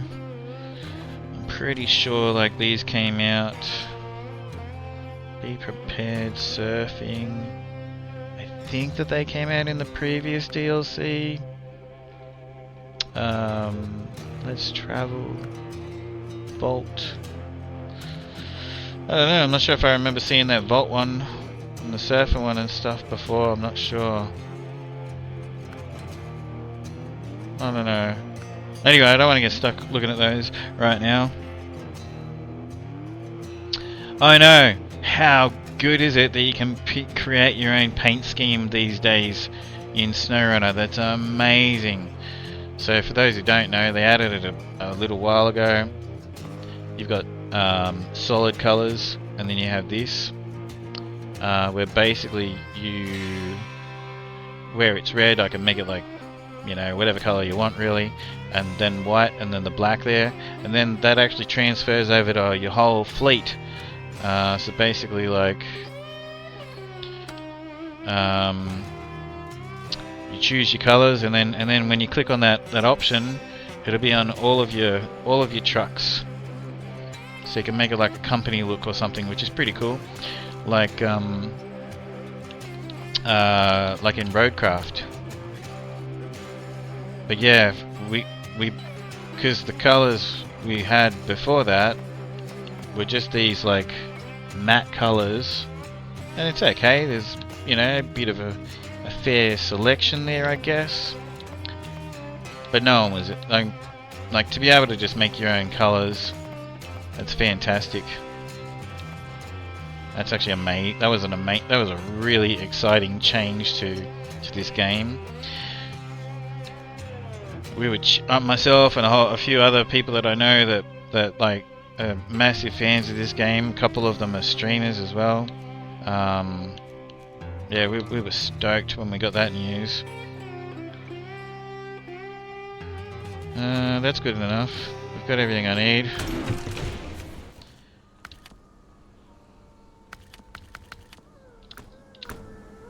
Alright, so I'm on the second map, right? For those who don't know the game, we're on Smithfield Dam. I've got to go back to the other one, but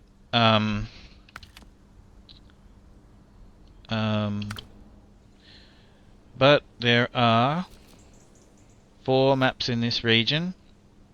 So before I go do all of the work, the first thing I'm going to do is open up these roads. So there's a couple more roads I have to open up in Black River. But I just one of the things I wanted to do today was go and open up the garage in Smithfield Dam. And I know that there is a couple of things there, so I'm going to use that DLC truck to go run around and do them.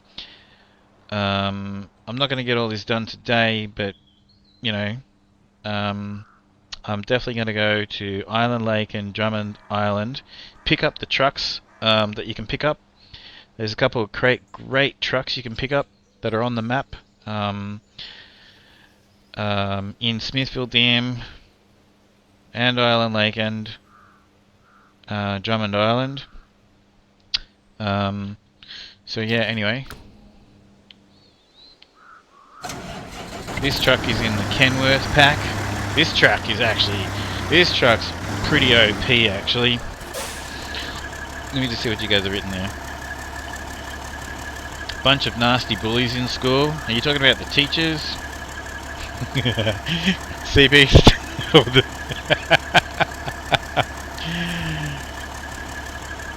Clutney said,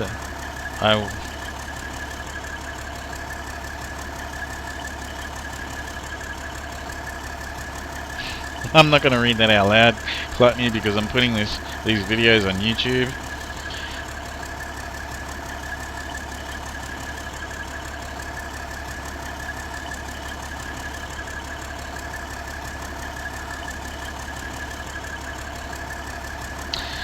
Yeah, kids can be cruel, can't they? Sea Beast. Bad parents make small, bad adults make bad little adults. And bullying is something that, you know, it's just stupid, it's mindless. And I don't know if it'll ever be a complete, I don't know if they'll ever be able to completely get rid of it. But it'd be good if they can. I've even, pretty much every single young person that I know, you know, since me leaving school, has had some story, you know, or something, at some point in time, you know. Doesn't matter if they're boy or girl, you know, like, yeah.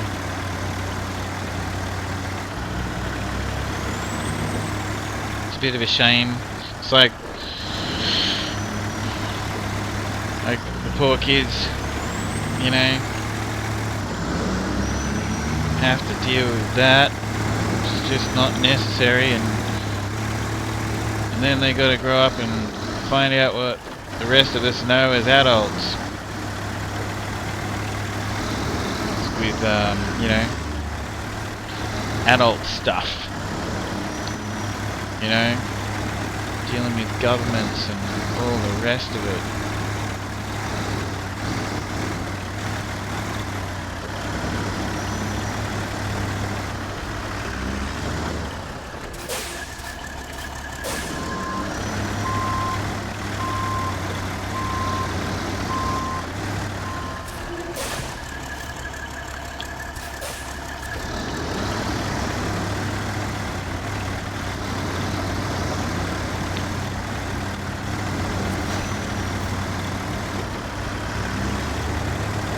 So we looked up the world record times for a lot of these jobs and stuff, and with the right vehicles, I actually have had Predator, who's a moderator on my channel, break the world records in front of us on my stream when he was showing me about.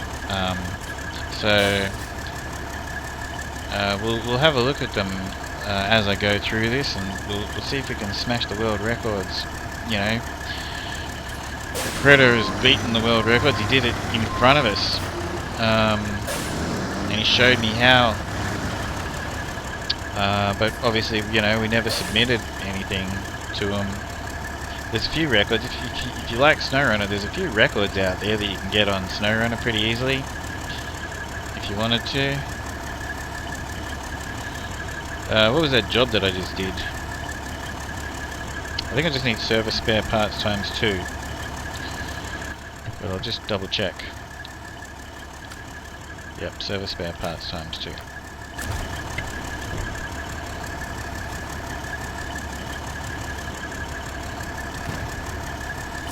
It's so annoying, right? If I could change one thing in this game, well, there's probably a few things that I'd like to change in this game. I'm not saying anything bad about the game, but yeah, there's a couple of things I'd love to change. But I would love to be able to like select a few things on this loading platform, you know, instead of just having the one thing there. Because you got to go into the crane menu. Then you got to go back into the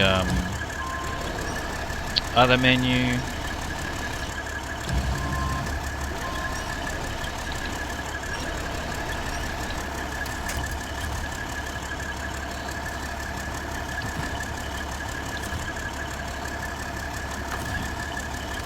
Back into the crane menu.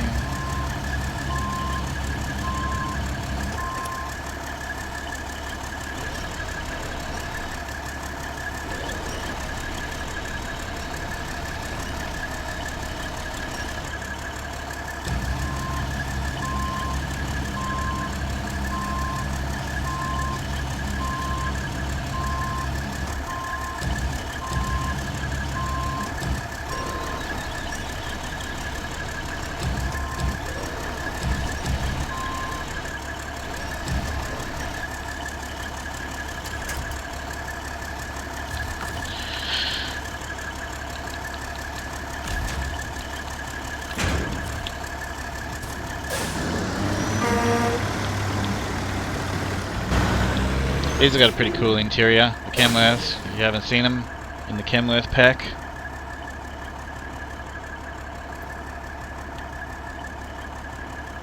It's automatic! It's an automatic, no way!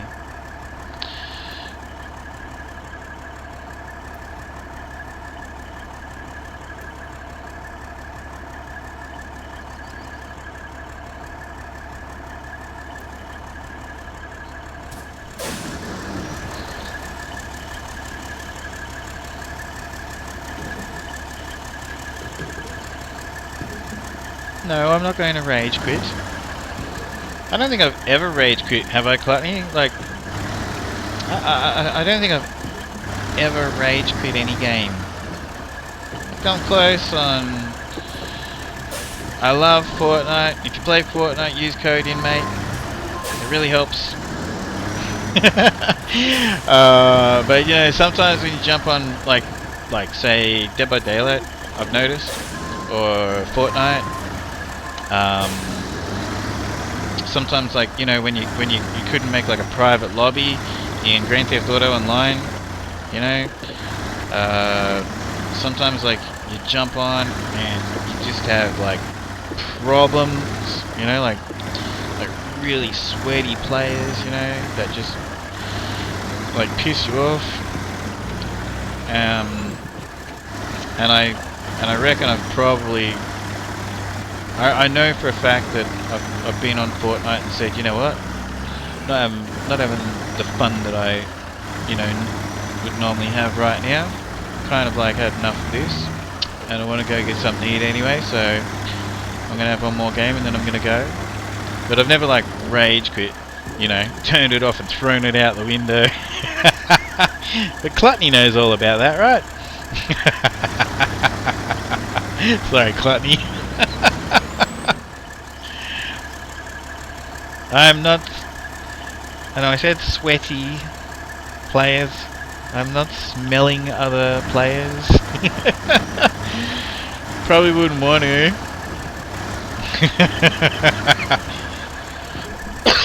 Excuse me.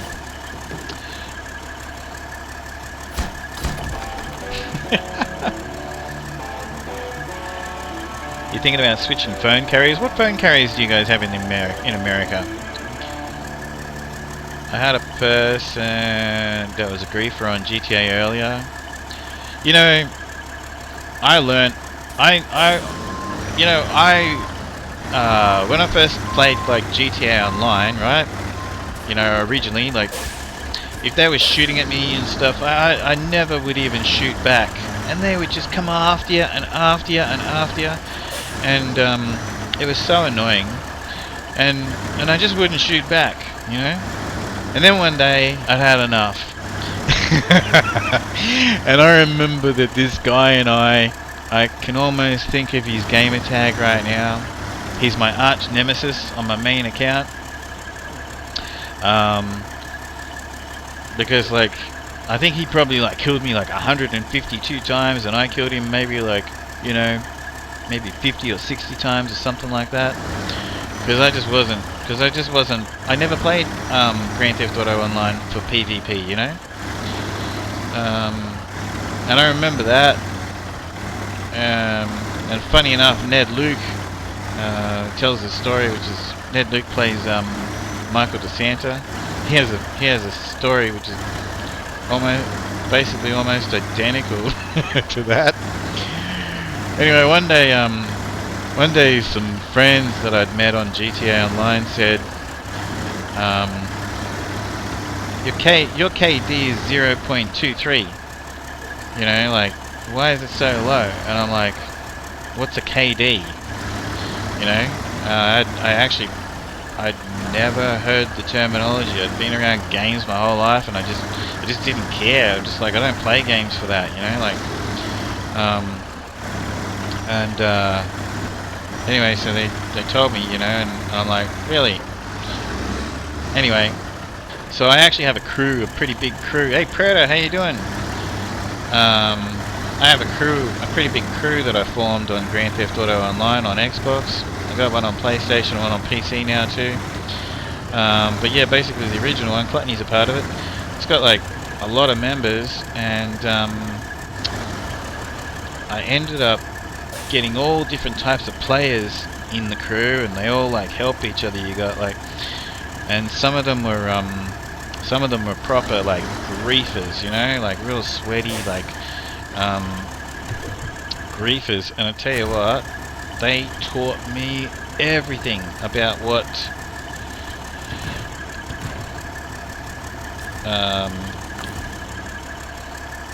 they taught me how to fight the griefers. So it was great. Like, so then I became a sweat. I learned everything about what they do, so that I could, you know, counteract it. Anyway, so these days, yeah, I find it pretty funny when someone comes after me. Like, I'll be flying a Dodo. For those who don't know, it's a seaplane. It's got no weapons on it. You're so defenseless. You can shoot it with a pea shooter and explode it. I even have a video on YouTube about this actually. I'm pretty sure.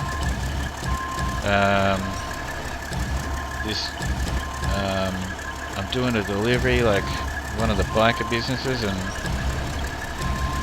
some guy comes along in an attack helicopter that he's paid millions of dollars in game, you know, currency for, you know, or I think it was in a helicopter, or a jet. I'm pretty sure he was in a helicopter, you know, and he's firing rockets at me. Am I famous now? Predator, were your ears ringing? He was talking about you? Give us 6 months, you'll be famous. I'll make you famous.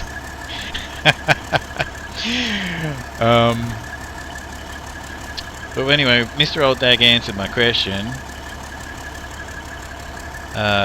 Boost Mobile, T-Mobile, Version, AT&T, then a bunch of MVNOs. Yeah, okay. In Australia we have Telstra, which is Telecom. Was originally Telecom. That's our that was our original national carrier for all of the phones. If you go to any mobile phone payphone box in Australia, it'll have Telstra written on it. Hang on. Sorry, I'm trying to do 2 things at once here. Don't tell any of the women, but I'm trying to multitask here, and it's not It wasn't working for a second.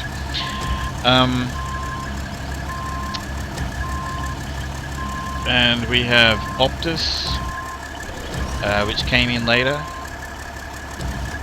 And then we have Vodafone. Anyway, then like they have their own towers and things, you know, and rent airspace or whatever, buy airspace or whatever for the mobile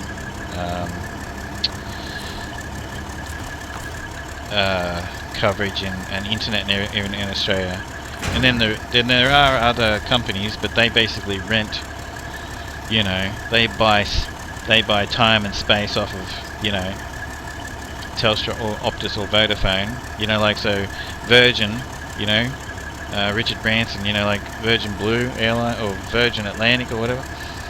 Virgin Blue is an Australian, yeah, whatever. You know, like that's running off of, like they buy. I think they use the same. I think they use Optus. They buy, you know, some of their services from their. Sorry, not. What am I talking about? Virgin basically just uses Vodafone, you know, and whatever else. You've got all these other. You've got Boost Mobile, stuff like that. You've got Aldi Mobile, stuff like that. They use like Telstra. So we have 3. And then you got all these other ones that sort of sell the same thing second hand.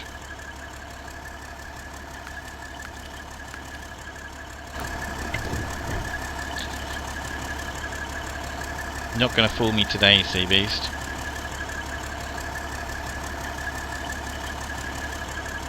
Boost A uses Telstra. Yeah, there you go. Well, you would know if you with Boost because it would probably tell you in all of the pamphlets and advertising that they send you and whatnot, or on the internet when you're looking at your plans or whatever.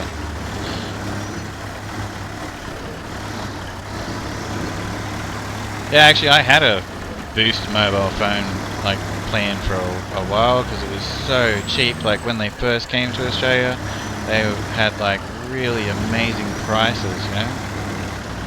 Do you remember when we used to have to buy minutes? You had to buy minutes, and you'd call up your friend and go, listen, and you know, and you'd say whatever you had to say really quickly. You use Boost prepaid now, Clutney. Whoa. Remember that? When because you know, you wouldn't want to be on the phone with someone that was like, you know, gas bag and like, you know, like you wouldn't be on the phone for someone who's just like, you know, bumping their gums for no reason. You'd be like, listen, man, you cost me minutes, you know. And then you had like people wouldn't, you know, like someone who's 15 years old now who has a phone, 15, 16 years old now or whatever, has a phone. They wouldn't understand this. They wouldn't understand this at all. Like, because you just have unlimited text and phone calls. But there was even like times at night time or off-peak times or something like that where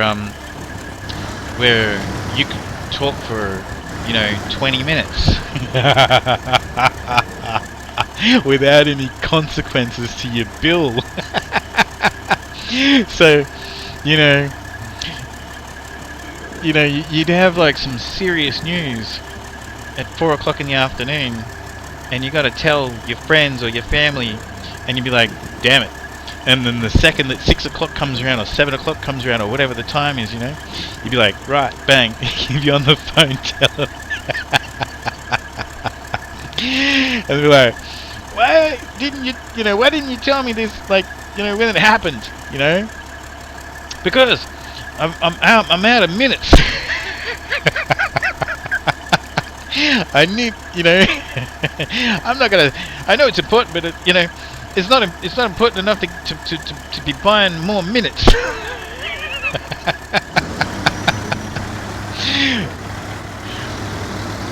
I remember when the world just didn't have mobile phones when I was a kid, and I love technology, but the world will never be the same I love technology. I mean, look at the graphics in these games and everything, you know, it's amazing, you know. But yeah, the world will never be the same. The world was a different place when you had to like use the home phone, get on your push bike and ride over to your friend's place to say, hey, how you doing? You want to go, you know, do something, you know? Now it's just like people will call people, you know, in another room in their house. I've done it, you know. I'll send a text message instead of yelling out, you know. If there's someone in another, you know, in the other, you know, like in the other end of the house or whatever.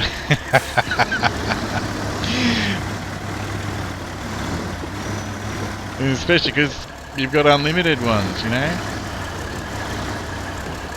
And I remember when they had the minutes and everything, like I remember people racking up massive phone bills because they didn't understand their plan, so they went way over, and they'd be like, oh my gosh, I owe the phone company like $6,000. How could you owe the $6,000? Well, because, you know, I thought that my text messages were free, so I sent like, you know, 5,000 of them, you know. Oh no! Whoa! I sent like 5,000 of them per week, you know. I was just sending messages to everybody, just sending out text messages, like, you know, so much easier than picking, you know, I was having, like, you were like having conversations through text messages instead of just picking up the phone and calling them, weren't you? Because it's this new thing, you know. And then you have like a massive phone bill. And people were going to court left, right and centre over these massive phone bills.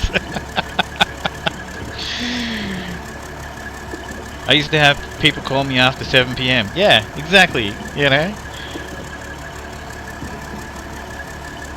Oh, your mum used to work for Boost Mobile. I was on a plan with T-Mobile with unlimited nights and weekends. Yeah, see, unlimited nights and weekends, you know. How funny is that? It wasn't that long ago, you know, like that we had this, you know. I know I'm looking at getting an Australian phone number. What are you going to get an Australian phone number for? You push your bike around instead of pedaling? Yes, CBs, that's exactly what I did. I took it over jumps and everything. Your phone bill was $65 a month. What do you guys pay for a mobile phone bill now in America? And if anyone's in Europe, like England or anything else right now, I think most of those guys will be asleep right now. But we talk to a lot of people in Europe. What about you, Predator? How much, say, like in US dollars, is the average phone bill? In Australia, like, they started getting really cheap, but now, and you know, they'd include phones and stuff, but now, to get a good deal, like, alright, when I say that, so I've predominantly always used my phone for work with the jobs that I've had, as well as, you know, work as well as pleasure, you know what I mean? So I've always had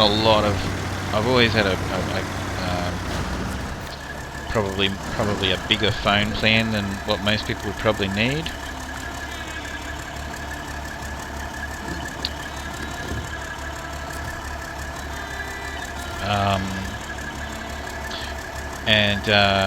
You know, for like, you know, $79 to sort of $99 a month, I could get like the unlimited calls and a lot of data and all that. But I'd also get like, say, like the new iPhone, you know, every time one was out or something like that. Now, they don't do that anymore. It's going to cost you another like $30 to $70 on top for the iPhone, because they lease the phones separately. They don't package them anymore.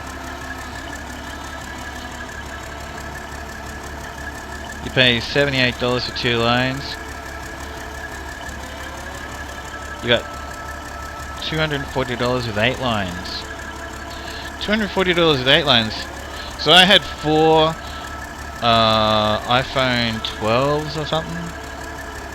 because I had like a couple of staff, and that was costing me about $500 a month. But they had like, they were the iPhones with a lot of like storage, you know, like, you know, you get like a 56 gigabyte or the 256 gigabyte or whatever they are. They had a lot of storage for, you know, files and photos, all that sort of stuff, as well as they were the iPhone Plus, you know, like the kind of bigger ones as well. But yeah, that was the most I've spent on a month. But it was a necessity for what I was doing for a living, you know, like I had people working for me and stuff as well. And yeah, that was like $500 a month. But I do remember years ago, when I just had landlines, you know, before you could get like cheap, and you know, we would make a lot of money, but the phone bill would be $2,500 to $6,000 a month. That was like the landlines, you know. Family mobile from Walmart. I'm on a family plan and everyone gives me money. Oh, yeah, that's a good idea. Oh, that's a good idea.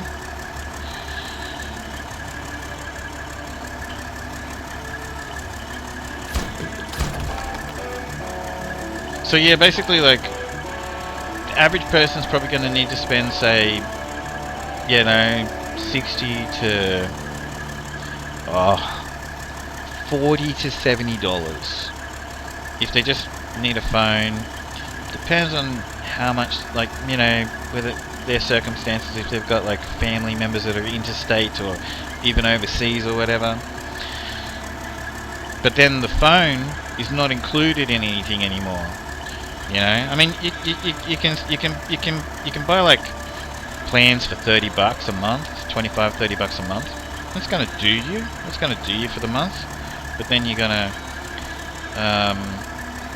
you know, maybe run out of data if you sit there watching Netflix on your phone or something like that. You know.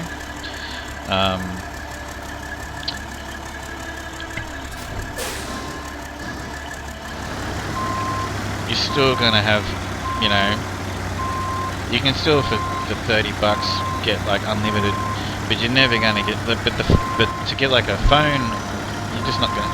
If they put them on like what they call a lease now, you know, they don't just like have deals where you know, you sign up with like one of the carriers and they give you, you know, a deal with, you know, data, phone calls, text messages, and a phone. They don't do it anymore.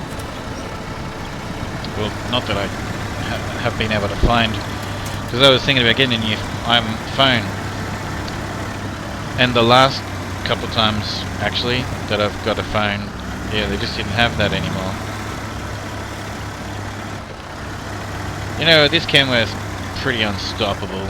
The Kenworth pack and the Mac pack, especially the Kenworth pack, they're pretty OP. Even like these are the Kenworth tires. I haven't even bothered trying different tires on the Kenworth pack or the Mac pack. They're sort of pretty recent. They're the most recent standalone DLC. I think they are the most recent standalone DLC packs for trucks on SnowRunner. These are the Kenworth tires. They're just the bigger size ones. And this truck is unstoppable. When they first came out, I was actually streaming it, and yeah, I tested it out.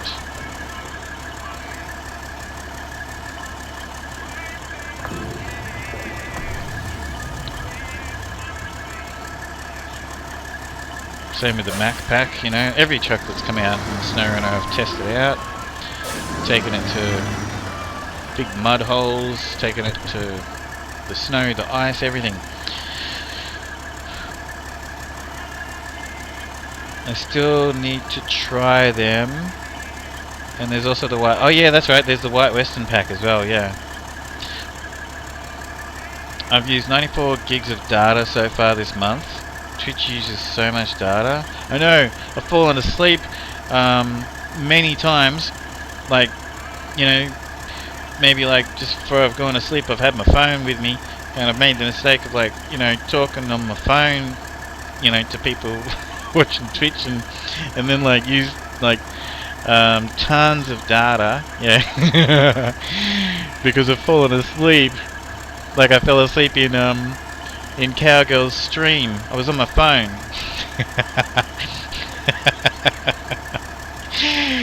I was in the voice chat in Cowgirl's stream.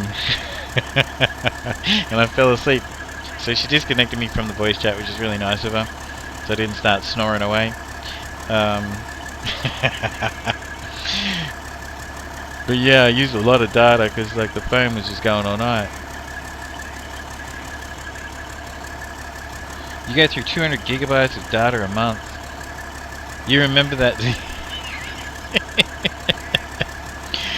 Well, I was tired. That was really nice of her to do that, though. I need to take fuel somewhere. Where do I have to take the fuel? I know I got to. Oh, more fuel to Forrester's house. Okay. He needs fuel times 2. All right, so we'll pick it up.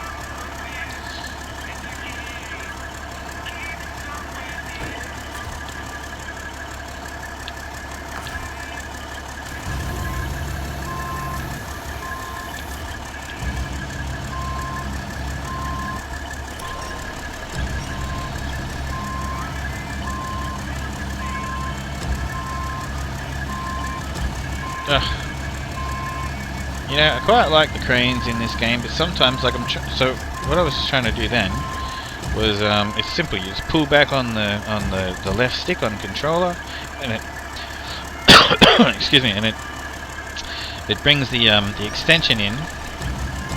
But if anything's a bit fiddly, it's that. Like, the crane controls are great.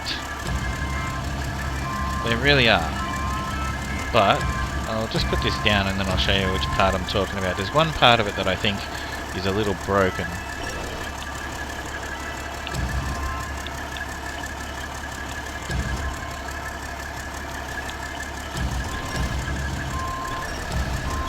Not broken, but it's a little fiddly. Alright, so it's this action. Hang on. It's this action right here. So often, all it is forward and back on the left stick on a controller, right? And so often, that, like, is what causes grief.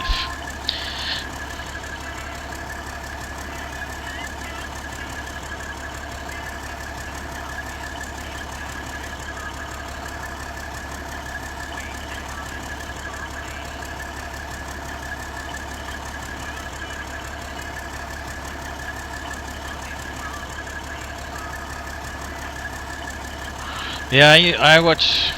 Yeah, I don't seem to. I don't seem to use as much data when I'm watching YouTube either.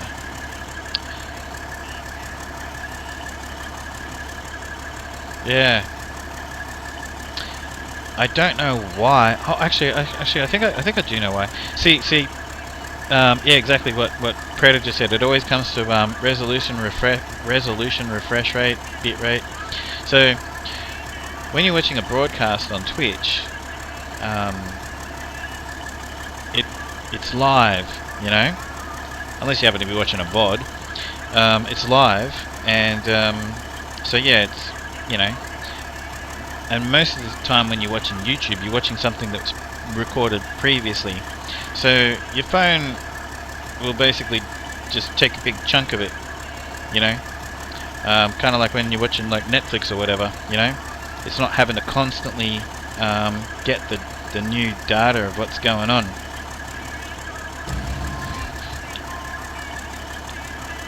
And so obviously that must make a clear difference, because yeah, I've done that. I've fallen asleep with YouTube video playing and then woken up, I'm like, what the hell? Like, even if it's the same video playing over and over all night when I've fallen asleep. Yeah, it's not used there anywhere near like the data that when I've accidentally fallen asleep and I haven't Twitch stream that I'm, you know, talking to people on or whatever.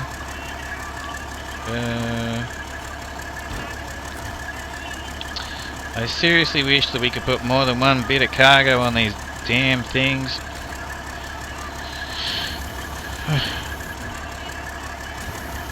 So I don't have to go in and out of that menu.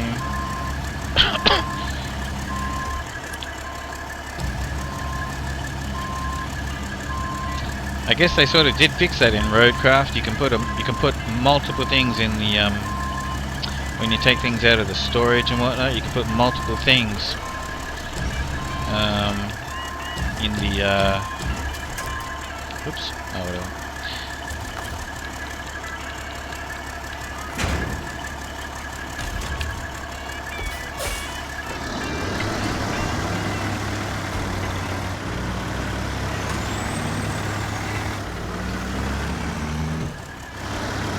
Do you own these trucks, Predator? You can drive my ones if you want to drive, like test them, try them out before you buy the DLCs.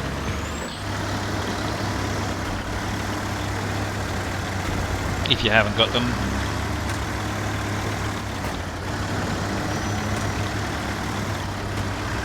Alright, so this truck's got to go for a bit of a hike to drop this fuel off.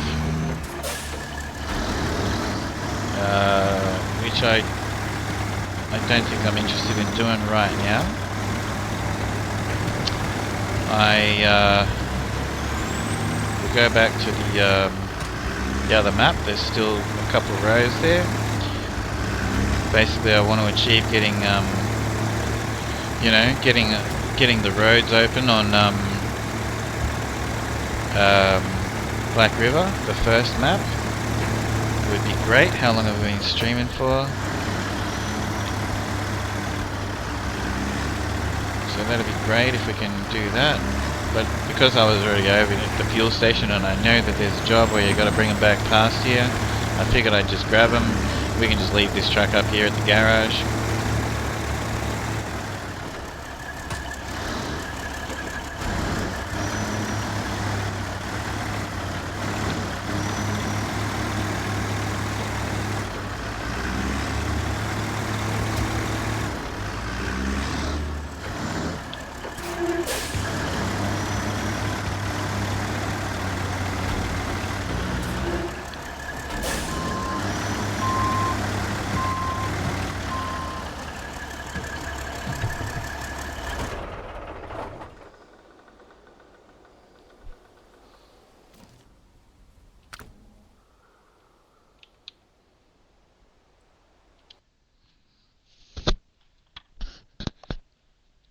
You buy them periodically on discount, and there was one just recently.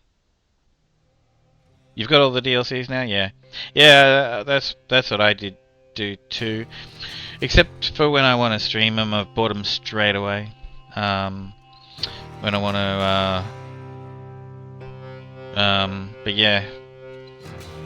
Yeah, SnowRunner stuff, for anyone who doesn't know this, if you like the game SnowRunner, SnowRunner's...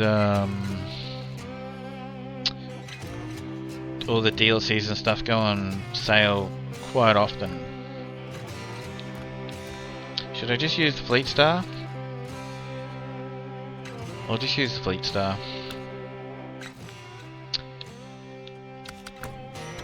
Alright. So... there's the fallen power line. And there is... two roadblocks. Oh, there's a bridge and a roadblock over here. So it would be great to get those done. Let's go and try and do that. So the roadblock and the bridge and the power line. Where's the power line? Fallen power line. Do I take like service spare parts over there? Do you remember, Predator? Where's my truck right now? Where am I right now?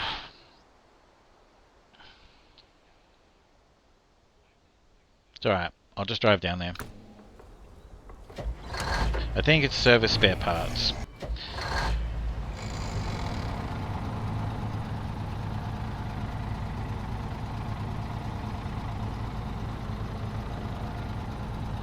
Oh yeah, it might be concrete blocks and metal beams, yeah. Actually. Which I've got that trailer just down the road. Yeah, so Twitch VOD may take around the same amount of data as YouTube VODs, Twitch live streams and YouTube live streams. Yeah, that would make sense, yeah.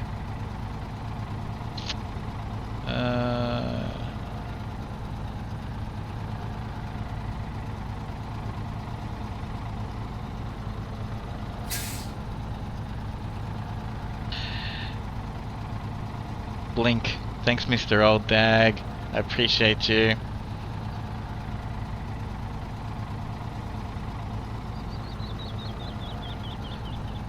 I know I said I was going to have a quick break every 2 hours. Maybe I should. We're at like 4 hours. See, because I don't want these to go for 10 hours. Because I'm putting these on YouTube. We're at 4 hours and 40 minutes.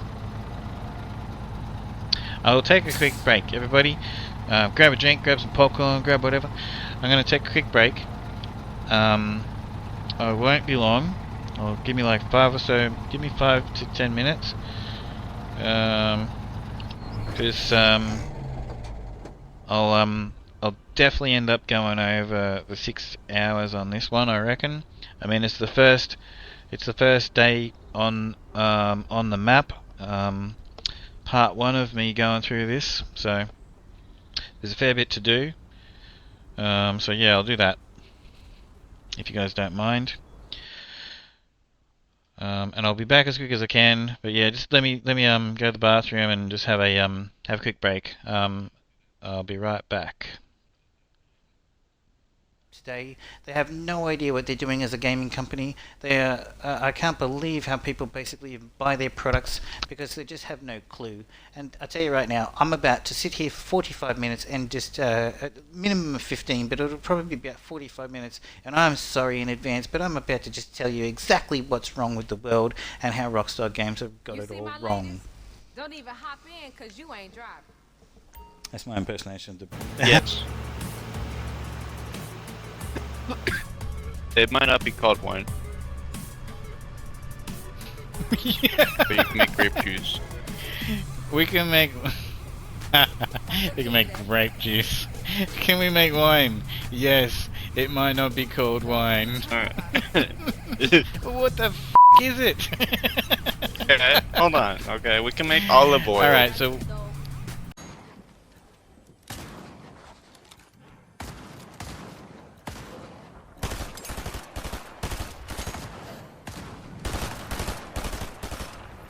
Oh shit! Oh my god! Wow, that was so lucky.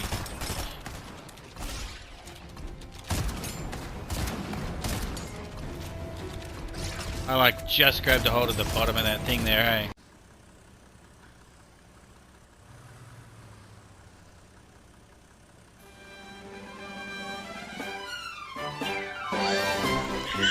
Oh, what is going on?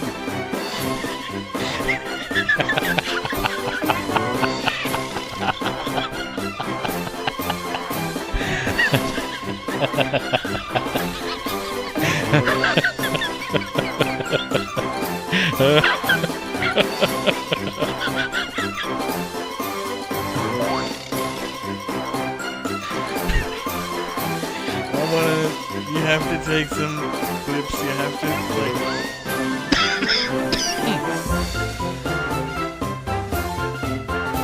I want to see what you're seeing on your screen right now, okay?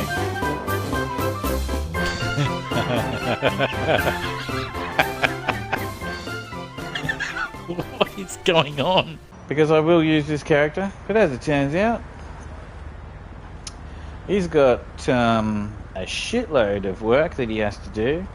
Oh, look, what do I steal here? That's a really cool car. But we've got this bad boy right here. I think I'll take this. Everybody needs a Cadillac Escalade. Alright. We'll bring our strength up a little bit. Yeah? Yeah? What'd you say? Nice shoes, mate. Have they got them for men? Anyway.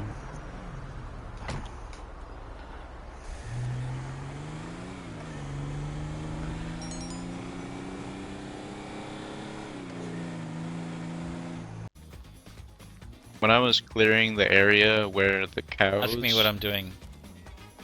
When... Just for an example of time. Ask me what I'm doing. You're running. I'm running away from you, yes. Running away from your problems.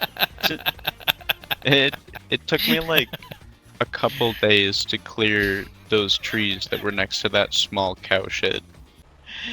I would go as far to say as you could blame them. Oh.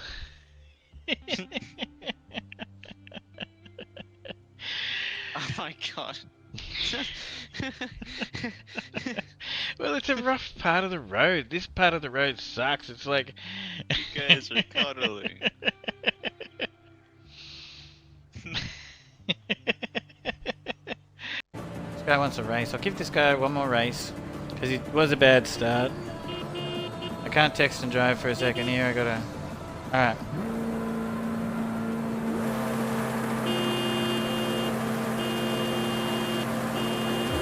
Turn around when it is safe to do so.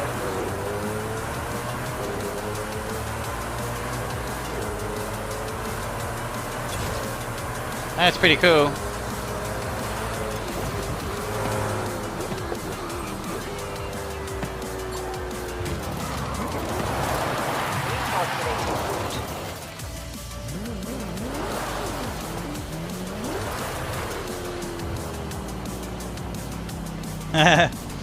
That's good. Have a look. I put up a couple of I'm getting there. Like I'm like not happy with the stuff I put up on YouTube at all yet, but check it out. I got a couple more videos up there. Guys, I don't know what I'm doing.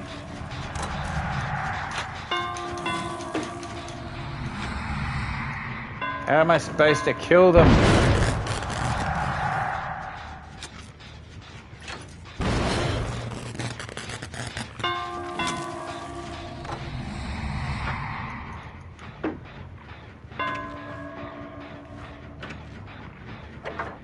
L2.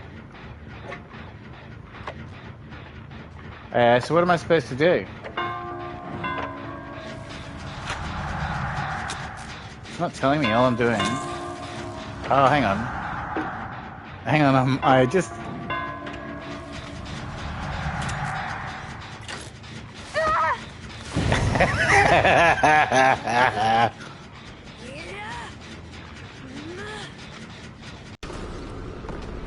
You'll Fortnite become Horizon. Doom then. I'll become Doom. Really? You become Doom. Yeah. Okay. Where's the kid?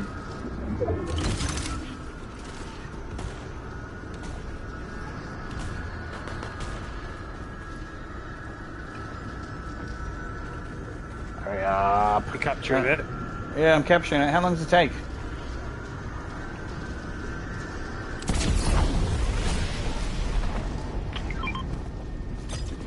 Oh, I've also got to do this. Alright, embrace the power of Doom. Okay. Ooh, this is cool. Your location is hidden? Oh wow, I am so glad I did that. That is so cool. Oh, this is why I love Fortnite. This sort of cool shit, you know? Oh wow, what's going on here, man? What are you fishing for? Kenworths. I'm really hoping for a Kenworth. Oh shit, he's coming.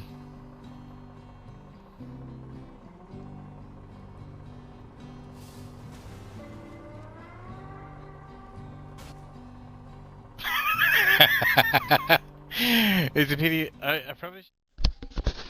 There's a video Predator and I made right there, using SnowRunner.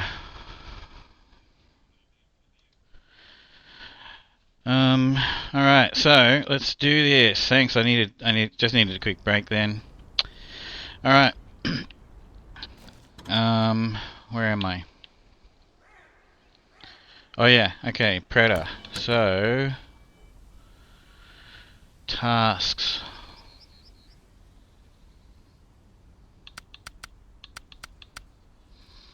What's the job called?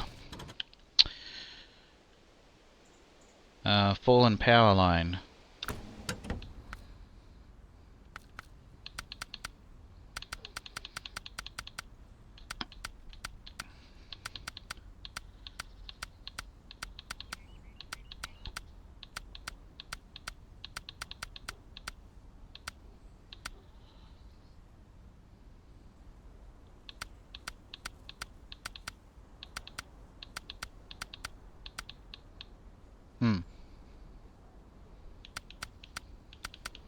Did I go past it?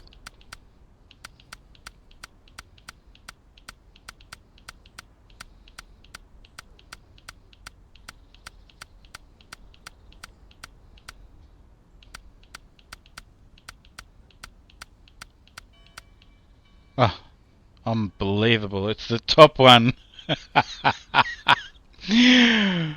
Man, it's the first one on the list. You've written it there. I didn't see you write that there. Oh my gosh. Yeah, so good thing. Yeah, it's 2 concrete blocks and all right, good. So I'll go grab the That's a good thing to check that. So funny, man. All right, let's go. Because I'm in town, so I'll grab the steel beams.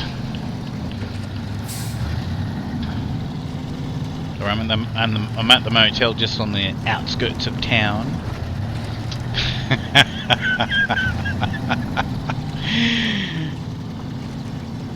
Thanks, Predator.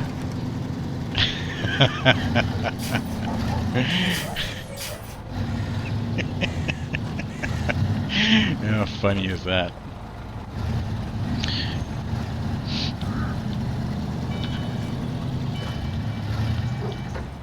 So yeah, I don't want these streams to go too long because I'm basically, these videos are going to be up on YouTube. So you know, I don't want them to be 15 hours that I have to upload to YouTube and stuff like that. Because I tell you right now, I can comfortably sit here for 15-20 hours and play SnowRunner. I love SnowRunner.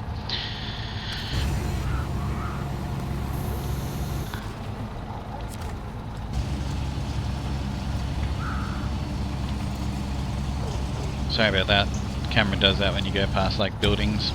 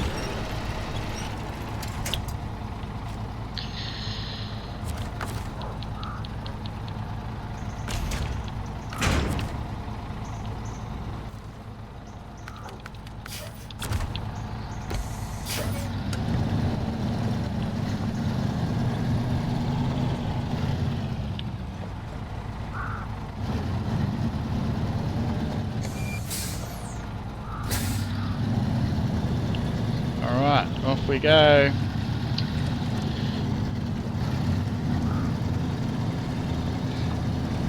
I do wish this game had some sort of traffic, you know?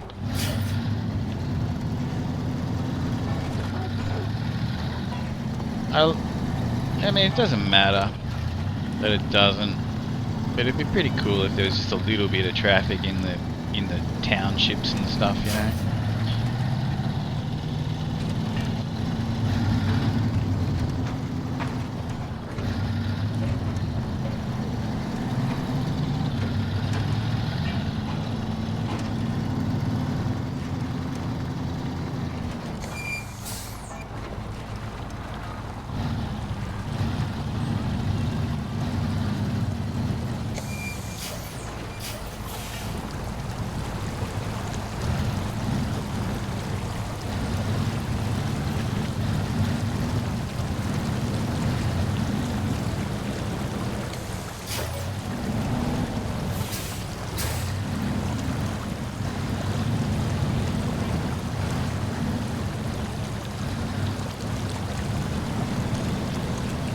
understandable that they don't have the traffic, or understandable that it'd be nice if we did have a little bit, you know, or understandable that I completely missed the thing because I was in a hurry reading the menu.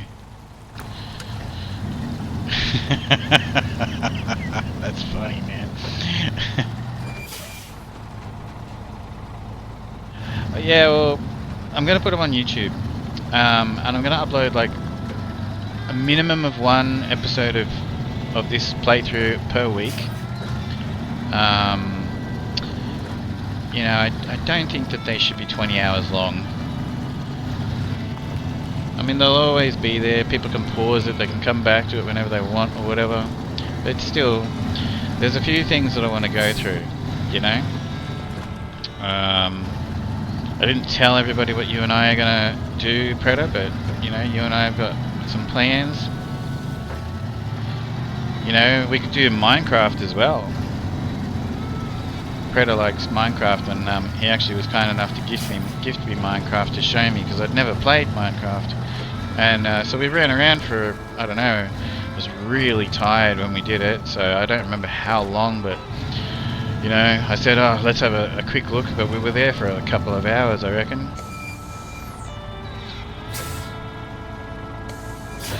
Yeah, well, I gotta go over the bridge. Did I go over the bridge already? Yeah. I'm possibly going to, I'll go and get some dinner, and then I'll come back and we'll actually stream again tonight if anyone's around. But it'll be a different game. I'm going to do the same thing with Roadcraft, play right the way through it, put it all up on YouTube. I don't know if I'm going to do that tonight. I might play Fortnite or Dead by Daylight or something, I'm not sure. Just see how I feel after I have some food, what I'm in the mood for. But yeah, I'll work out a schedule.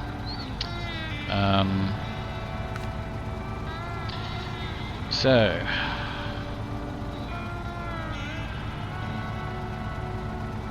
start tracking. So I can just drop this off here. Good.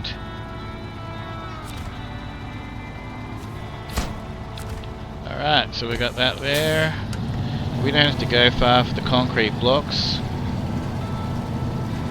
because they're on a trailer. Just back up the road a bit further towards the garage.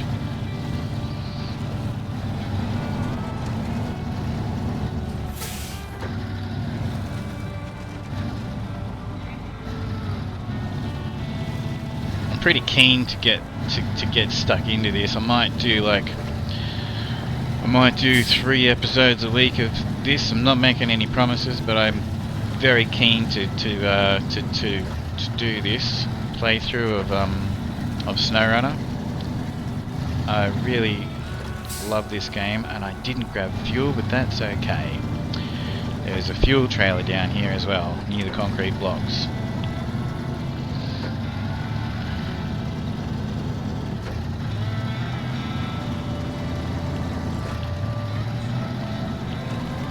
On hard mode, I recommend taking the fuel trailer back to the garage. You can put the fuel trailers in different places around the maps, like it's like fuel depots. But anyway, luckily I didn't take it back to the garage, because I forgot to grab fuel on the way past the fuel station. So anyway, it's just up here. I'll be able to grab some fuel and fuel the truck up.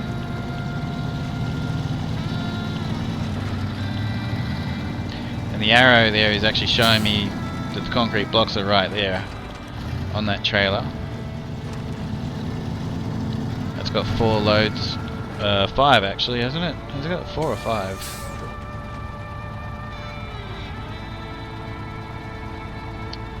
One, 2, 3, 4. Is that 4 or 5 slot?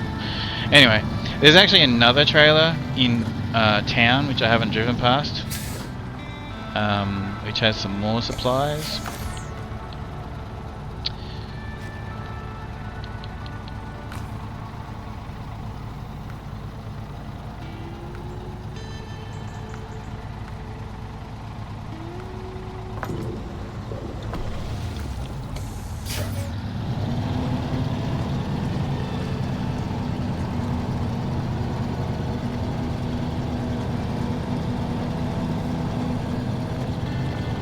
Look, I've already dented the front of the Fleet Star.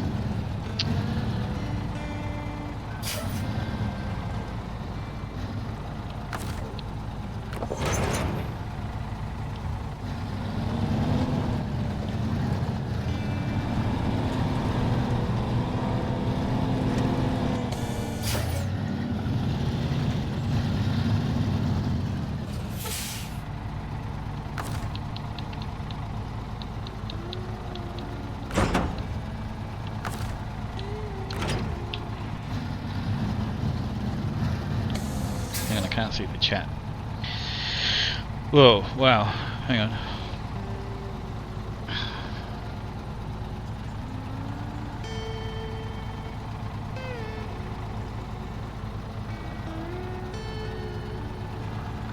Yeah, okay, we'll see how we go, Predator. Cause yeah, I know what. Yeah, at the very least, I'll talk to you. Now that I've gotten started, you know, like I'll talk to you and we'll figure it out. We'll figure out like a schedule for you and I for what we're gonna do. Later, after I go have some dinner, I'll message you. Cause I mean, I probably should just have some dinner and then get some sleep so that I can be up at the times that I'm used to, which work, you know, work really well for you. Get back into that routine, you know. It's probably what I should do tonight, because it's like 7 PM for me right now, just after 7 PM.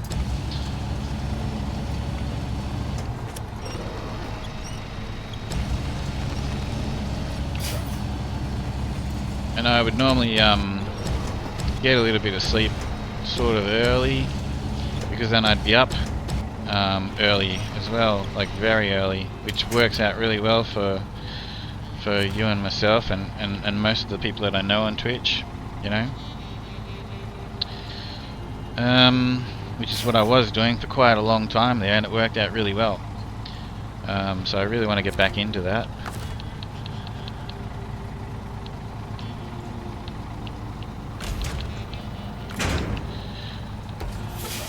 Which way am I facing right now?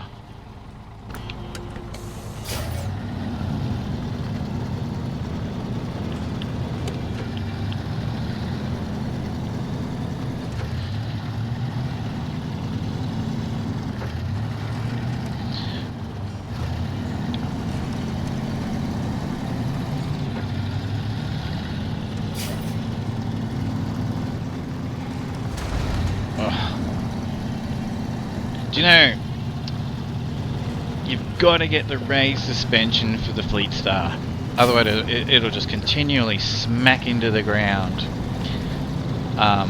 But when you get the raised suspension and you're in Michigan, which is the first region where we are now, then it doesn't smack into the ground anymore as much. It still can, but then it runs the risk of tipping over quite often around Michigan.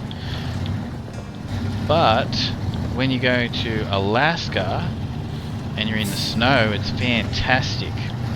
And then when you run around in Tamir, which has got a higher density mud, it's great there as well, like really good.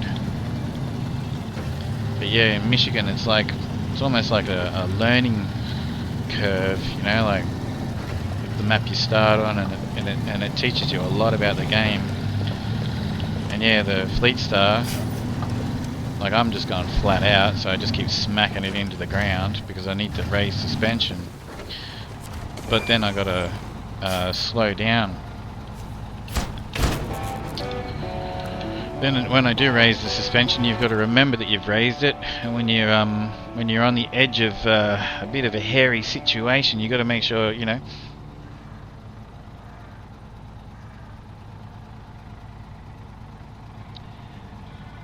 Yeah, I was talking about that before. I was actually saying the exact same thing before, Predator. Basically, the bigger wheels, bigger wheels is a must on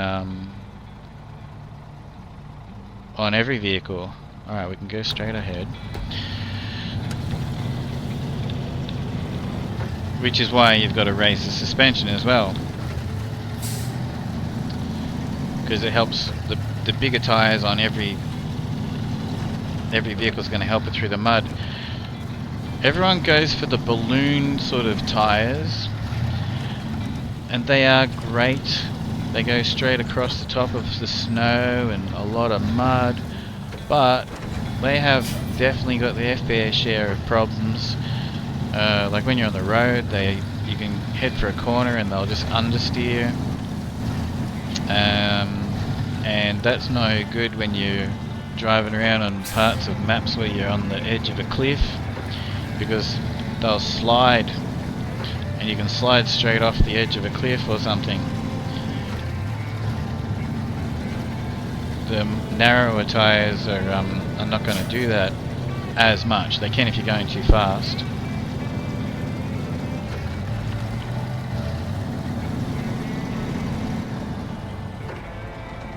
What's that? Sea beast. Do you guys say that expression? Well, that's a bit hairy.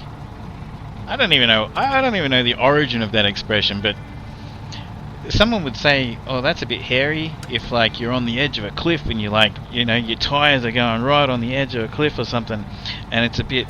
I guess it comes from the word scary. I don't know.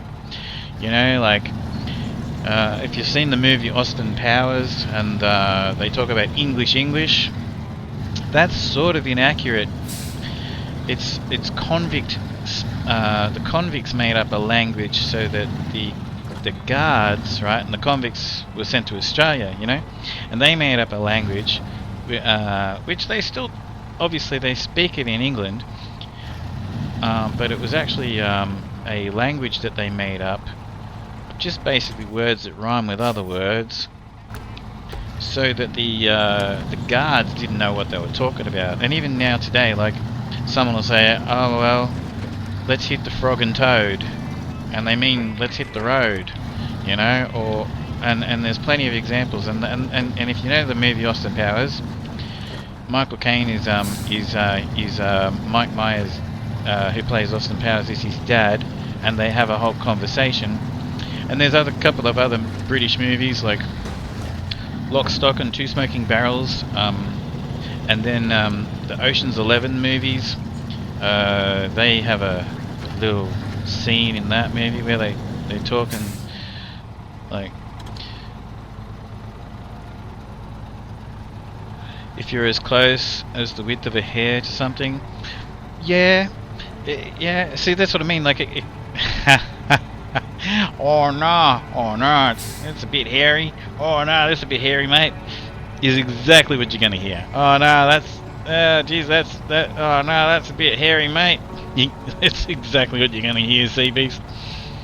But yeah, Predator, they sort of have like double meanings, and so there's a guy from England in Ocean's 11, and he says something like, "Look, and if we don't get that, we're gonna be in Barney." And everyone looks at him and is like, "Barney Rubble, trouble," you know. So yeah, I guess, I don't know, I guess it's sort of like circumstantial what's going on. It's circumstantial as well as like in context of what's going on around you a lot of the times as well.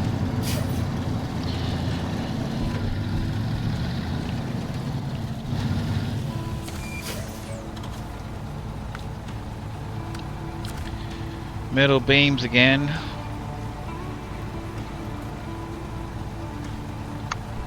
Alright, so what's this called? Mountain Bridge. Alright, mountain bridge and roadblock.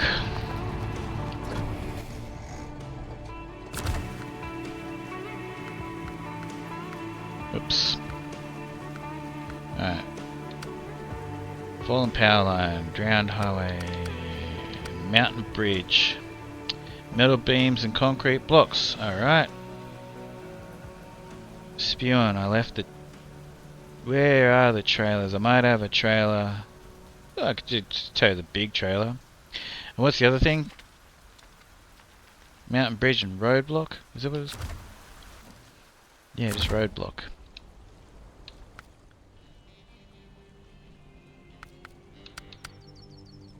Alright, so mountain bridge, we need metal beams ×1 and concrete blocks ×2.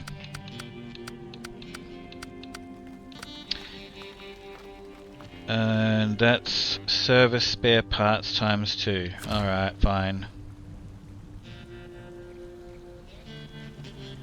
Alright. So here's what we're gonna do.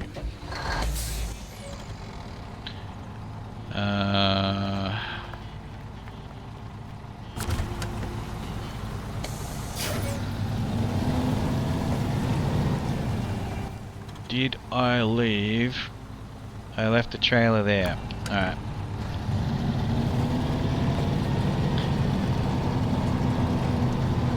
Actually, where am I going to get the service spare parts?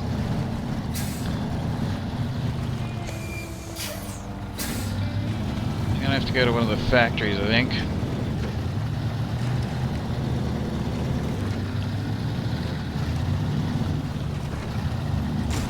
I don't remember what's on the trailer. Actually, this is normal mode.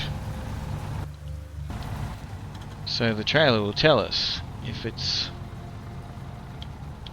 visible. No. Where's the town? Here it is. Okay, this trailer's got service spare parts ×3. Okay. But that's a semi-trailer, so I actually need another truck to hook up to it so I can disconnect the damn stuff. Right.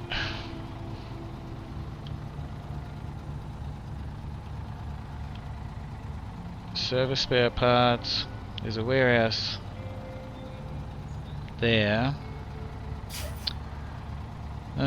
Okay, so I guess once I fix this I could just go over to the warehouse. I'll just do that then. Alright.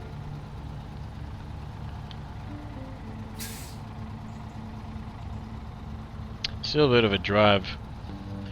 Where are my concrete blocks? My concrete blocks are over there.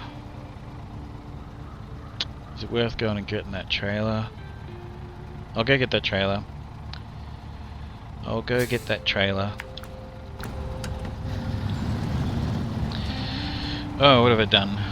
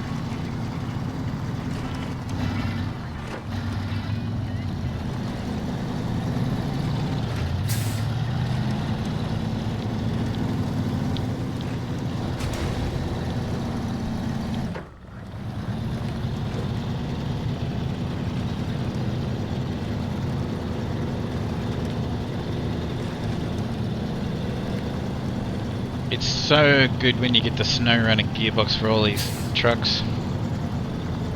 You've got high gear, you've got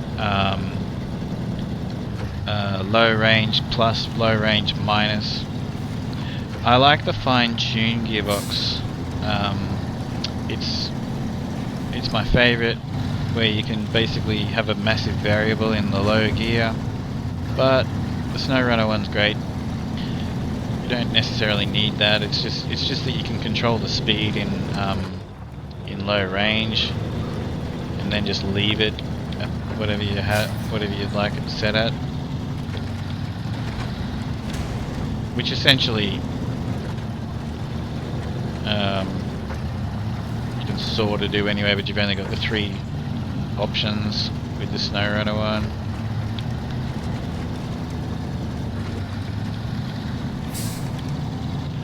So that's why I'm opening the roads. We'll go get all of the... I'll open the roads and get the upgrades as I go.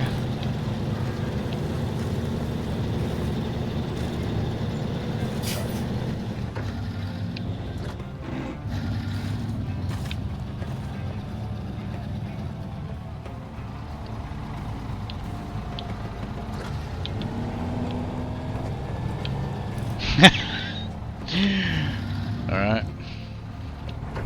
We'll just turn the engine off there for a minute and grab something to pull that out.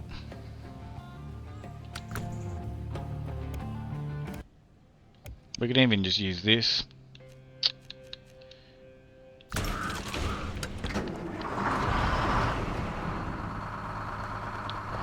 I know. I'm in a hurry. I want to try and get a certain amount achieved, you know, before I do end this, like, part 1. And that's the beauty of, like, you know, this is so relaxing, Predator, you know, because it's normal mode. Like, it's still challenging. It's still challenging. There's definitely challenges. Like, SnowRunner's a challenging game. It's great fun. But, you know, compared to hard mode, it's a walk in the park. Like, I don't really care about smacking the,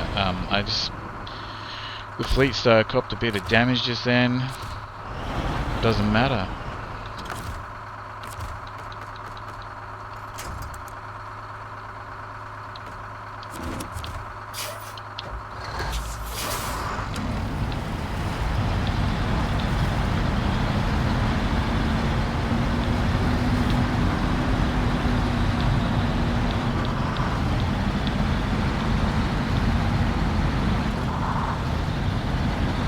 Matter of fact, while we're at the garage, I'll just duck into the garage, and in normal mode, which I'm playing on right now, it refuels it and fixes it.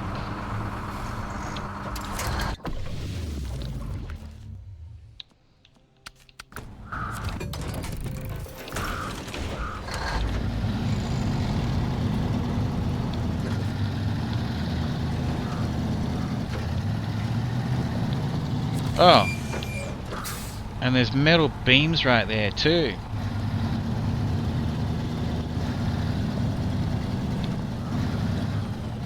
So I actually don't have to go into town.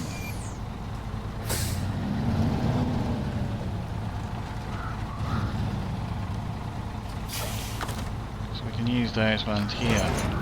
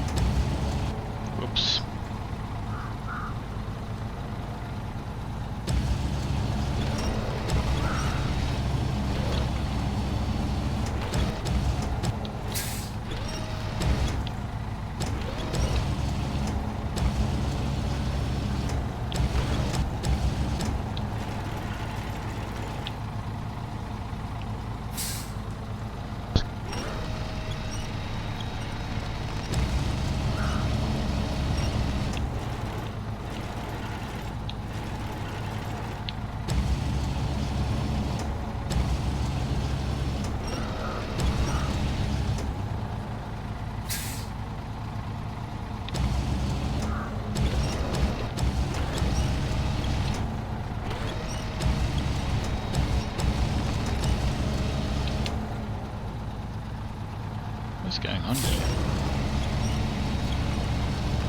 There we go.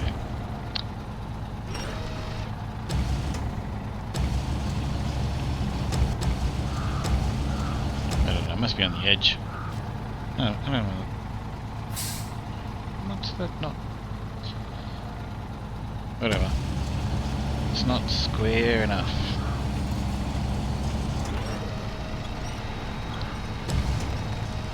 Whatever, man.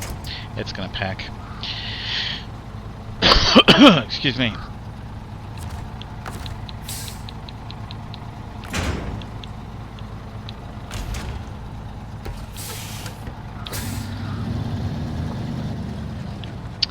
Where's the trailer?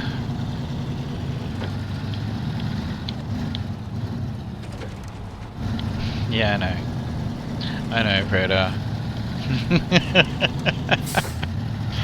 I'm just in a hurry. I wanted these videos to be like 4 to 6 hours long, you know? And, you know, we're at 5 hours and 19 minutes. I just don't want them to go. I don't want them to be like...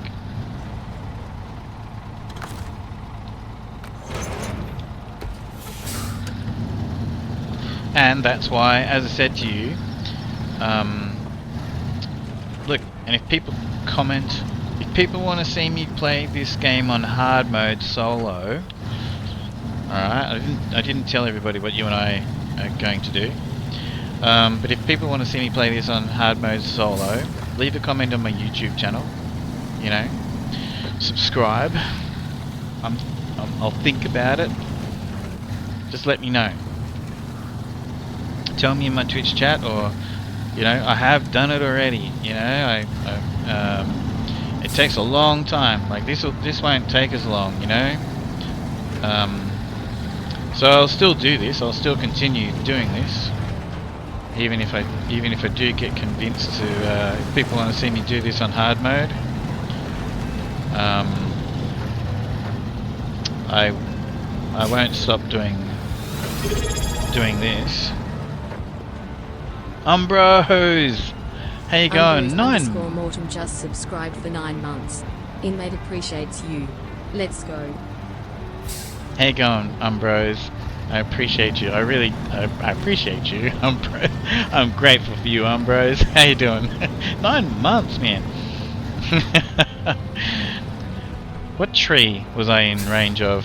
Back there when I was trying to like put the steel beams on the truck, was I? What tree? I thought it was near the I didn't really look what was behind the truck. Hey, going Umbros. I'm gonna message you this week, Umbros. We have to jump on Scum together. Honestly, that's a great game.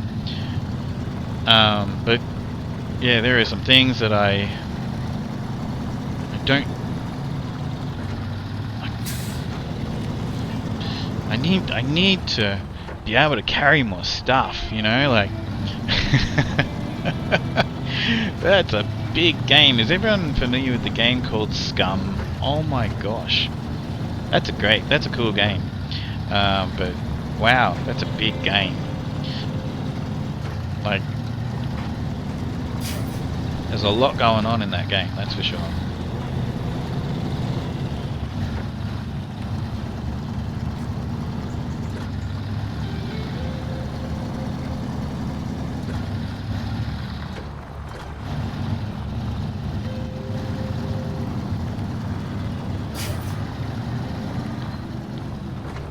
There was a tree right behind the truck, was there?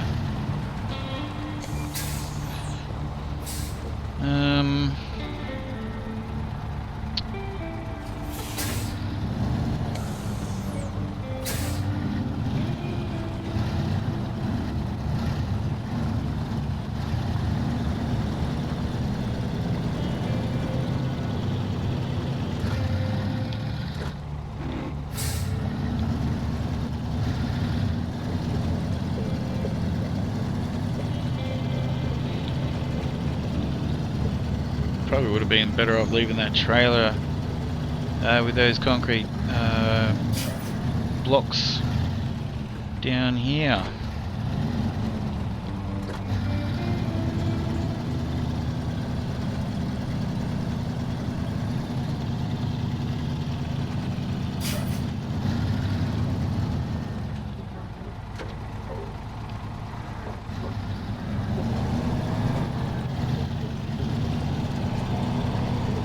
I backed up the trailer perfectly before Predator. You know, I took my time for a second, and one of these trailers, you know, with the front axle that steers.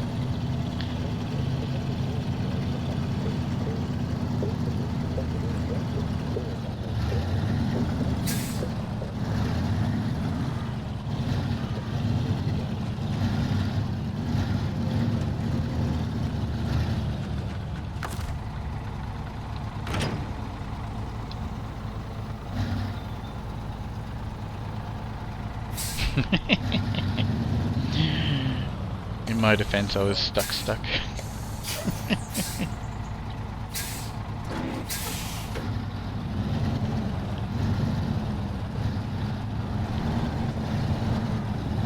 Oops.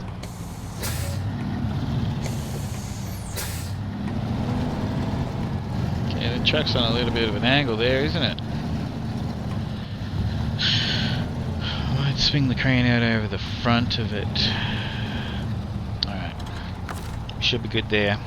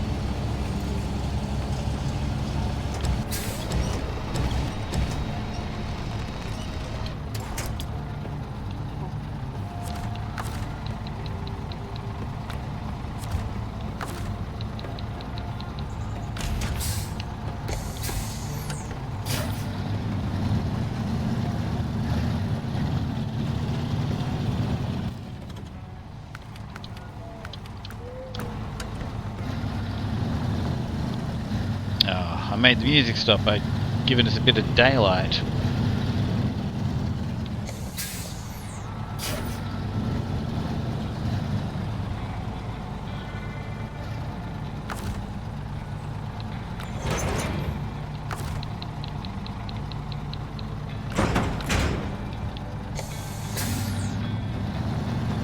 It came back, it heard me. Alrighty.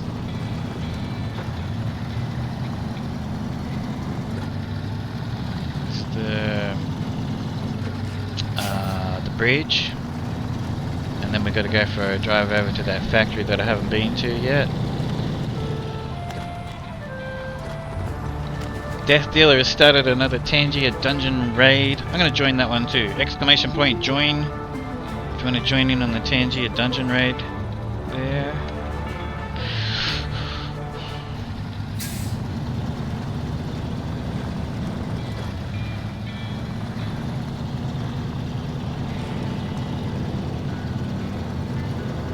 You know what, I should have, I think I actually have a more powerful engine for the Fleet Star already. I'm not sure if I do. I'm not sure, did I pick up a more powerful engine for the Fleet Star yet? I think I might have. Anyway, that would have been a great thing to do just then when I was at the garage. Because it's got the base engine in it right now. And it'll do the job, but, you know, the old girl definitely can do with a little bit more power.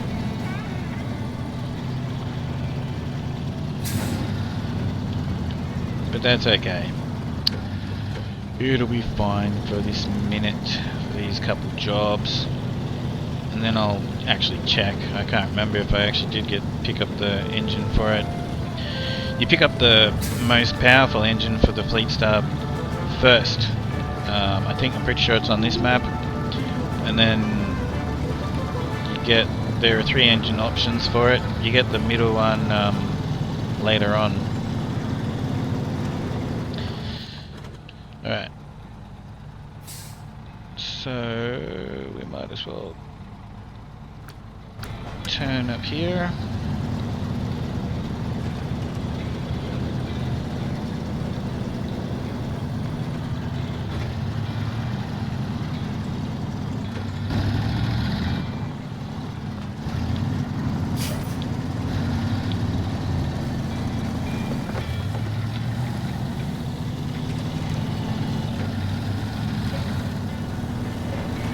I forgot to put the beacon light on the roof too. Beacons are important. You gotta have your flashing beacons.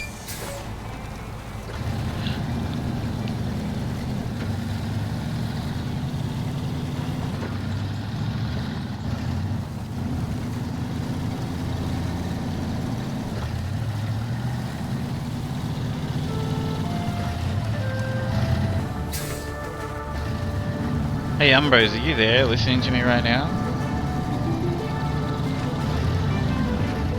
That's okay, I'll send you a message on Discord. Later.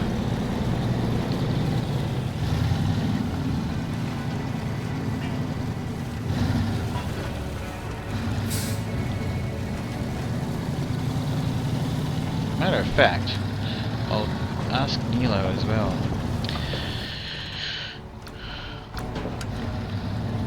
I should have checked that before I hit the dirt roads here.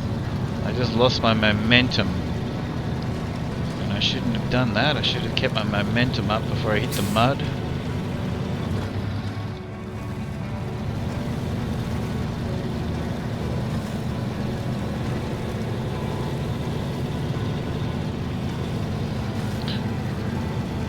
I don't know what it is about this game, but I always sit with my back crooked when I play SnowRunner. And there's another game I do it with as well. I don't know what game it is, but yeah, I always sit like I'm literally like sitting like with my back all twisted. I always do stuff like that when I'm playing SnowRunner.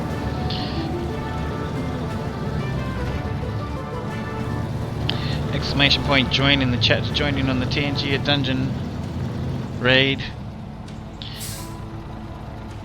I'll go in there with your death dealer.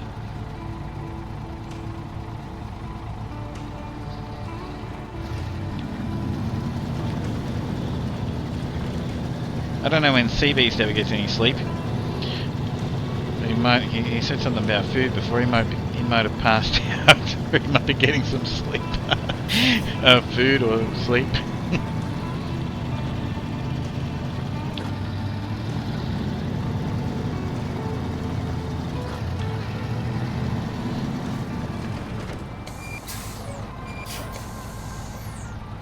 I think I just follow this road round, don't I? Yeah. And that's a fuel station.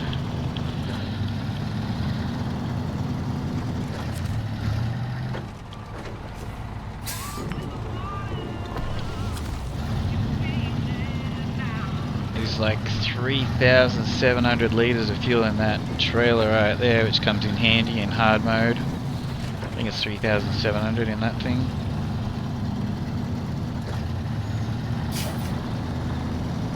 You can use, you just have to leave 370 litres in it.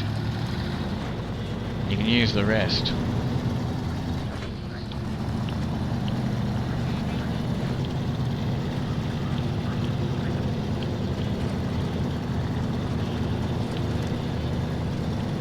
You gotta leave 10% in any service trailer or fuel trailer that's connected to a job or a contract. Task or a contract, and it'll accept it. So you can use the rest of the parts and the rest of the fuel.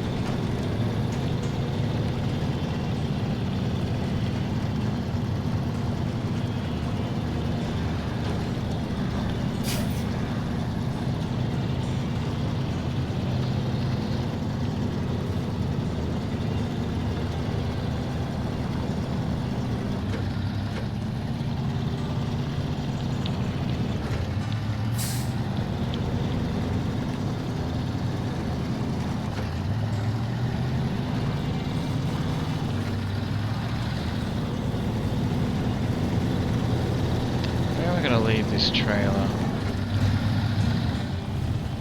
Guess I could just leave it here. Pick up later.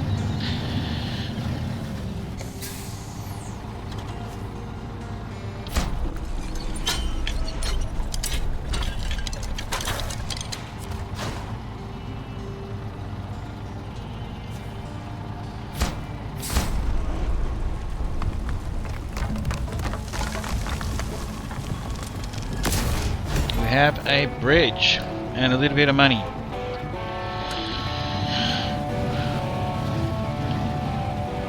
I'm just going to leave this trailer here to pick up later.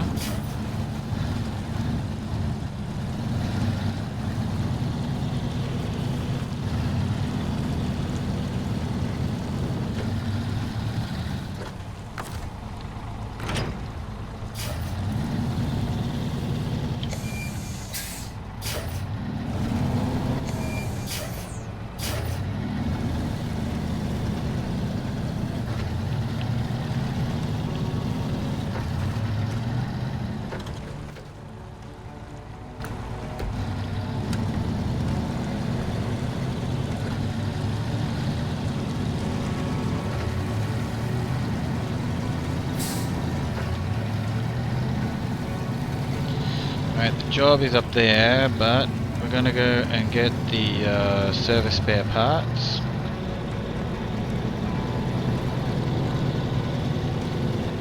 Hang on. Where was I gonna get the service spare parts? Yeah, from the warehouse. Yeah.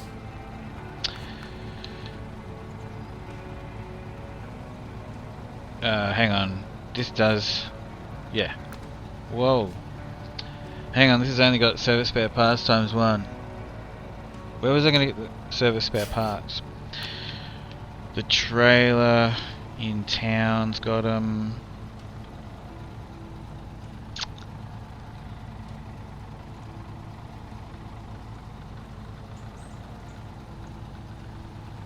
Right.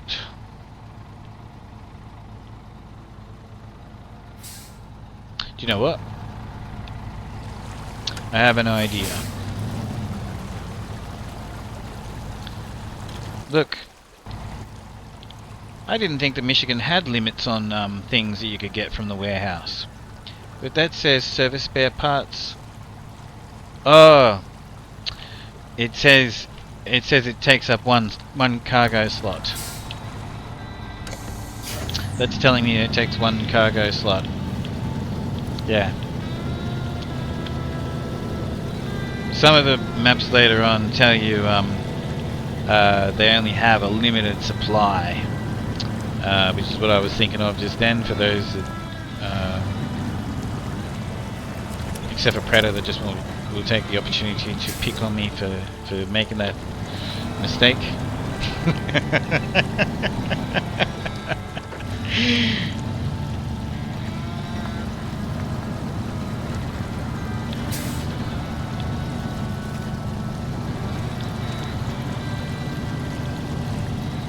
Yeah, there's none of that in Michigan, is there? Not at all? Yeah, right.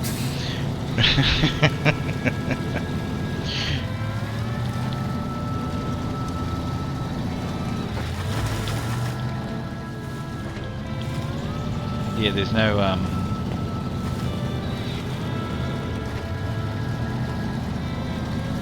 actually, I think doesn't one of the log stations run out of logs? Nah. Not in Michigan, I don't think. Yeah. What'd you say? You're helping, yeah. Didn't want me to drive around the map for no reason, yeah. But what I was going to do, like I had a plan B that I quickly thought of, was that I was going to go get a different truck to basically go get that trailer and just tow the whole trailer over and leave this truck, which has the crane on it, at the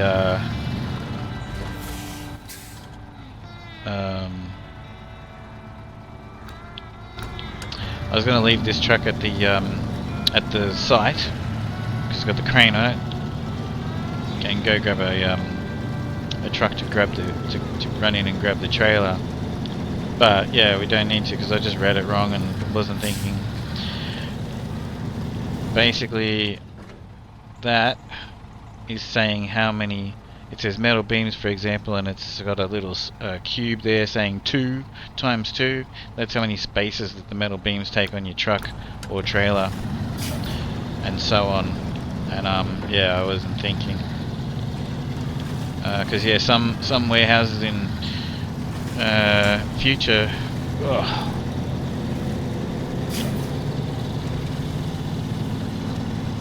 I think it starts in Alaska. I'm pretty sure that I know definitely in Tamir there's logs that run out at a certain place, but then there's other places where they just limitless. I think that in Alaska there's one place.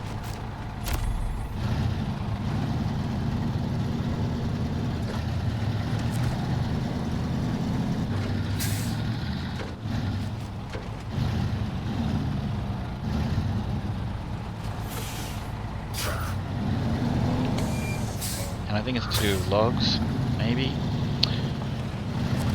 I don't know. I really look forward to running around Alaska again. Alaska is a lot of fun. What are we doing? Cargo. Service spare parts.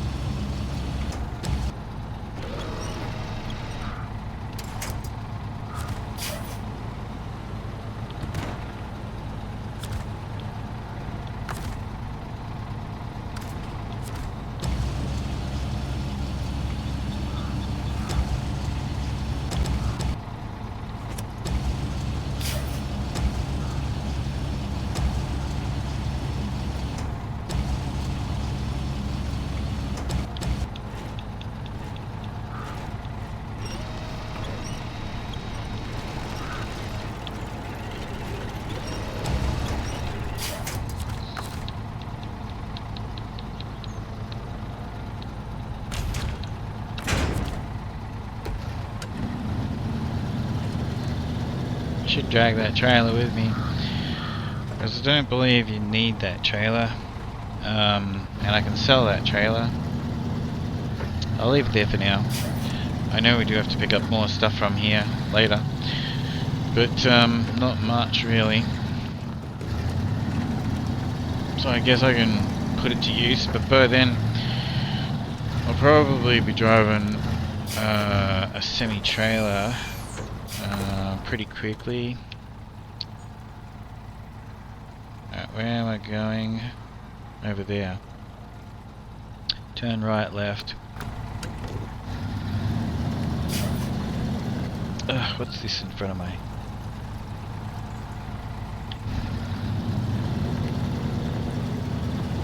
I always wanted the game to have a mini-map. But you know what, I actually appreciate the fact that it doesn't, where you gotta like look at the map and then remember where you gotta go. That's basically like, I mean, you know, every car and truck is pretty much gonna have a sat nav, or you know, it's gonna be on your phone or whatever now. But you know, in this kind of a truck, in this kind of countryside, you're gonna have to read a map, you know. So I do actually appreciate the fact that that they don't have a mini map. But when I first started playing SnowRunner, I was like, why don't we have a mini map, you know? And it used to sort of annoy me, but I really appreciate the fact that we don't. We actually have to look at the map and plan your, you know, your route, OG driving without GPS. Yeah, exactly. I learned how to, as a kid, you know, I grew up in trucks. I learned how to read a map, you know, and you know, get myself. I've got myself all around Australia. I've been in Europe. I didn't get lost.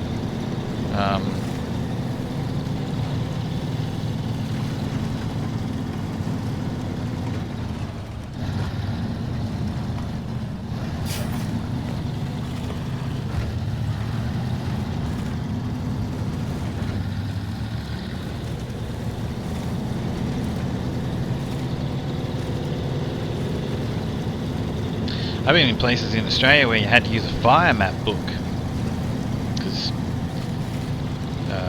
like the fire brigade in rural areas which are massive, like hundreds of thousands of hectares, you know, the fire brigade have special map books, and I've had to buy those for some of the places that I've been to in Australia.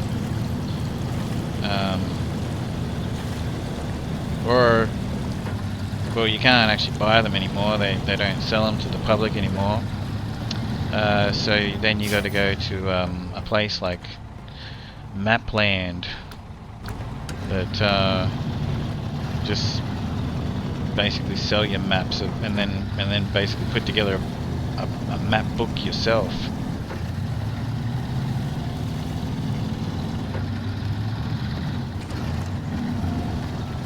Doing it again. I'm leaning over. How about I sit in my chair properly?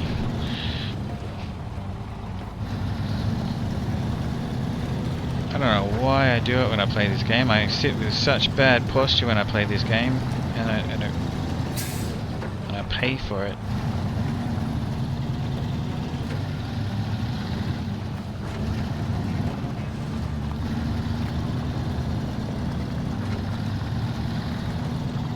I've got to fix my chair.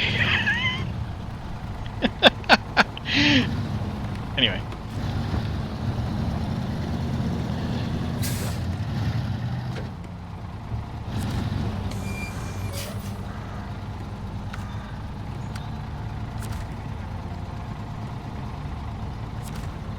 Yeah, no worries, brother.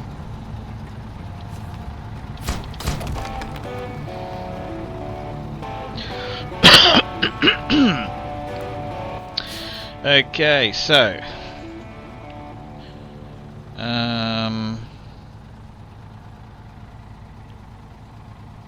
don't believe there's any other roadblocks, but there's plenty more to do.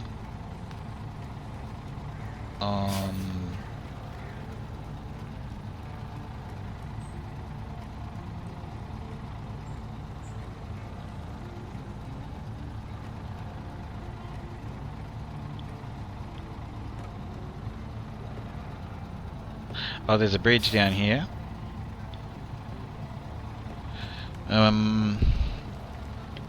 Pity I'm all the way over here.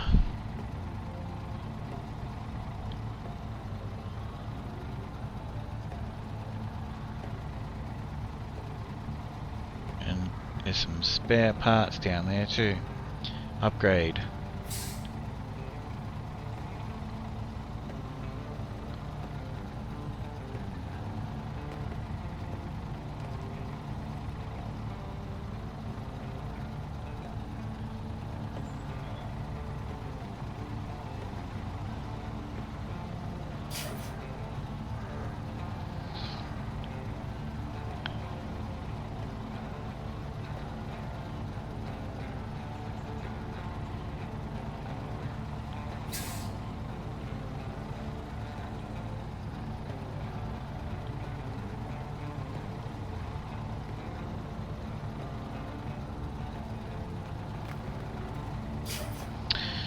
Alright, so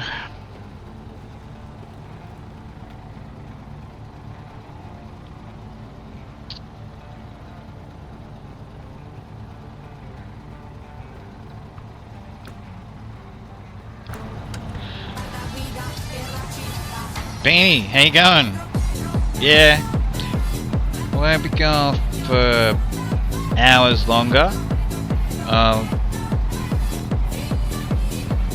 How you going, Beanie? But I'll keep going. I'll keep going for a bit. I'll go back this way. There is a... I mean, the best way to get to that upgrade is to come down here and go across. This is a terrible road, just here. Doesn't look it on the map, but it's terrible. I'll fix that bridge, which means I've got to go all the way back around. I have to grab some timber.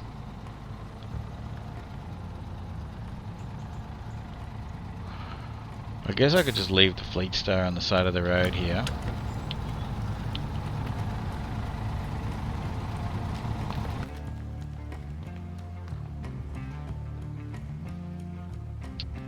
For the minute. Where's my money? Oh, 42,150.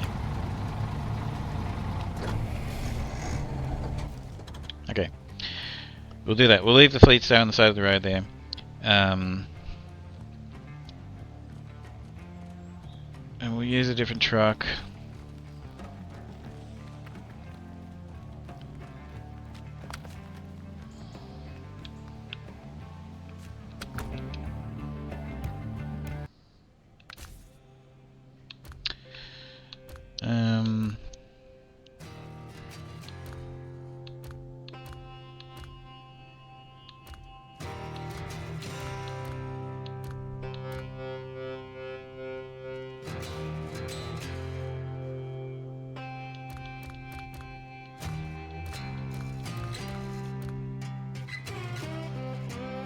This is a very cool truck. It's a bit overpowered for Michigan. Never fear, eye is ear. Always nice to see you, Beanie. This truck's actually pretty OP, but that's okay, whatever. I hardly get the chance to drive these vehicles, as I said, because I've always played on hard mode, and it's a DLC vehicle, so I don't use them, you know. It's pretty OP for Michigan, but whatever. I'll just drive it.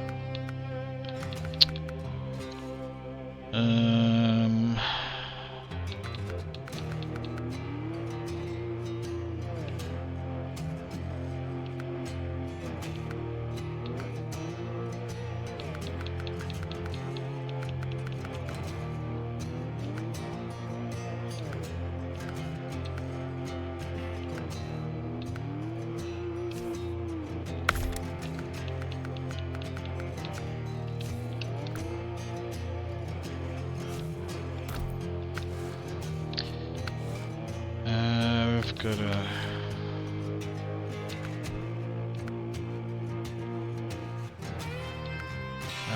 got that snorkel, yeah, interferes with something you put on the roof from memory. So you can turn this thing into a bit of a rescue truck. Oh yeah, okay, that works with that. It's got this, but then you got no crane. Does have... Alright, there's the crane.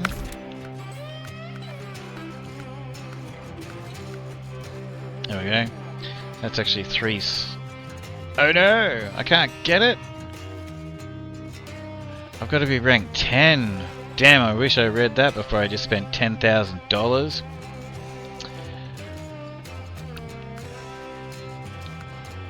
Damn. I mean, I can put that on there.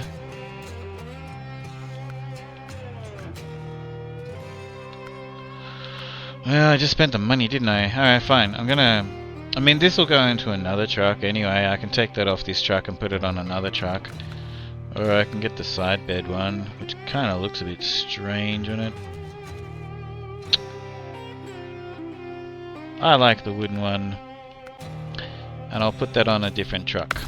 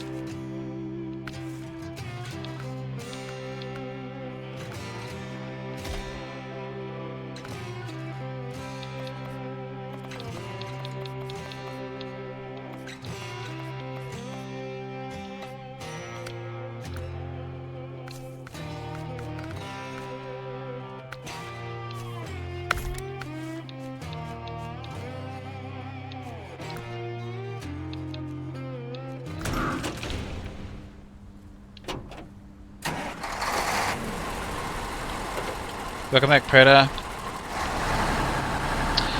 I basically just made a mistake. I figured I'll just grab a different truck out to just do this job. Anyway, as it turns out, I didn't actually realize this, but you've got to be ranked 10 to put the 3. I mean, it doesn't matter. I'm only picking up 2 slots of cargo right now, but obviously I had to go and buy that because I'd already spent 10 grand on accessories for it when I realized my mistake. And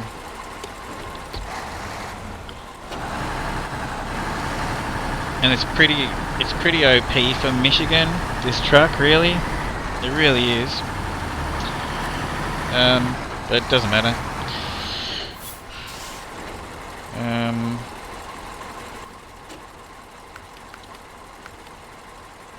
What am I doing? I'm going to go and fix this bridge, so I've got to get some wood.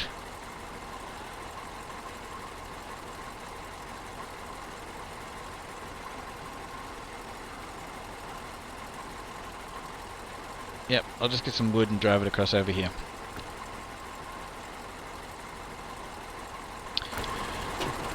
You think this truck is... I mean...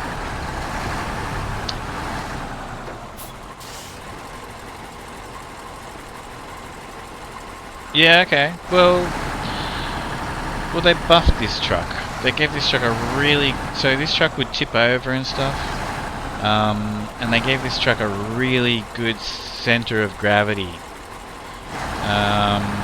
Compared to when it first came out.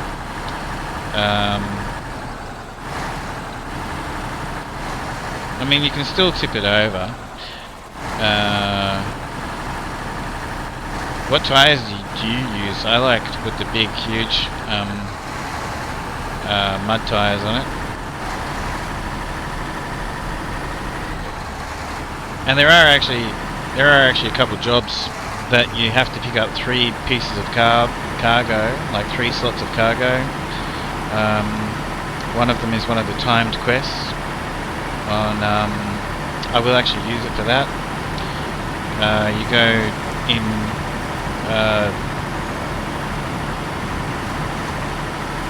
what's the next map called?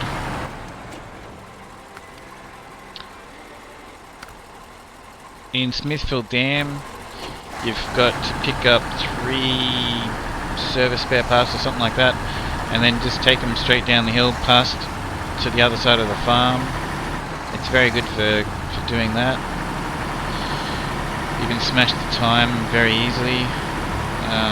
Get a gold medal with this truck without really worrying about upgrades.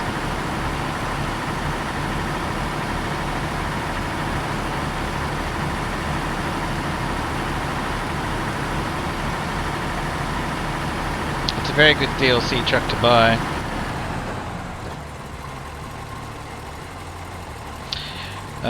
The biggest advantage of this truck for me is the 3-slot bed and roof racks. Yeah. Not the mobility. Yeah. I don't enjoy... I wouldn't say I actually enjoy driving this truck a lot. But yeah, it's got the 3-slot and the roof racks with all the fuel and some spare parts there. I mean, it's not like I don't like driving this truck.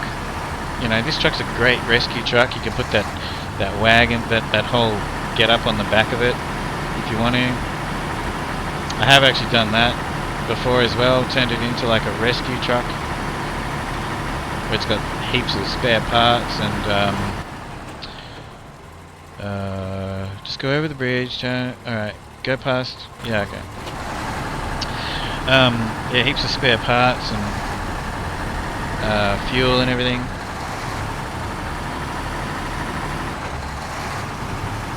When I first played the game, I remember that's exactly what I did with this truck. I didn't really like having the 3-slot bed because of the crane on the back.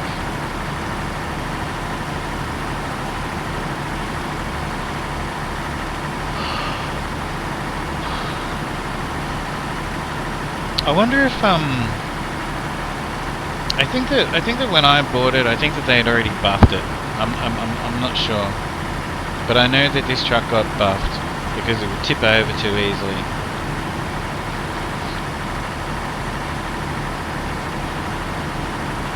So they gave it a better center of gravity.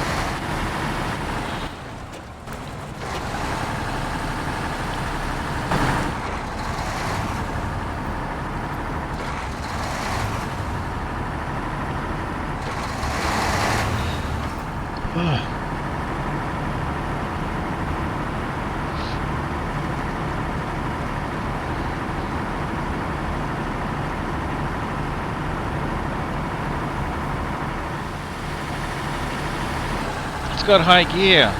No, it slows it down. Didn't even notice that. This truck's standard gearbox. It's got a high gear. It slows it down too much.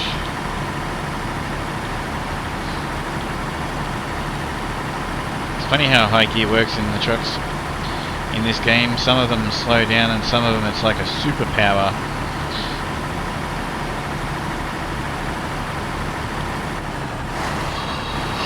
Oh, excuse me.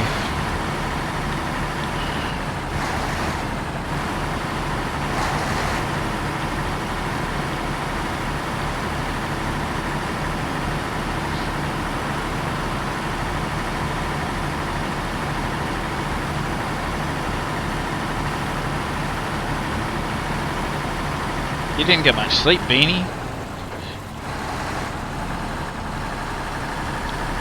I hope you're well rested, Beanie.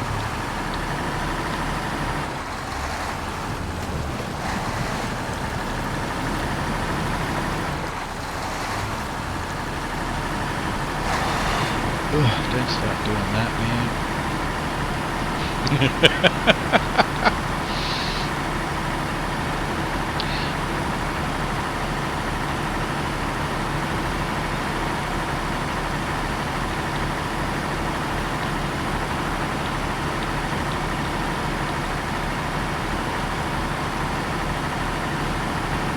Pick up my Chevy.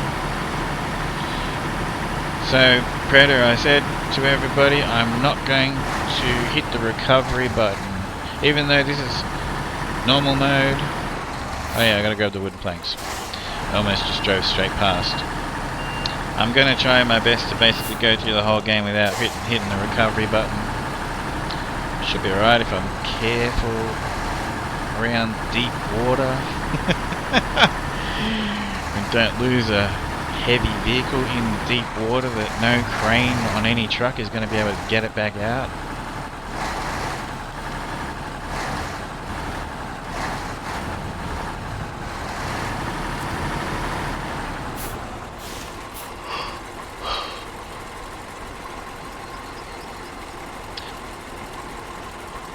It just means I got to drive sort of sensibly, you know what I mean? So I can't just drive crazy.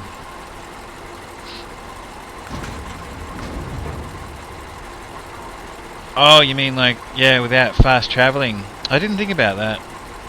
That means I got to drive everywhere, yeah. Where I can just simply like fast travel back to the garage. Yeah, maybe I might change my mind on that. Yeah. Yeah, exactly. Yeah. Yeah, that's a good point.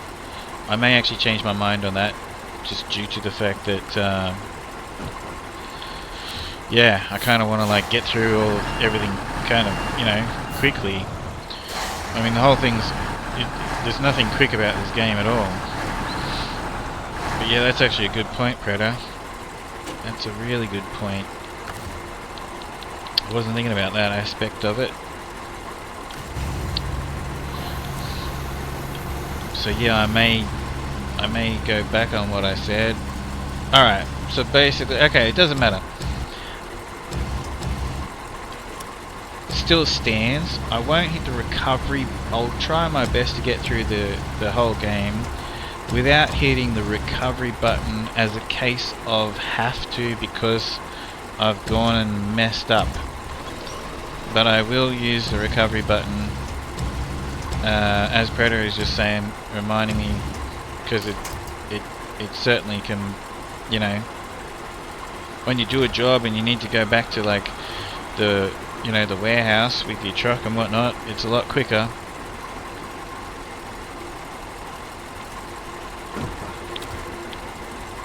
a lot quicker.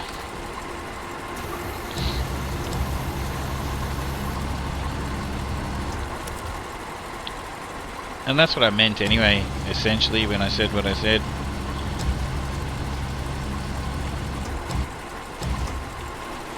You know, that I won't mess up.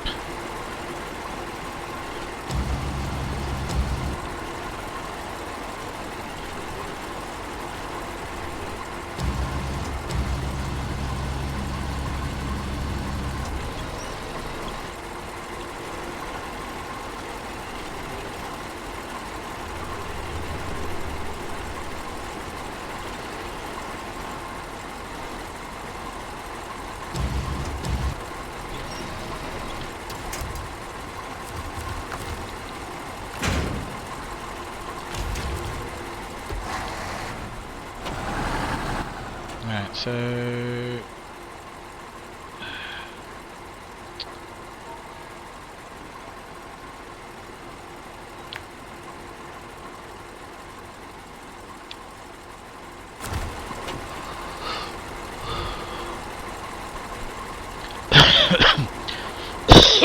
excuse me.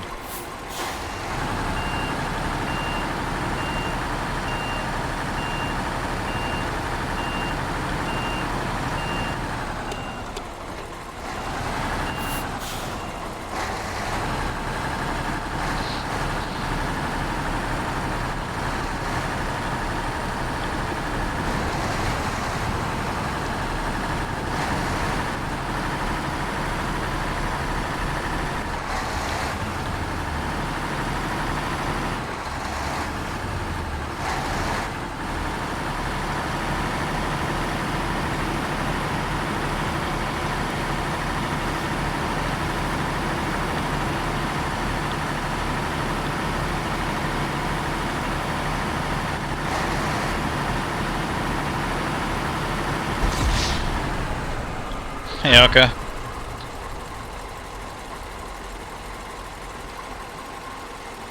Hundreds of hours, I know, man. It's going.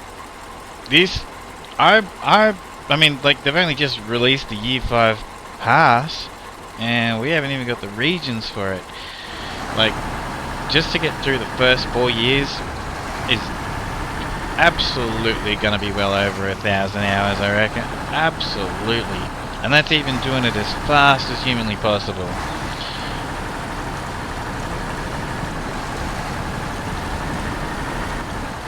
It's going to take some time. This mission, this expedition. You see that Saber Interactive? I'm advertising expeditions right there with my little... There we go, there's the race suspension for the Fleet Star. Beautiful. So that's another reason to fast travel. I can grab the Fleet Star, hit the recovery button, get it back to the garage to add the race suspension on it, put some bigger tyres on it. Now,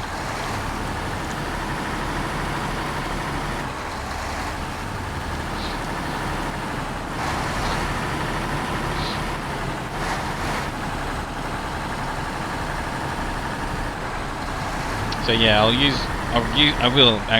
recovery for those kind of reasons, 100%, because yeah, otherwise we'll be here forever, which is exactly what I don't want.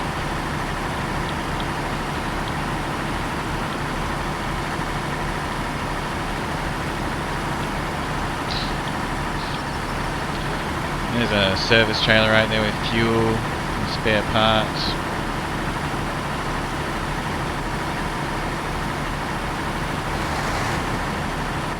This bridge is down here, right? Where's the bridge?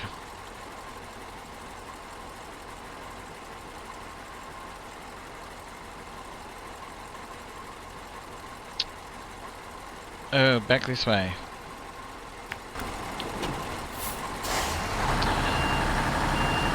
Actually, one thing about SnowRunner and Roadcraft does the same thing to you. The map, when you go to the map, it's always like, you know, it's always around, twisted around, like, I wish it would just be north. I mean, I like the fact that you can turn around and everything, but I wish that every time you went to the map that it would, and this is the same with Roadcraft as well. I wish that north would just always be north every time you click on the you know, to look at the map. But it's always sort of like depending on which way your vehicle is facing or something. I'm not sure actually. I've never paid attention to find out why it's not. But yeah, geez, it confuses me all the time. On SnowRunner and on Roadcraft. For, you know, when at first glance of it, always got to like figure out where the hell I am on the map. I have to hit that, do I?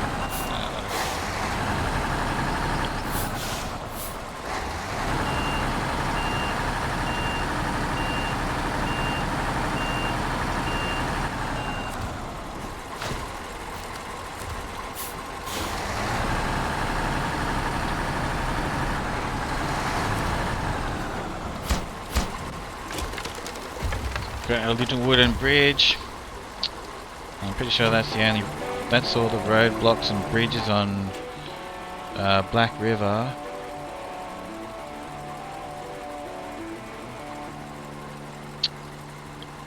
Yeah, that's all of the roadblocks and bridges on Black River.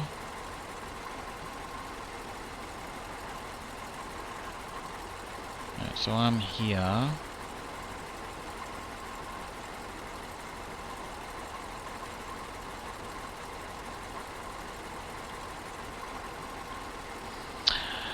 You know what I'm going to do? I'm going to take this truck over here and grab that. Oops.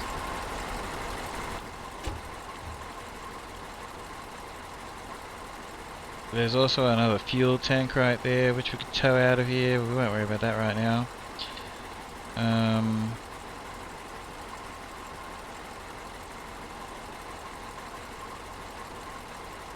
I'll go get that. Actually, and there's another one right here.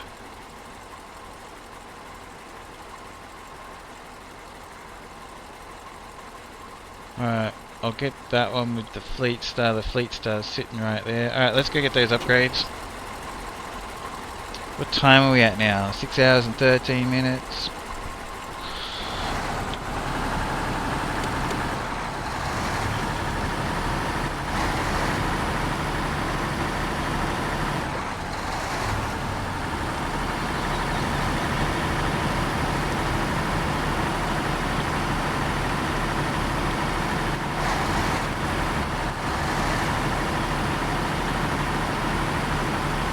See how long these two take me and I'll make a decision.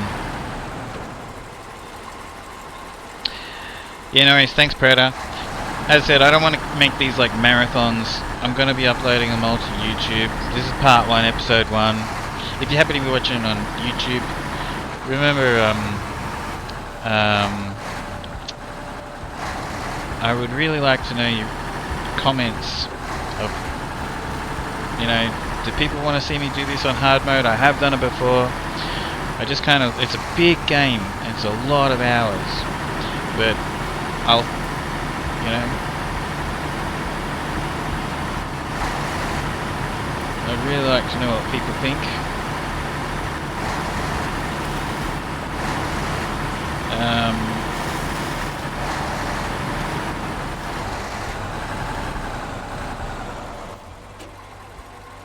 And I've already just taken the wrong...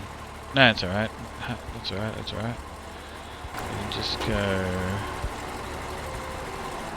on these little islands here.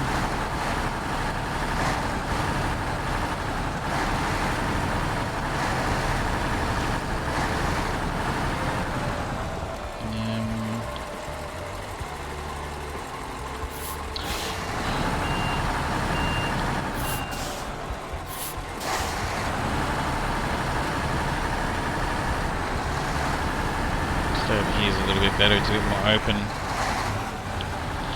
I'll message you later, Predator, if you can still hear me.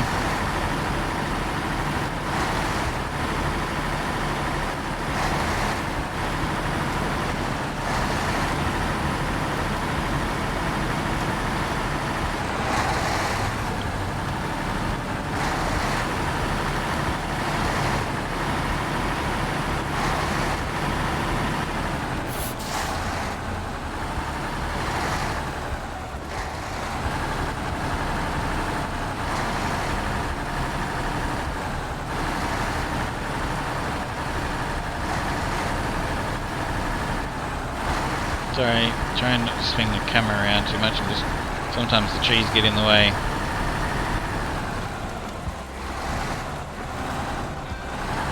I don't want to get stuck on that car. This SnowRunner gearbox. Is that for cars or scout vehicles or yeah, okay, that's for the scout vehicles. Anyway, that's still cool.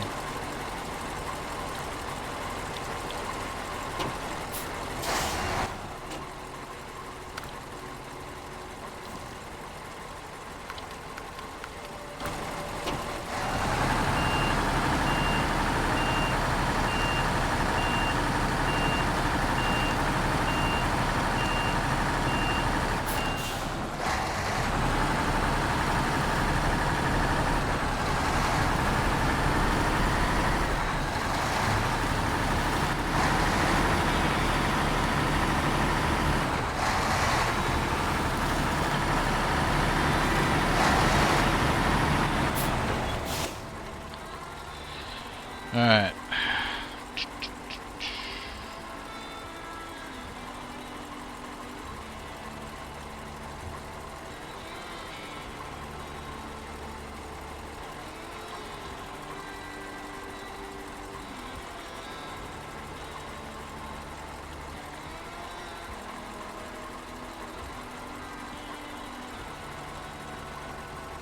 You know, I reckon it'd actually be probably faster to use this truck to go and get that other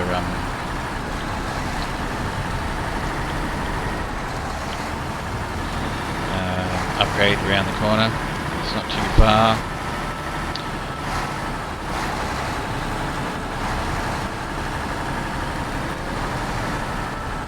I can show everybody what I meant by this particular little bit of road here.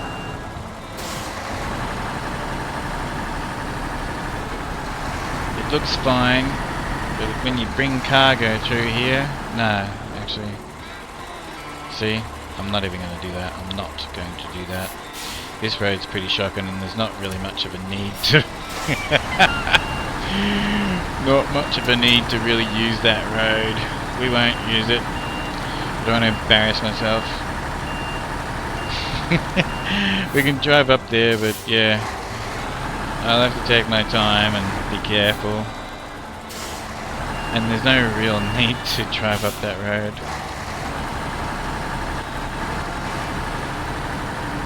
You can just avoid it the whole game.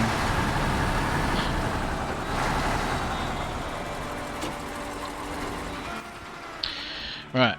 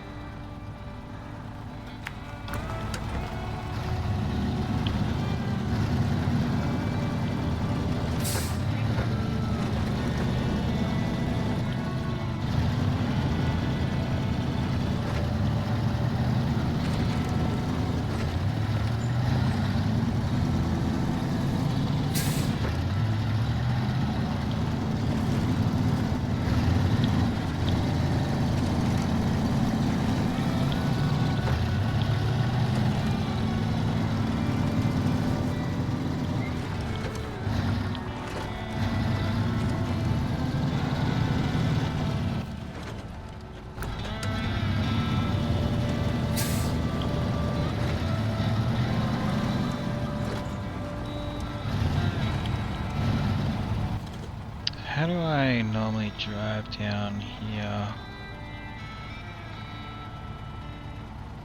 Maybe it's through there.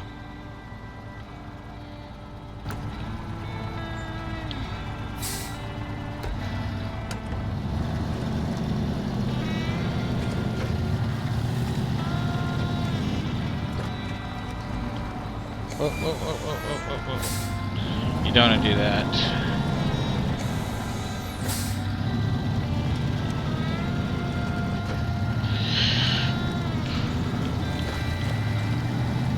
This is pretty flat. We could hug the shoreline here?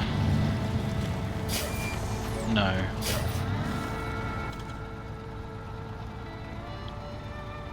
No, we need to be over here.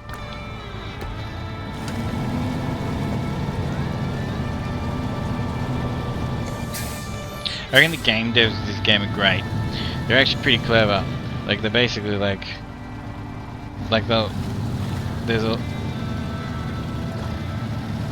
it's a sandbox and there are multiple ways to do everything, but they've definitely make a lot of the obvious choices are just terrible. Like, you know, they seem like the most obvious choice, and then, you know, 4 hours later you're doing something that you thought would take 10 minutes.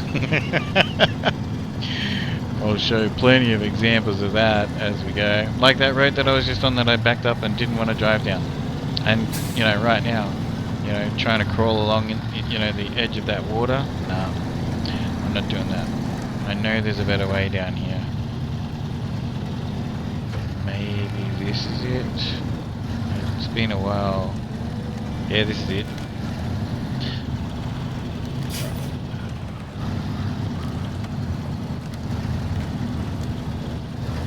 Yeah, this is it.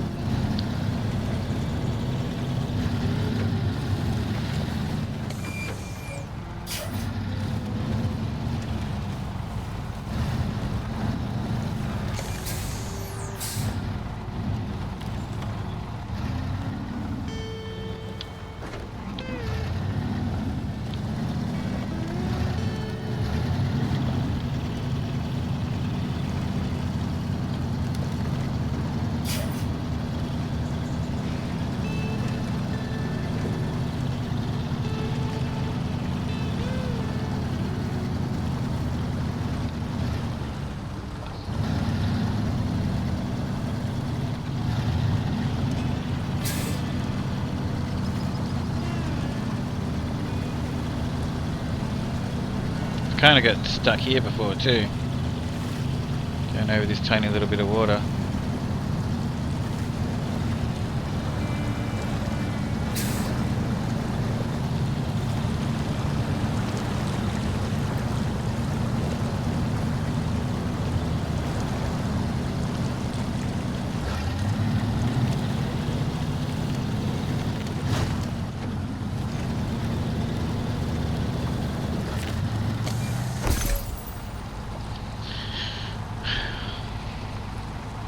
A better engine for the GMC Brigadier. The other truck that was that first truck we found, the Plaid Buddy. International Loadstar, the Chevy Kodiak, cool.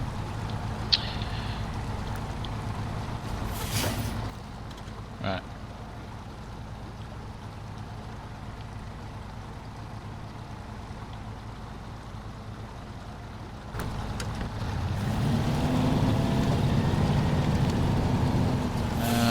Anyway, this is the point where I actually will do that. I'm gonna go and just take this back to the garage now. We have a better engine. Okay, we haven't got the most powerful one yet. We got a better engine. We haven't got a gearbox. We've got race suspension for it.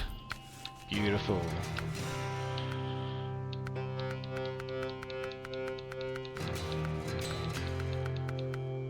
So we can bigger tires on it. What am I using? Alright.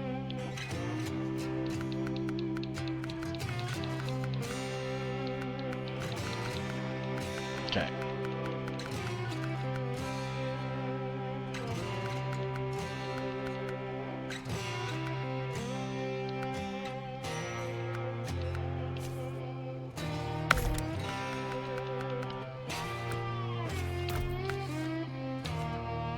Haven't got a better winch.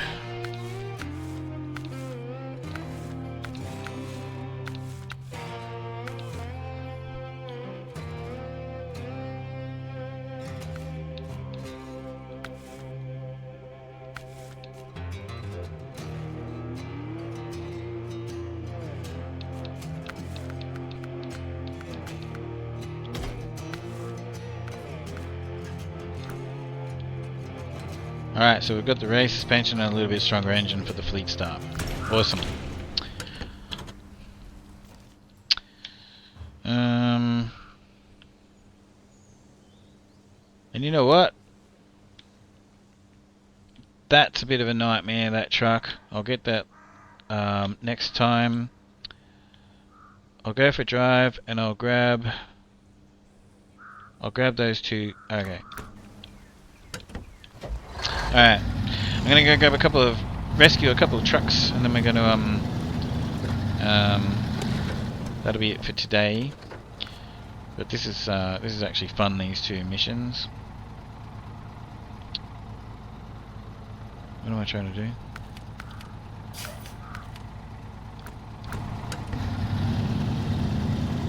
Ah, I forgot to grab the flashing light.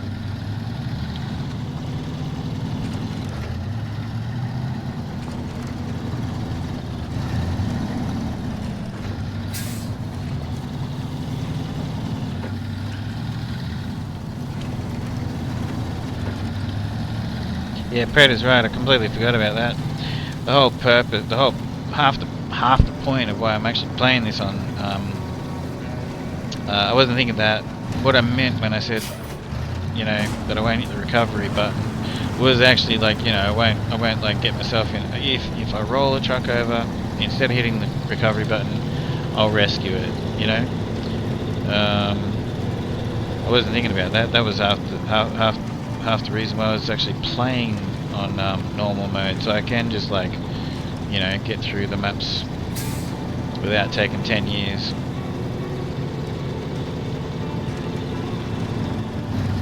And a big part of that is being able to just go straight back to the garage to get on with the next job when it's convenient, instead of just driving back like, you know, instead of just driving all the way back there like I would have just then, which is pretty hazard free.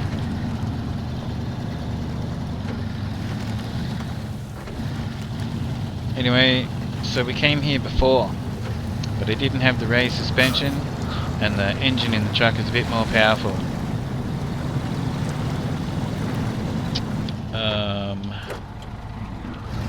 But it's not invincible because we haven't got the best tyres yet. But we can definitely stay over this side now, which is what you need to do.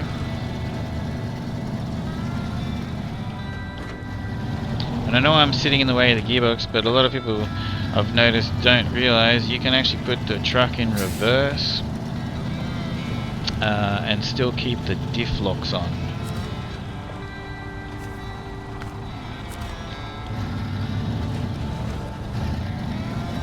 Can't see that right now because of where my camera is, but yeah, right now I've basically like moved it. Can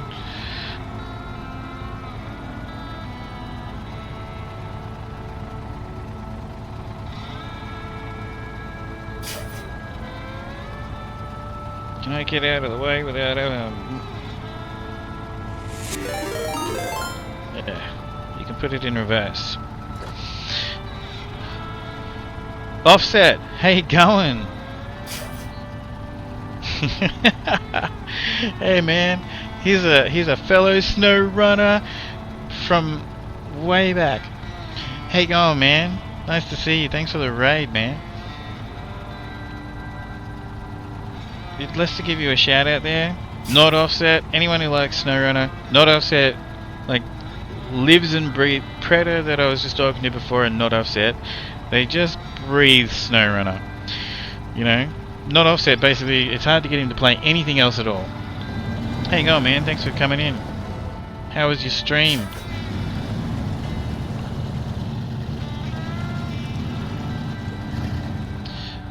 I purposely watched ads before I raided and still got put into another ad. Really? That doesn't make any sense. It was good? Oh, wait. How was your stream? Oh, it was good. Oh, it was good, was it? Oh, it was good. Hey, Killer Cam, how you doing?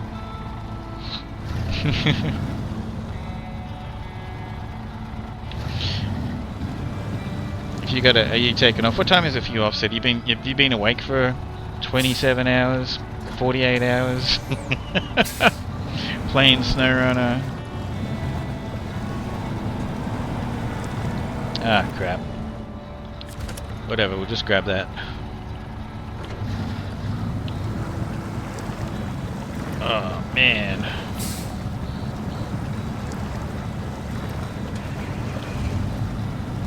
Should get out of there.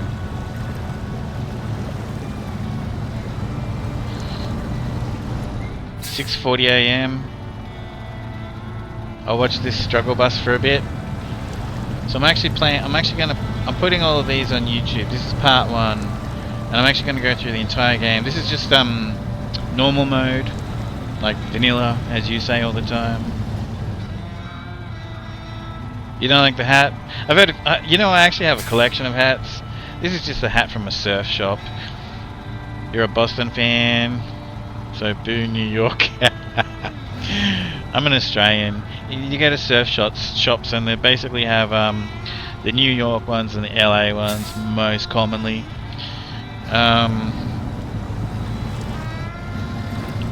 I like baseball, but you know, I can't tell you much about who would be on any teams or any, like, I actually prefer baseball over cricket, you know. Cricket's the Australian and Indian and Pakistani and English, you know, sport, bat and ball sport, but yeah, I actually like baseball more. But it's just not a national game here. Although my dad, years ago, I remember my dad was actually working with one of the with the guy that was on the Australian baseball team. I was a kid.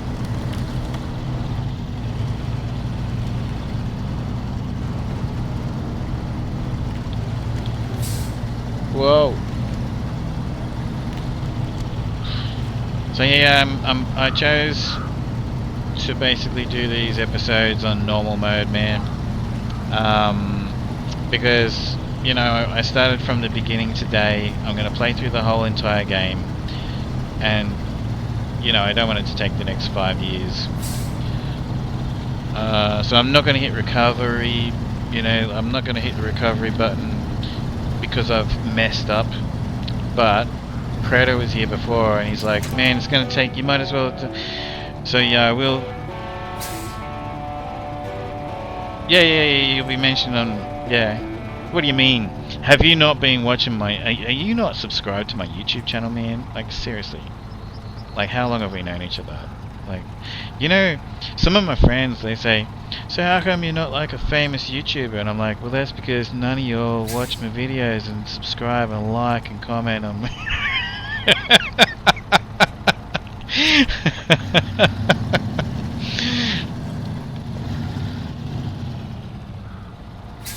You watch documentaries on? Yeah, I do a lot of that too. But, you know, I do actually go to, I've forever gone to YouTube for guides on games and all that sort of stuff. Anyway, so this is going to be like a story, really. The SnowRunner story. We're going to play right through the entire game. I'm probably only going to go and grab that other truck because I don't want them to be like, it's already 6.5 hours. I don't want them to be like 14 hours and stuff. I mean, they'll always be there, and you know, people can pause and go back to where they're up to and all that sort of stuff on YouTube. It's good for that, you know what I mean? But still, I have to upload it and so on, you know. So I'm actually probably going to go get this other truck, and that'll be it for part 1, I think.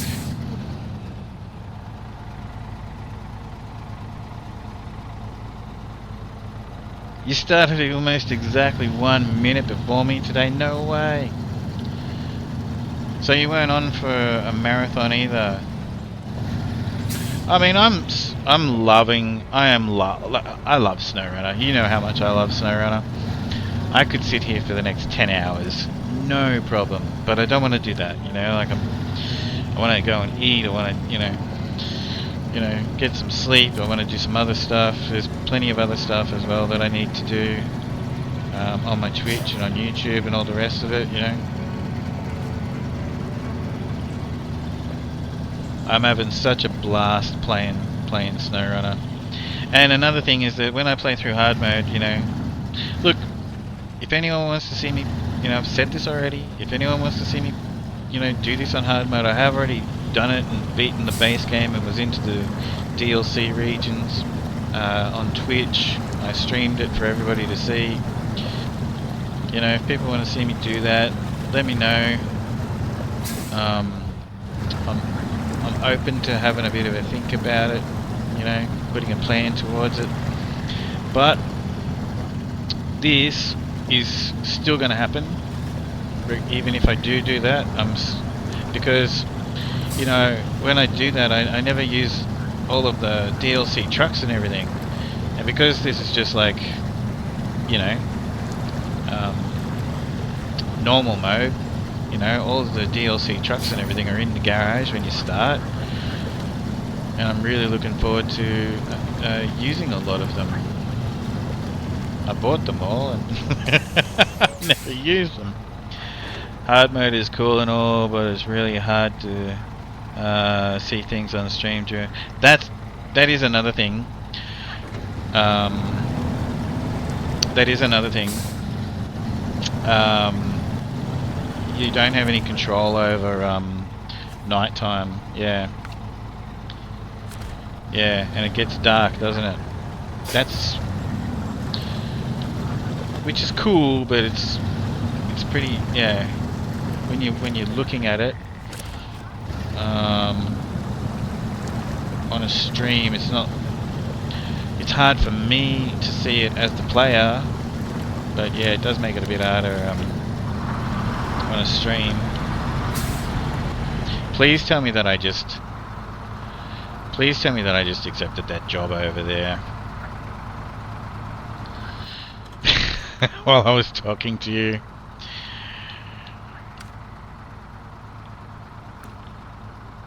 Drowned highway truck. Yeah. Cool.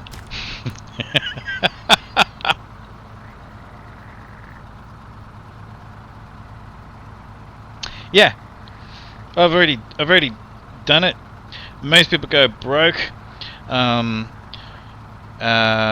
yeah, I went through Michigan, Alaska, Tamir, and I was working my way through the, you know, the DLC regions.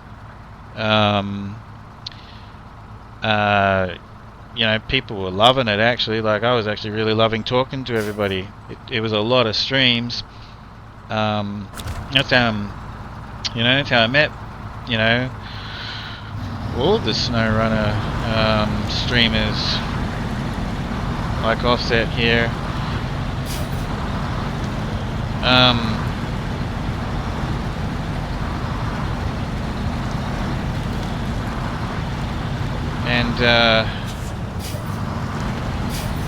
Even though, so I'm not going to do auto loading, even though this is normal mode. I'm still going to load the truck, as you know, you guys have seen. I'm still going to load the truck with the crane and that.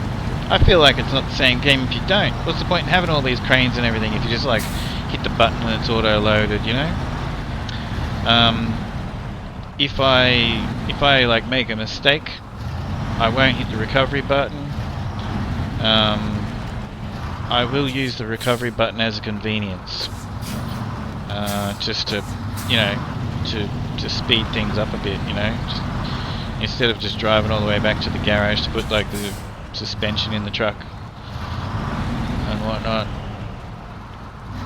Where am I? I've missed the talking, and I've missed the this little thing here. That's alright.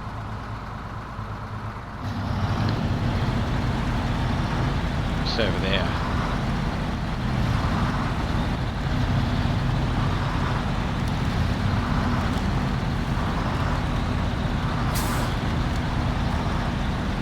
Yeah, Offset watched me do hours and hours and hours. The starting of hard mode, didn't you, Offset? The starting Chevy pickup truck can actually bust out its headlights and yeah, it can get, I know. That used to annoy me when I broke the headlights in the Chevy, and it would be night time. And what I started doing was when I needed to take a quick break, I would always I'd be like, alright, next time it's night time in the game, I'm going to take a quick break and make a cup of coffee or whatever. You know, go to the bathroom and all that sort of stuff. I was kind of like organising my breaks, you know, around night time so that I could break up, you know, grab a drink and stuff, and because I love the fact that you've got the whole around the clock day. Hey, Mr. Old Dag. I love the fact that it's got the weather and the, you know, the night time and all the rest of it. But it's also great that you can skip it if you want to on normal mode. And then you got all the options in like a custom game, like New Game Plus. You can make like daytime 100% of the time. You can make the nighttime longer, the daytime longer.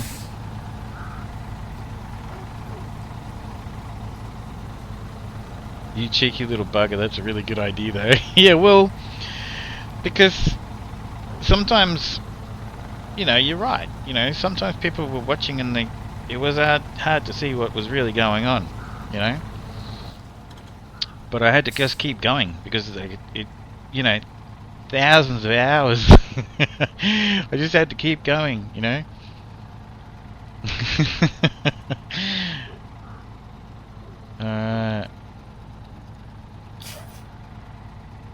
So we might as well just take it to 7 hours.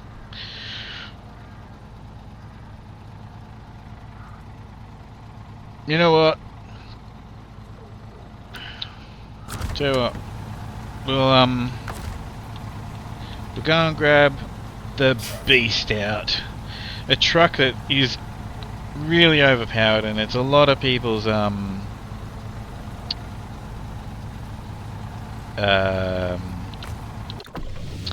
it's a lot of people's like crutch or like safety blanket, you know, in this game.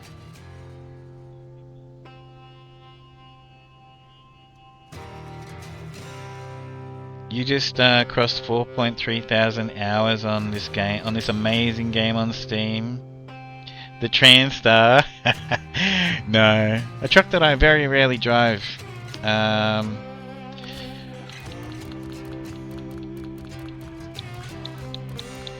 Yeah, no, I look, I knew it was probably going to go a bit over time today, Mr. Old Dag, like, because, you know, it's the first sort of like, oh, well, I don't really have the money for all that.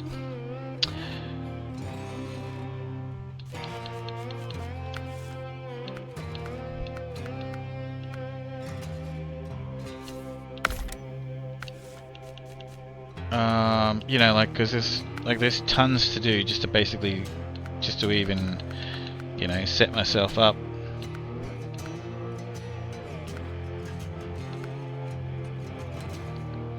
$9,000.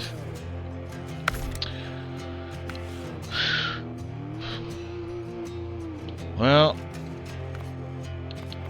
we're not going to be putting all the options on the truck, that's for sure. I'll just take it like this.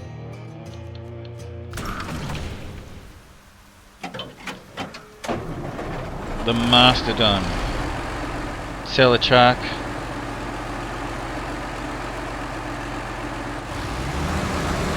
Yeah. I mean, I'm only going over the hill. Should be right. Should be right. We'll do it like this. We'll do it like this.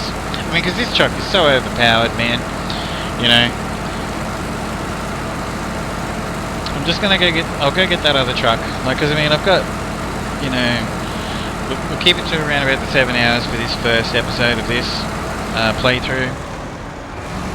It's almost 6 AM. Yeah. Yeah, it's nearly 7 PM here. On the east coast of Australia.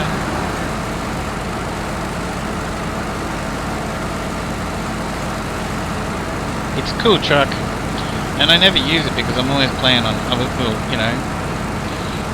But I'm not going to use it like all the time. Oh wow, this thing's actually struggling to get up the hill there. Okay, I didn't know it was going to do that with this engine in it.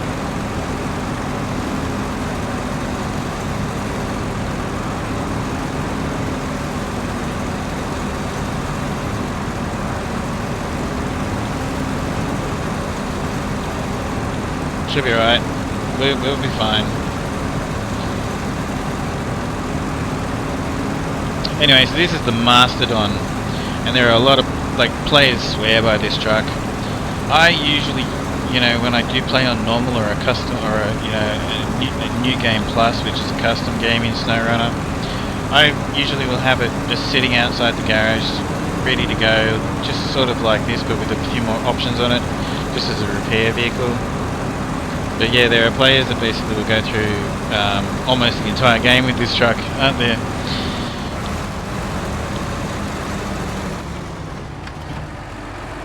So the Kenworth last night with the first engine wouldn't climb this hill here. I was laughing. Oh really? Sea beast. Oops.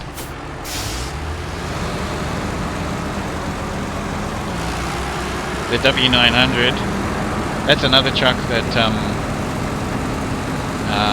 a lot of players will they'll drive this in the Kenworth. Is it called the W900 in this game? What's it called in this game? It's huge.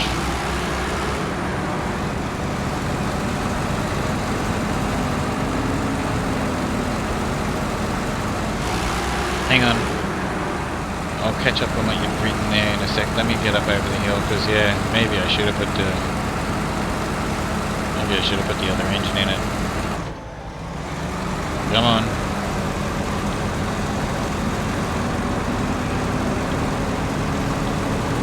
I hope I don't regret not putting the other engine in it. Or one of the other two options.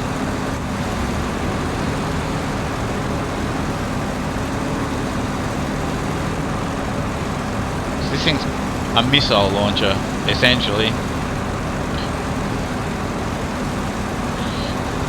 The interior is pretty cool. You can't really see it, but there's the other window over there.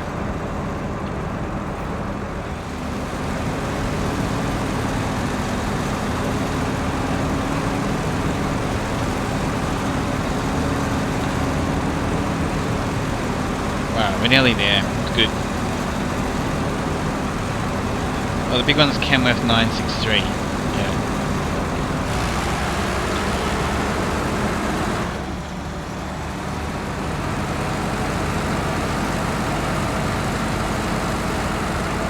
That's a cool truck.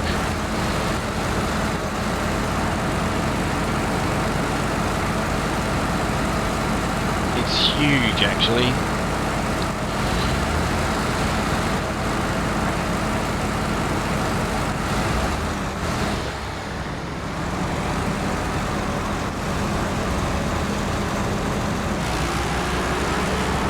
You know what? I didn't actually... So what's this thing got as far as snorkels go, standard? I think the air vents are just beside the windows there. Pretty sure. Should be fine.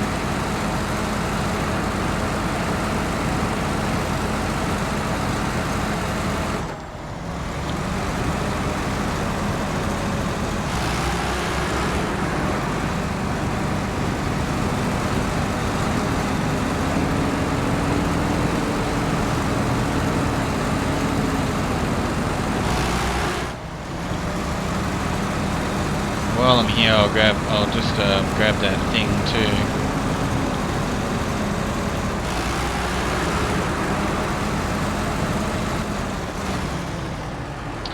The drainage thing. Got to inspect them. There's 3 of them.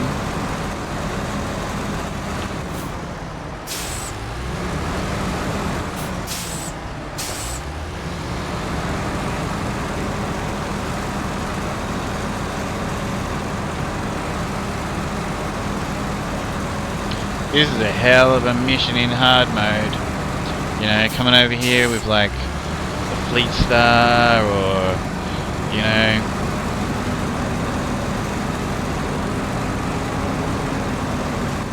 it's fun, but oh my gosh, you know, you've got to be careful and you've got to,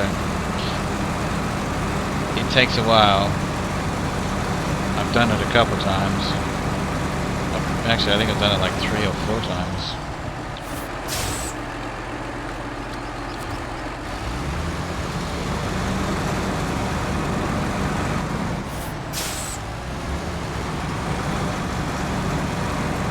Come on! I don't know, it must have something over on the side of the truck there. I'm trying to...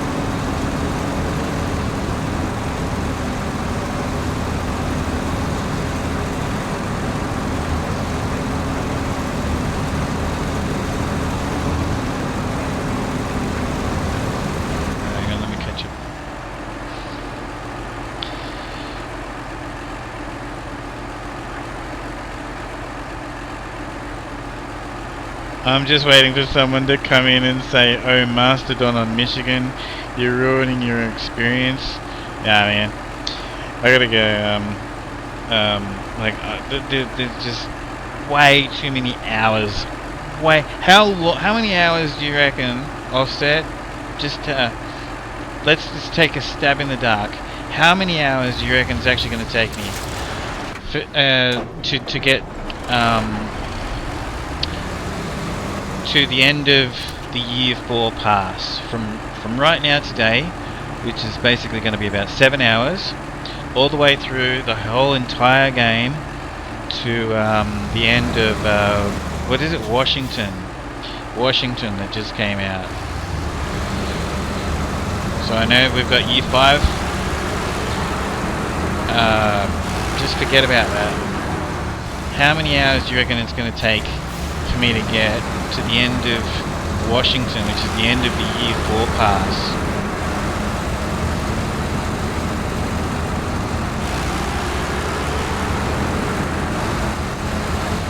Sea beast behave.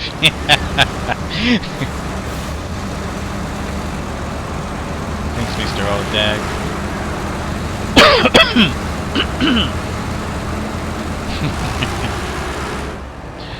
Amur is nearly 100 hours. Yeah, there's quite a few regions that are 80 to 100 hours, I reckon. Because I'm going to use one mod, and all it is the little radar on the dash, you know.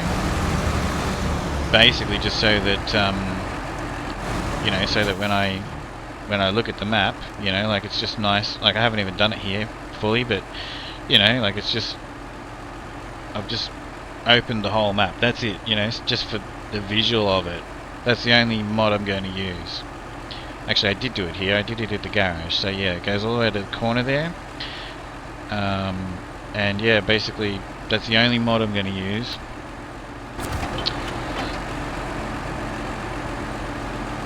No, 250 to 300 hours. Then I'll show you in a minute. Let me drive this to the farm, and that's what I'll finish the stream on. We'll have a look at it. Might be a good thing to like even have like a, not a bet or anything. Maybe we could do like a poll on it. There's currently 19 regions, is there? That's what I was going to count. You reckon 1,500 hours? It's going to take some time. Yeah, I'll show you Mr. Old Dag.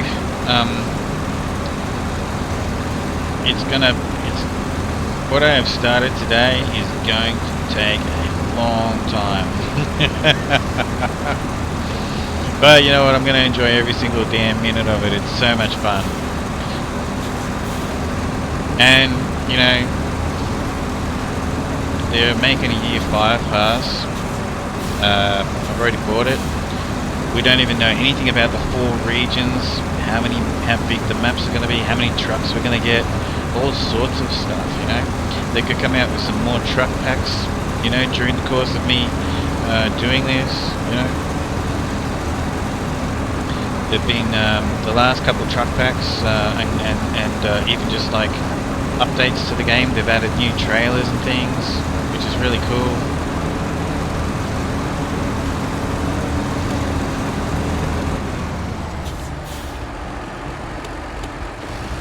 Oh.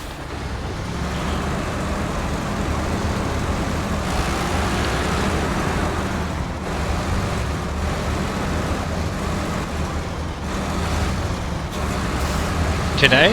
Yeah. Yeah, sure, I gotta go grab something to eat.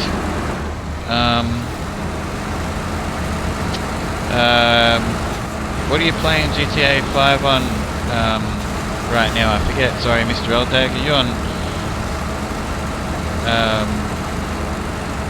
did you say before something about Xbox, or are you on PC? What are you on GTA 5? You're on Xbox Series X? Yeah, okay, cool.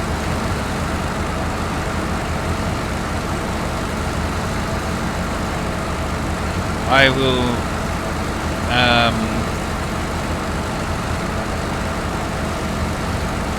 message you a gamer tag I've got it in mate 379426 gamer tag, but there's actually a different one that I'll jump on. On the Xbox for sure.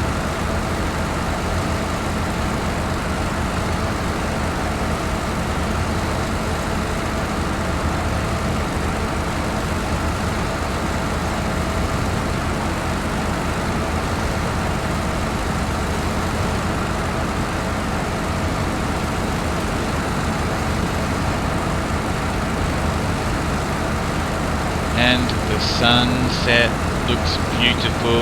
What a good way to end today's episode. I wonder if that Not Offset guy's streaming SnowRunner right now. Might be able to raid him.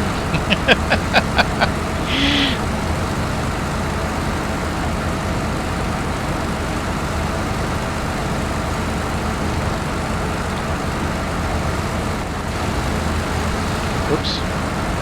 Which way are you going?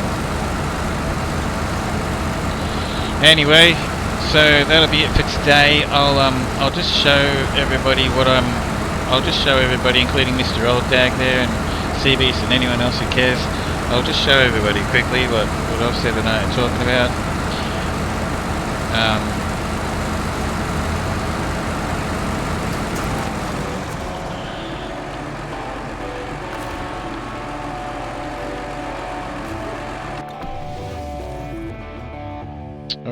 So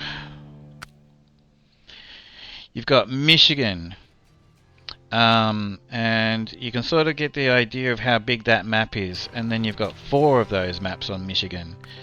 Alaska's got 4 maps, and Alaska's all snow. And Alaska, I think, is a lot of fun. I really don't think Alaska's difficult. Michigan's supposed to be like the I think Michigan's got a few challenges, like Island Lake and Drummond Island definitely have some challenges. Even parts of Smithfield Dam and even parts of Black River, they all have challenges. Tamir has 4 regions, same thing, big maps, except for the Rift. The Rift is a bit smaller, but the mud is a lot more dense. It's annoying. The mud is actually annoying. Like your whole truck sinks in underground. And then you got the Kola Peninsula. Insane. It is so hard. It's snow and iced over water, like lakes, and it's only got the 2 regions, but it's insane. It's definitely one of the hardest ones. The Yukon, I think, is fun, but the mud is like it's only got 2 regions, but a lot of players think the Yukon is the hardest. There are a lot of players that I've spoken to that they actually regard the Yukon as the hardest. I think it's a lot of fun, the Yukon. You got Wisconsin, that's loads of fun. It's a little bit more relaxed, Amur is insane. It's got I think it's got the most amount of jobs and missions. It's got 4 maps. We basically will be putting a rocket up into space with all the jobs that are on that map, which is really cool. It's like, but it's stupid hard. Basically all the players said that, please give me cock. damn it, that scared the crap out of me. It's cock. It's in English, but it was not cola, it was cock. It was cock. It's cock actually, right? Please give me cock. Oh, please give me cock. I want a cock. Please give me cock. Cock, and ask them the price of cock. How much is this? Eddie, how you going? Oh my god, that scared the shit out of me, man. I appreciate you, Eddie. Anyway, that's going to take a long time. And that truck that I was just driving, I will use that a lot on because otherwise I'll be there for a long time on Amur. The Don region, you get it's got some, that's very tricky. It's only got 2 maps. There's a lot of it that's pretty cruisy, but that's another one that's some people think it's one of the hardest ones. Maine is insane. I love it, but that's actually insane. I actually think that I've done it a couple times just because of how much of a fun challenge it is. You've got to you're in the middle of nowhere and the whole place is just destroyed. I guess that's the theme of most of the maps. But yeah, Maine is Eddie.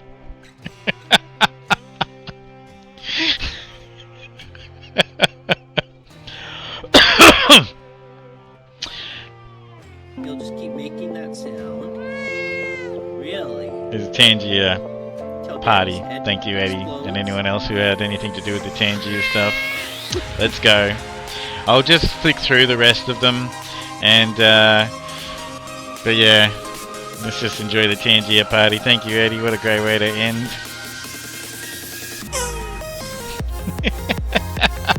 These parties are wild. I've said I've sent you this. You need to add it. I've sent you my link to Tangier.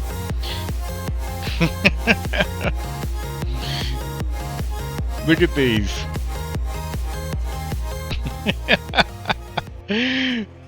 You're a champion, Eddie.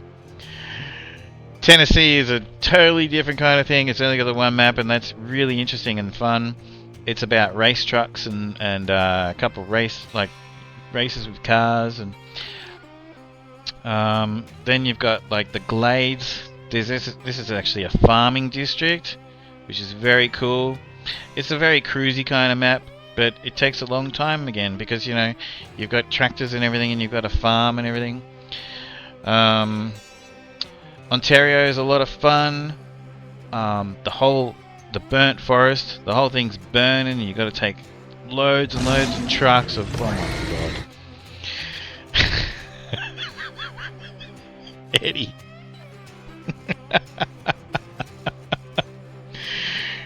Eddie's just gonna. I'm gonna like speed talk. You got British Columbia. Very, very pretty map. Love it. Can't wait to get to it. Scandinavia, same thing. Very, very cool. And then they as they went along and they kept making more and more regions, they started to add more things that make it more difficult. Like you can be driving around on the edge, and the road will give way in certain parts, or you know, you might have to go into like a quarry or a mine, an open cut mine or something, and the same sort of things can happen to you and whatnot. So you got to, you know, there's a lot of hazards and stuff that they started adding as they progressed, you know. And the Almaty region in Central Asia, similar to, you know, what I was just sort of saying about, like, you know, Scandinavia and British Columbia. Austria is just fun, and Austria is I think it's just fun, and it'll still take many hours to complete, but you know, and that's a farming region, and they improved the farming and everything, which actually means that it's like in the Glades, it's actually really a lot better now to go through it than what it was when they first brought it out. Quebec is another one where they were like, alright, you want something hard, we'll throw hard at you, you know? So there's another one that'll be a challenge.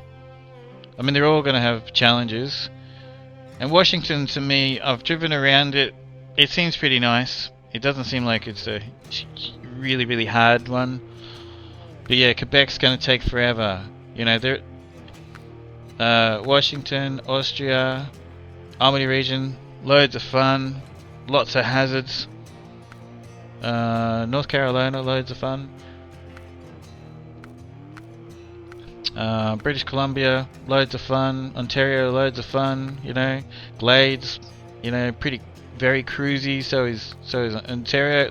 Probably the two easiest ones are, apart from Alaska, are probably going to be like Ontario and Glades, but they're just going to still take hours.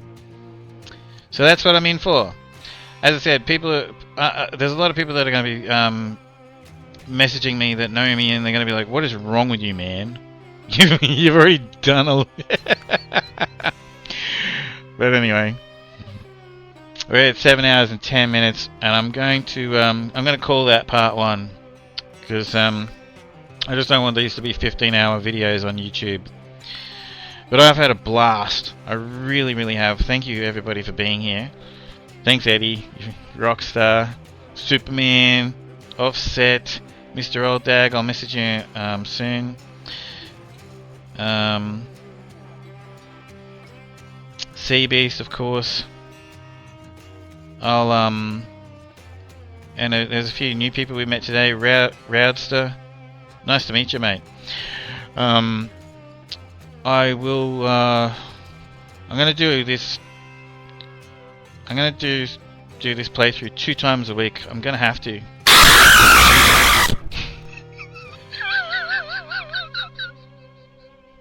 That was so loud. The sound hit me before the video did.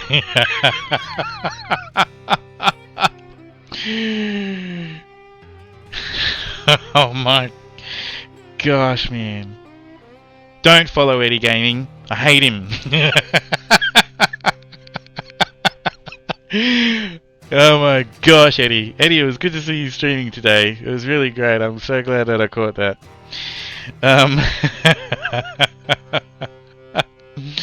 Yeah, no, I'm glad I didn't have anything in my hands.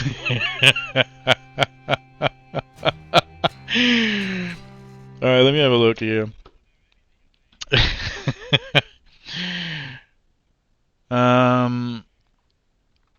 I will be back in a couple of hours or in a number of hours. I'm gonna go get some food. I might actually end up being back like in 8 hours from now or something like that if I'm gonna go and get some food, as well as go and spend a little bit of time on GTA 5 with Mr. Old Dag there. And I'll probably just get some sleep because I want to get back into my normal regular sleeping pattern. It's important. So that I can do this stuff that I want to do with my streams and with YouTube and everything. Hang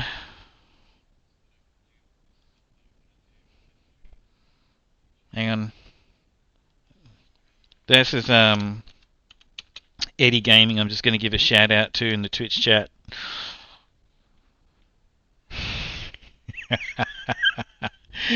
Let me please follow Eddie Gaming. He's a great guy.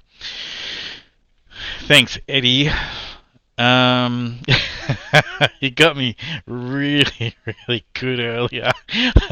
I nearly got airborne out of my chair. Let's see who is.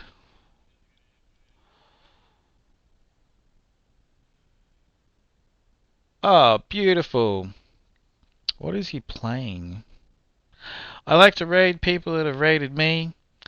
And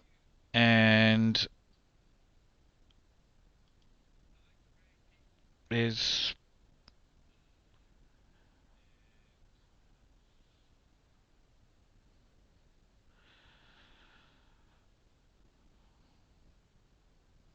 hang on, that doesn't make any sense.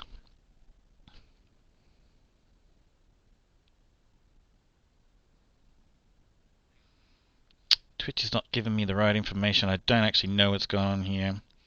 Anyway, I'll make a decision. Let's see.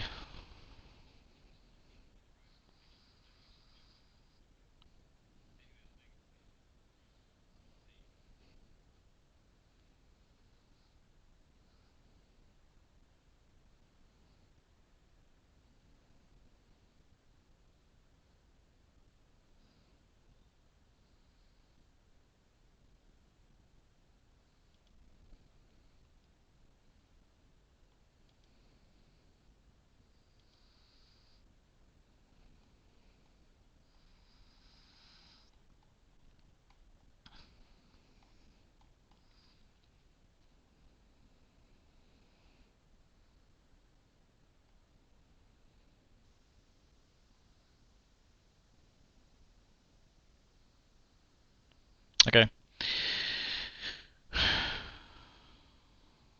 There are a couple people on that have rated me. I'm going to just go and choose one of them. Thank you very much. No, I am not going to ban Lester Cress. Lester Cress is brilliant.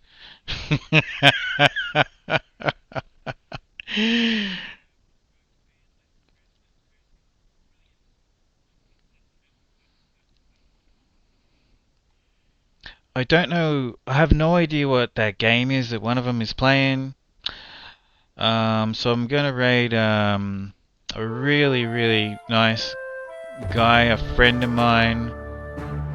Exclamation point join if you want to join in the Tangier dungeon raid there.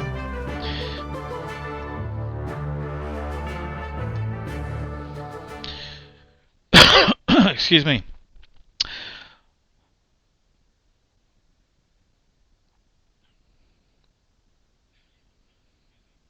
Yeah, I have no idea what. Anyway, so this guy's a great guy, and he's always he's rated me a lot actually. Where to go?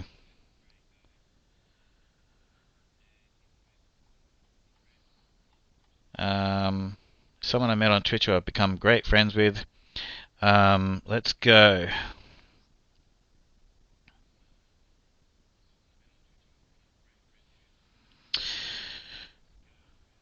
He plays a few games. Currently he's on Forza. But that doesn't mean he may change. But anyway, we'll go and see what they're up to.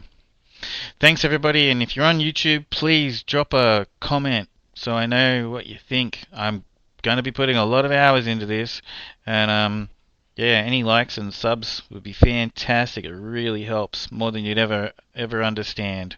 I appreciate you all for being here, and I'll be back sooner rather than later. I'll catch you later.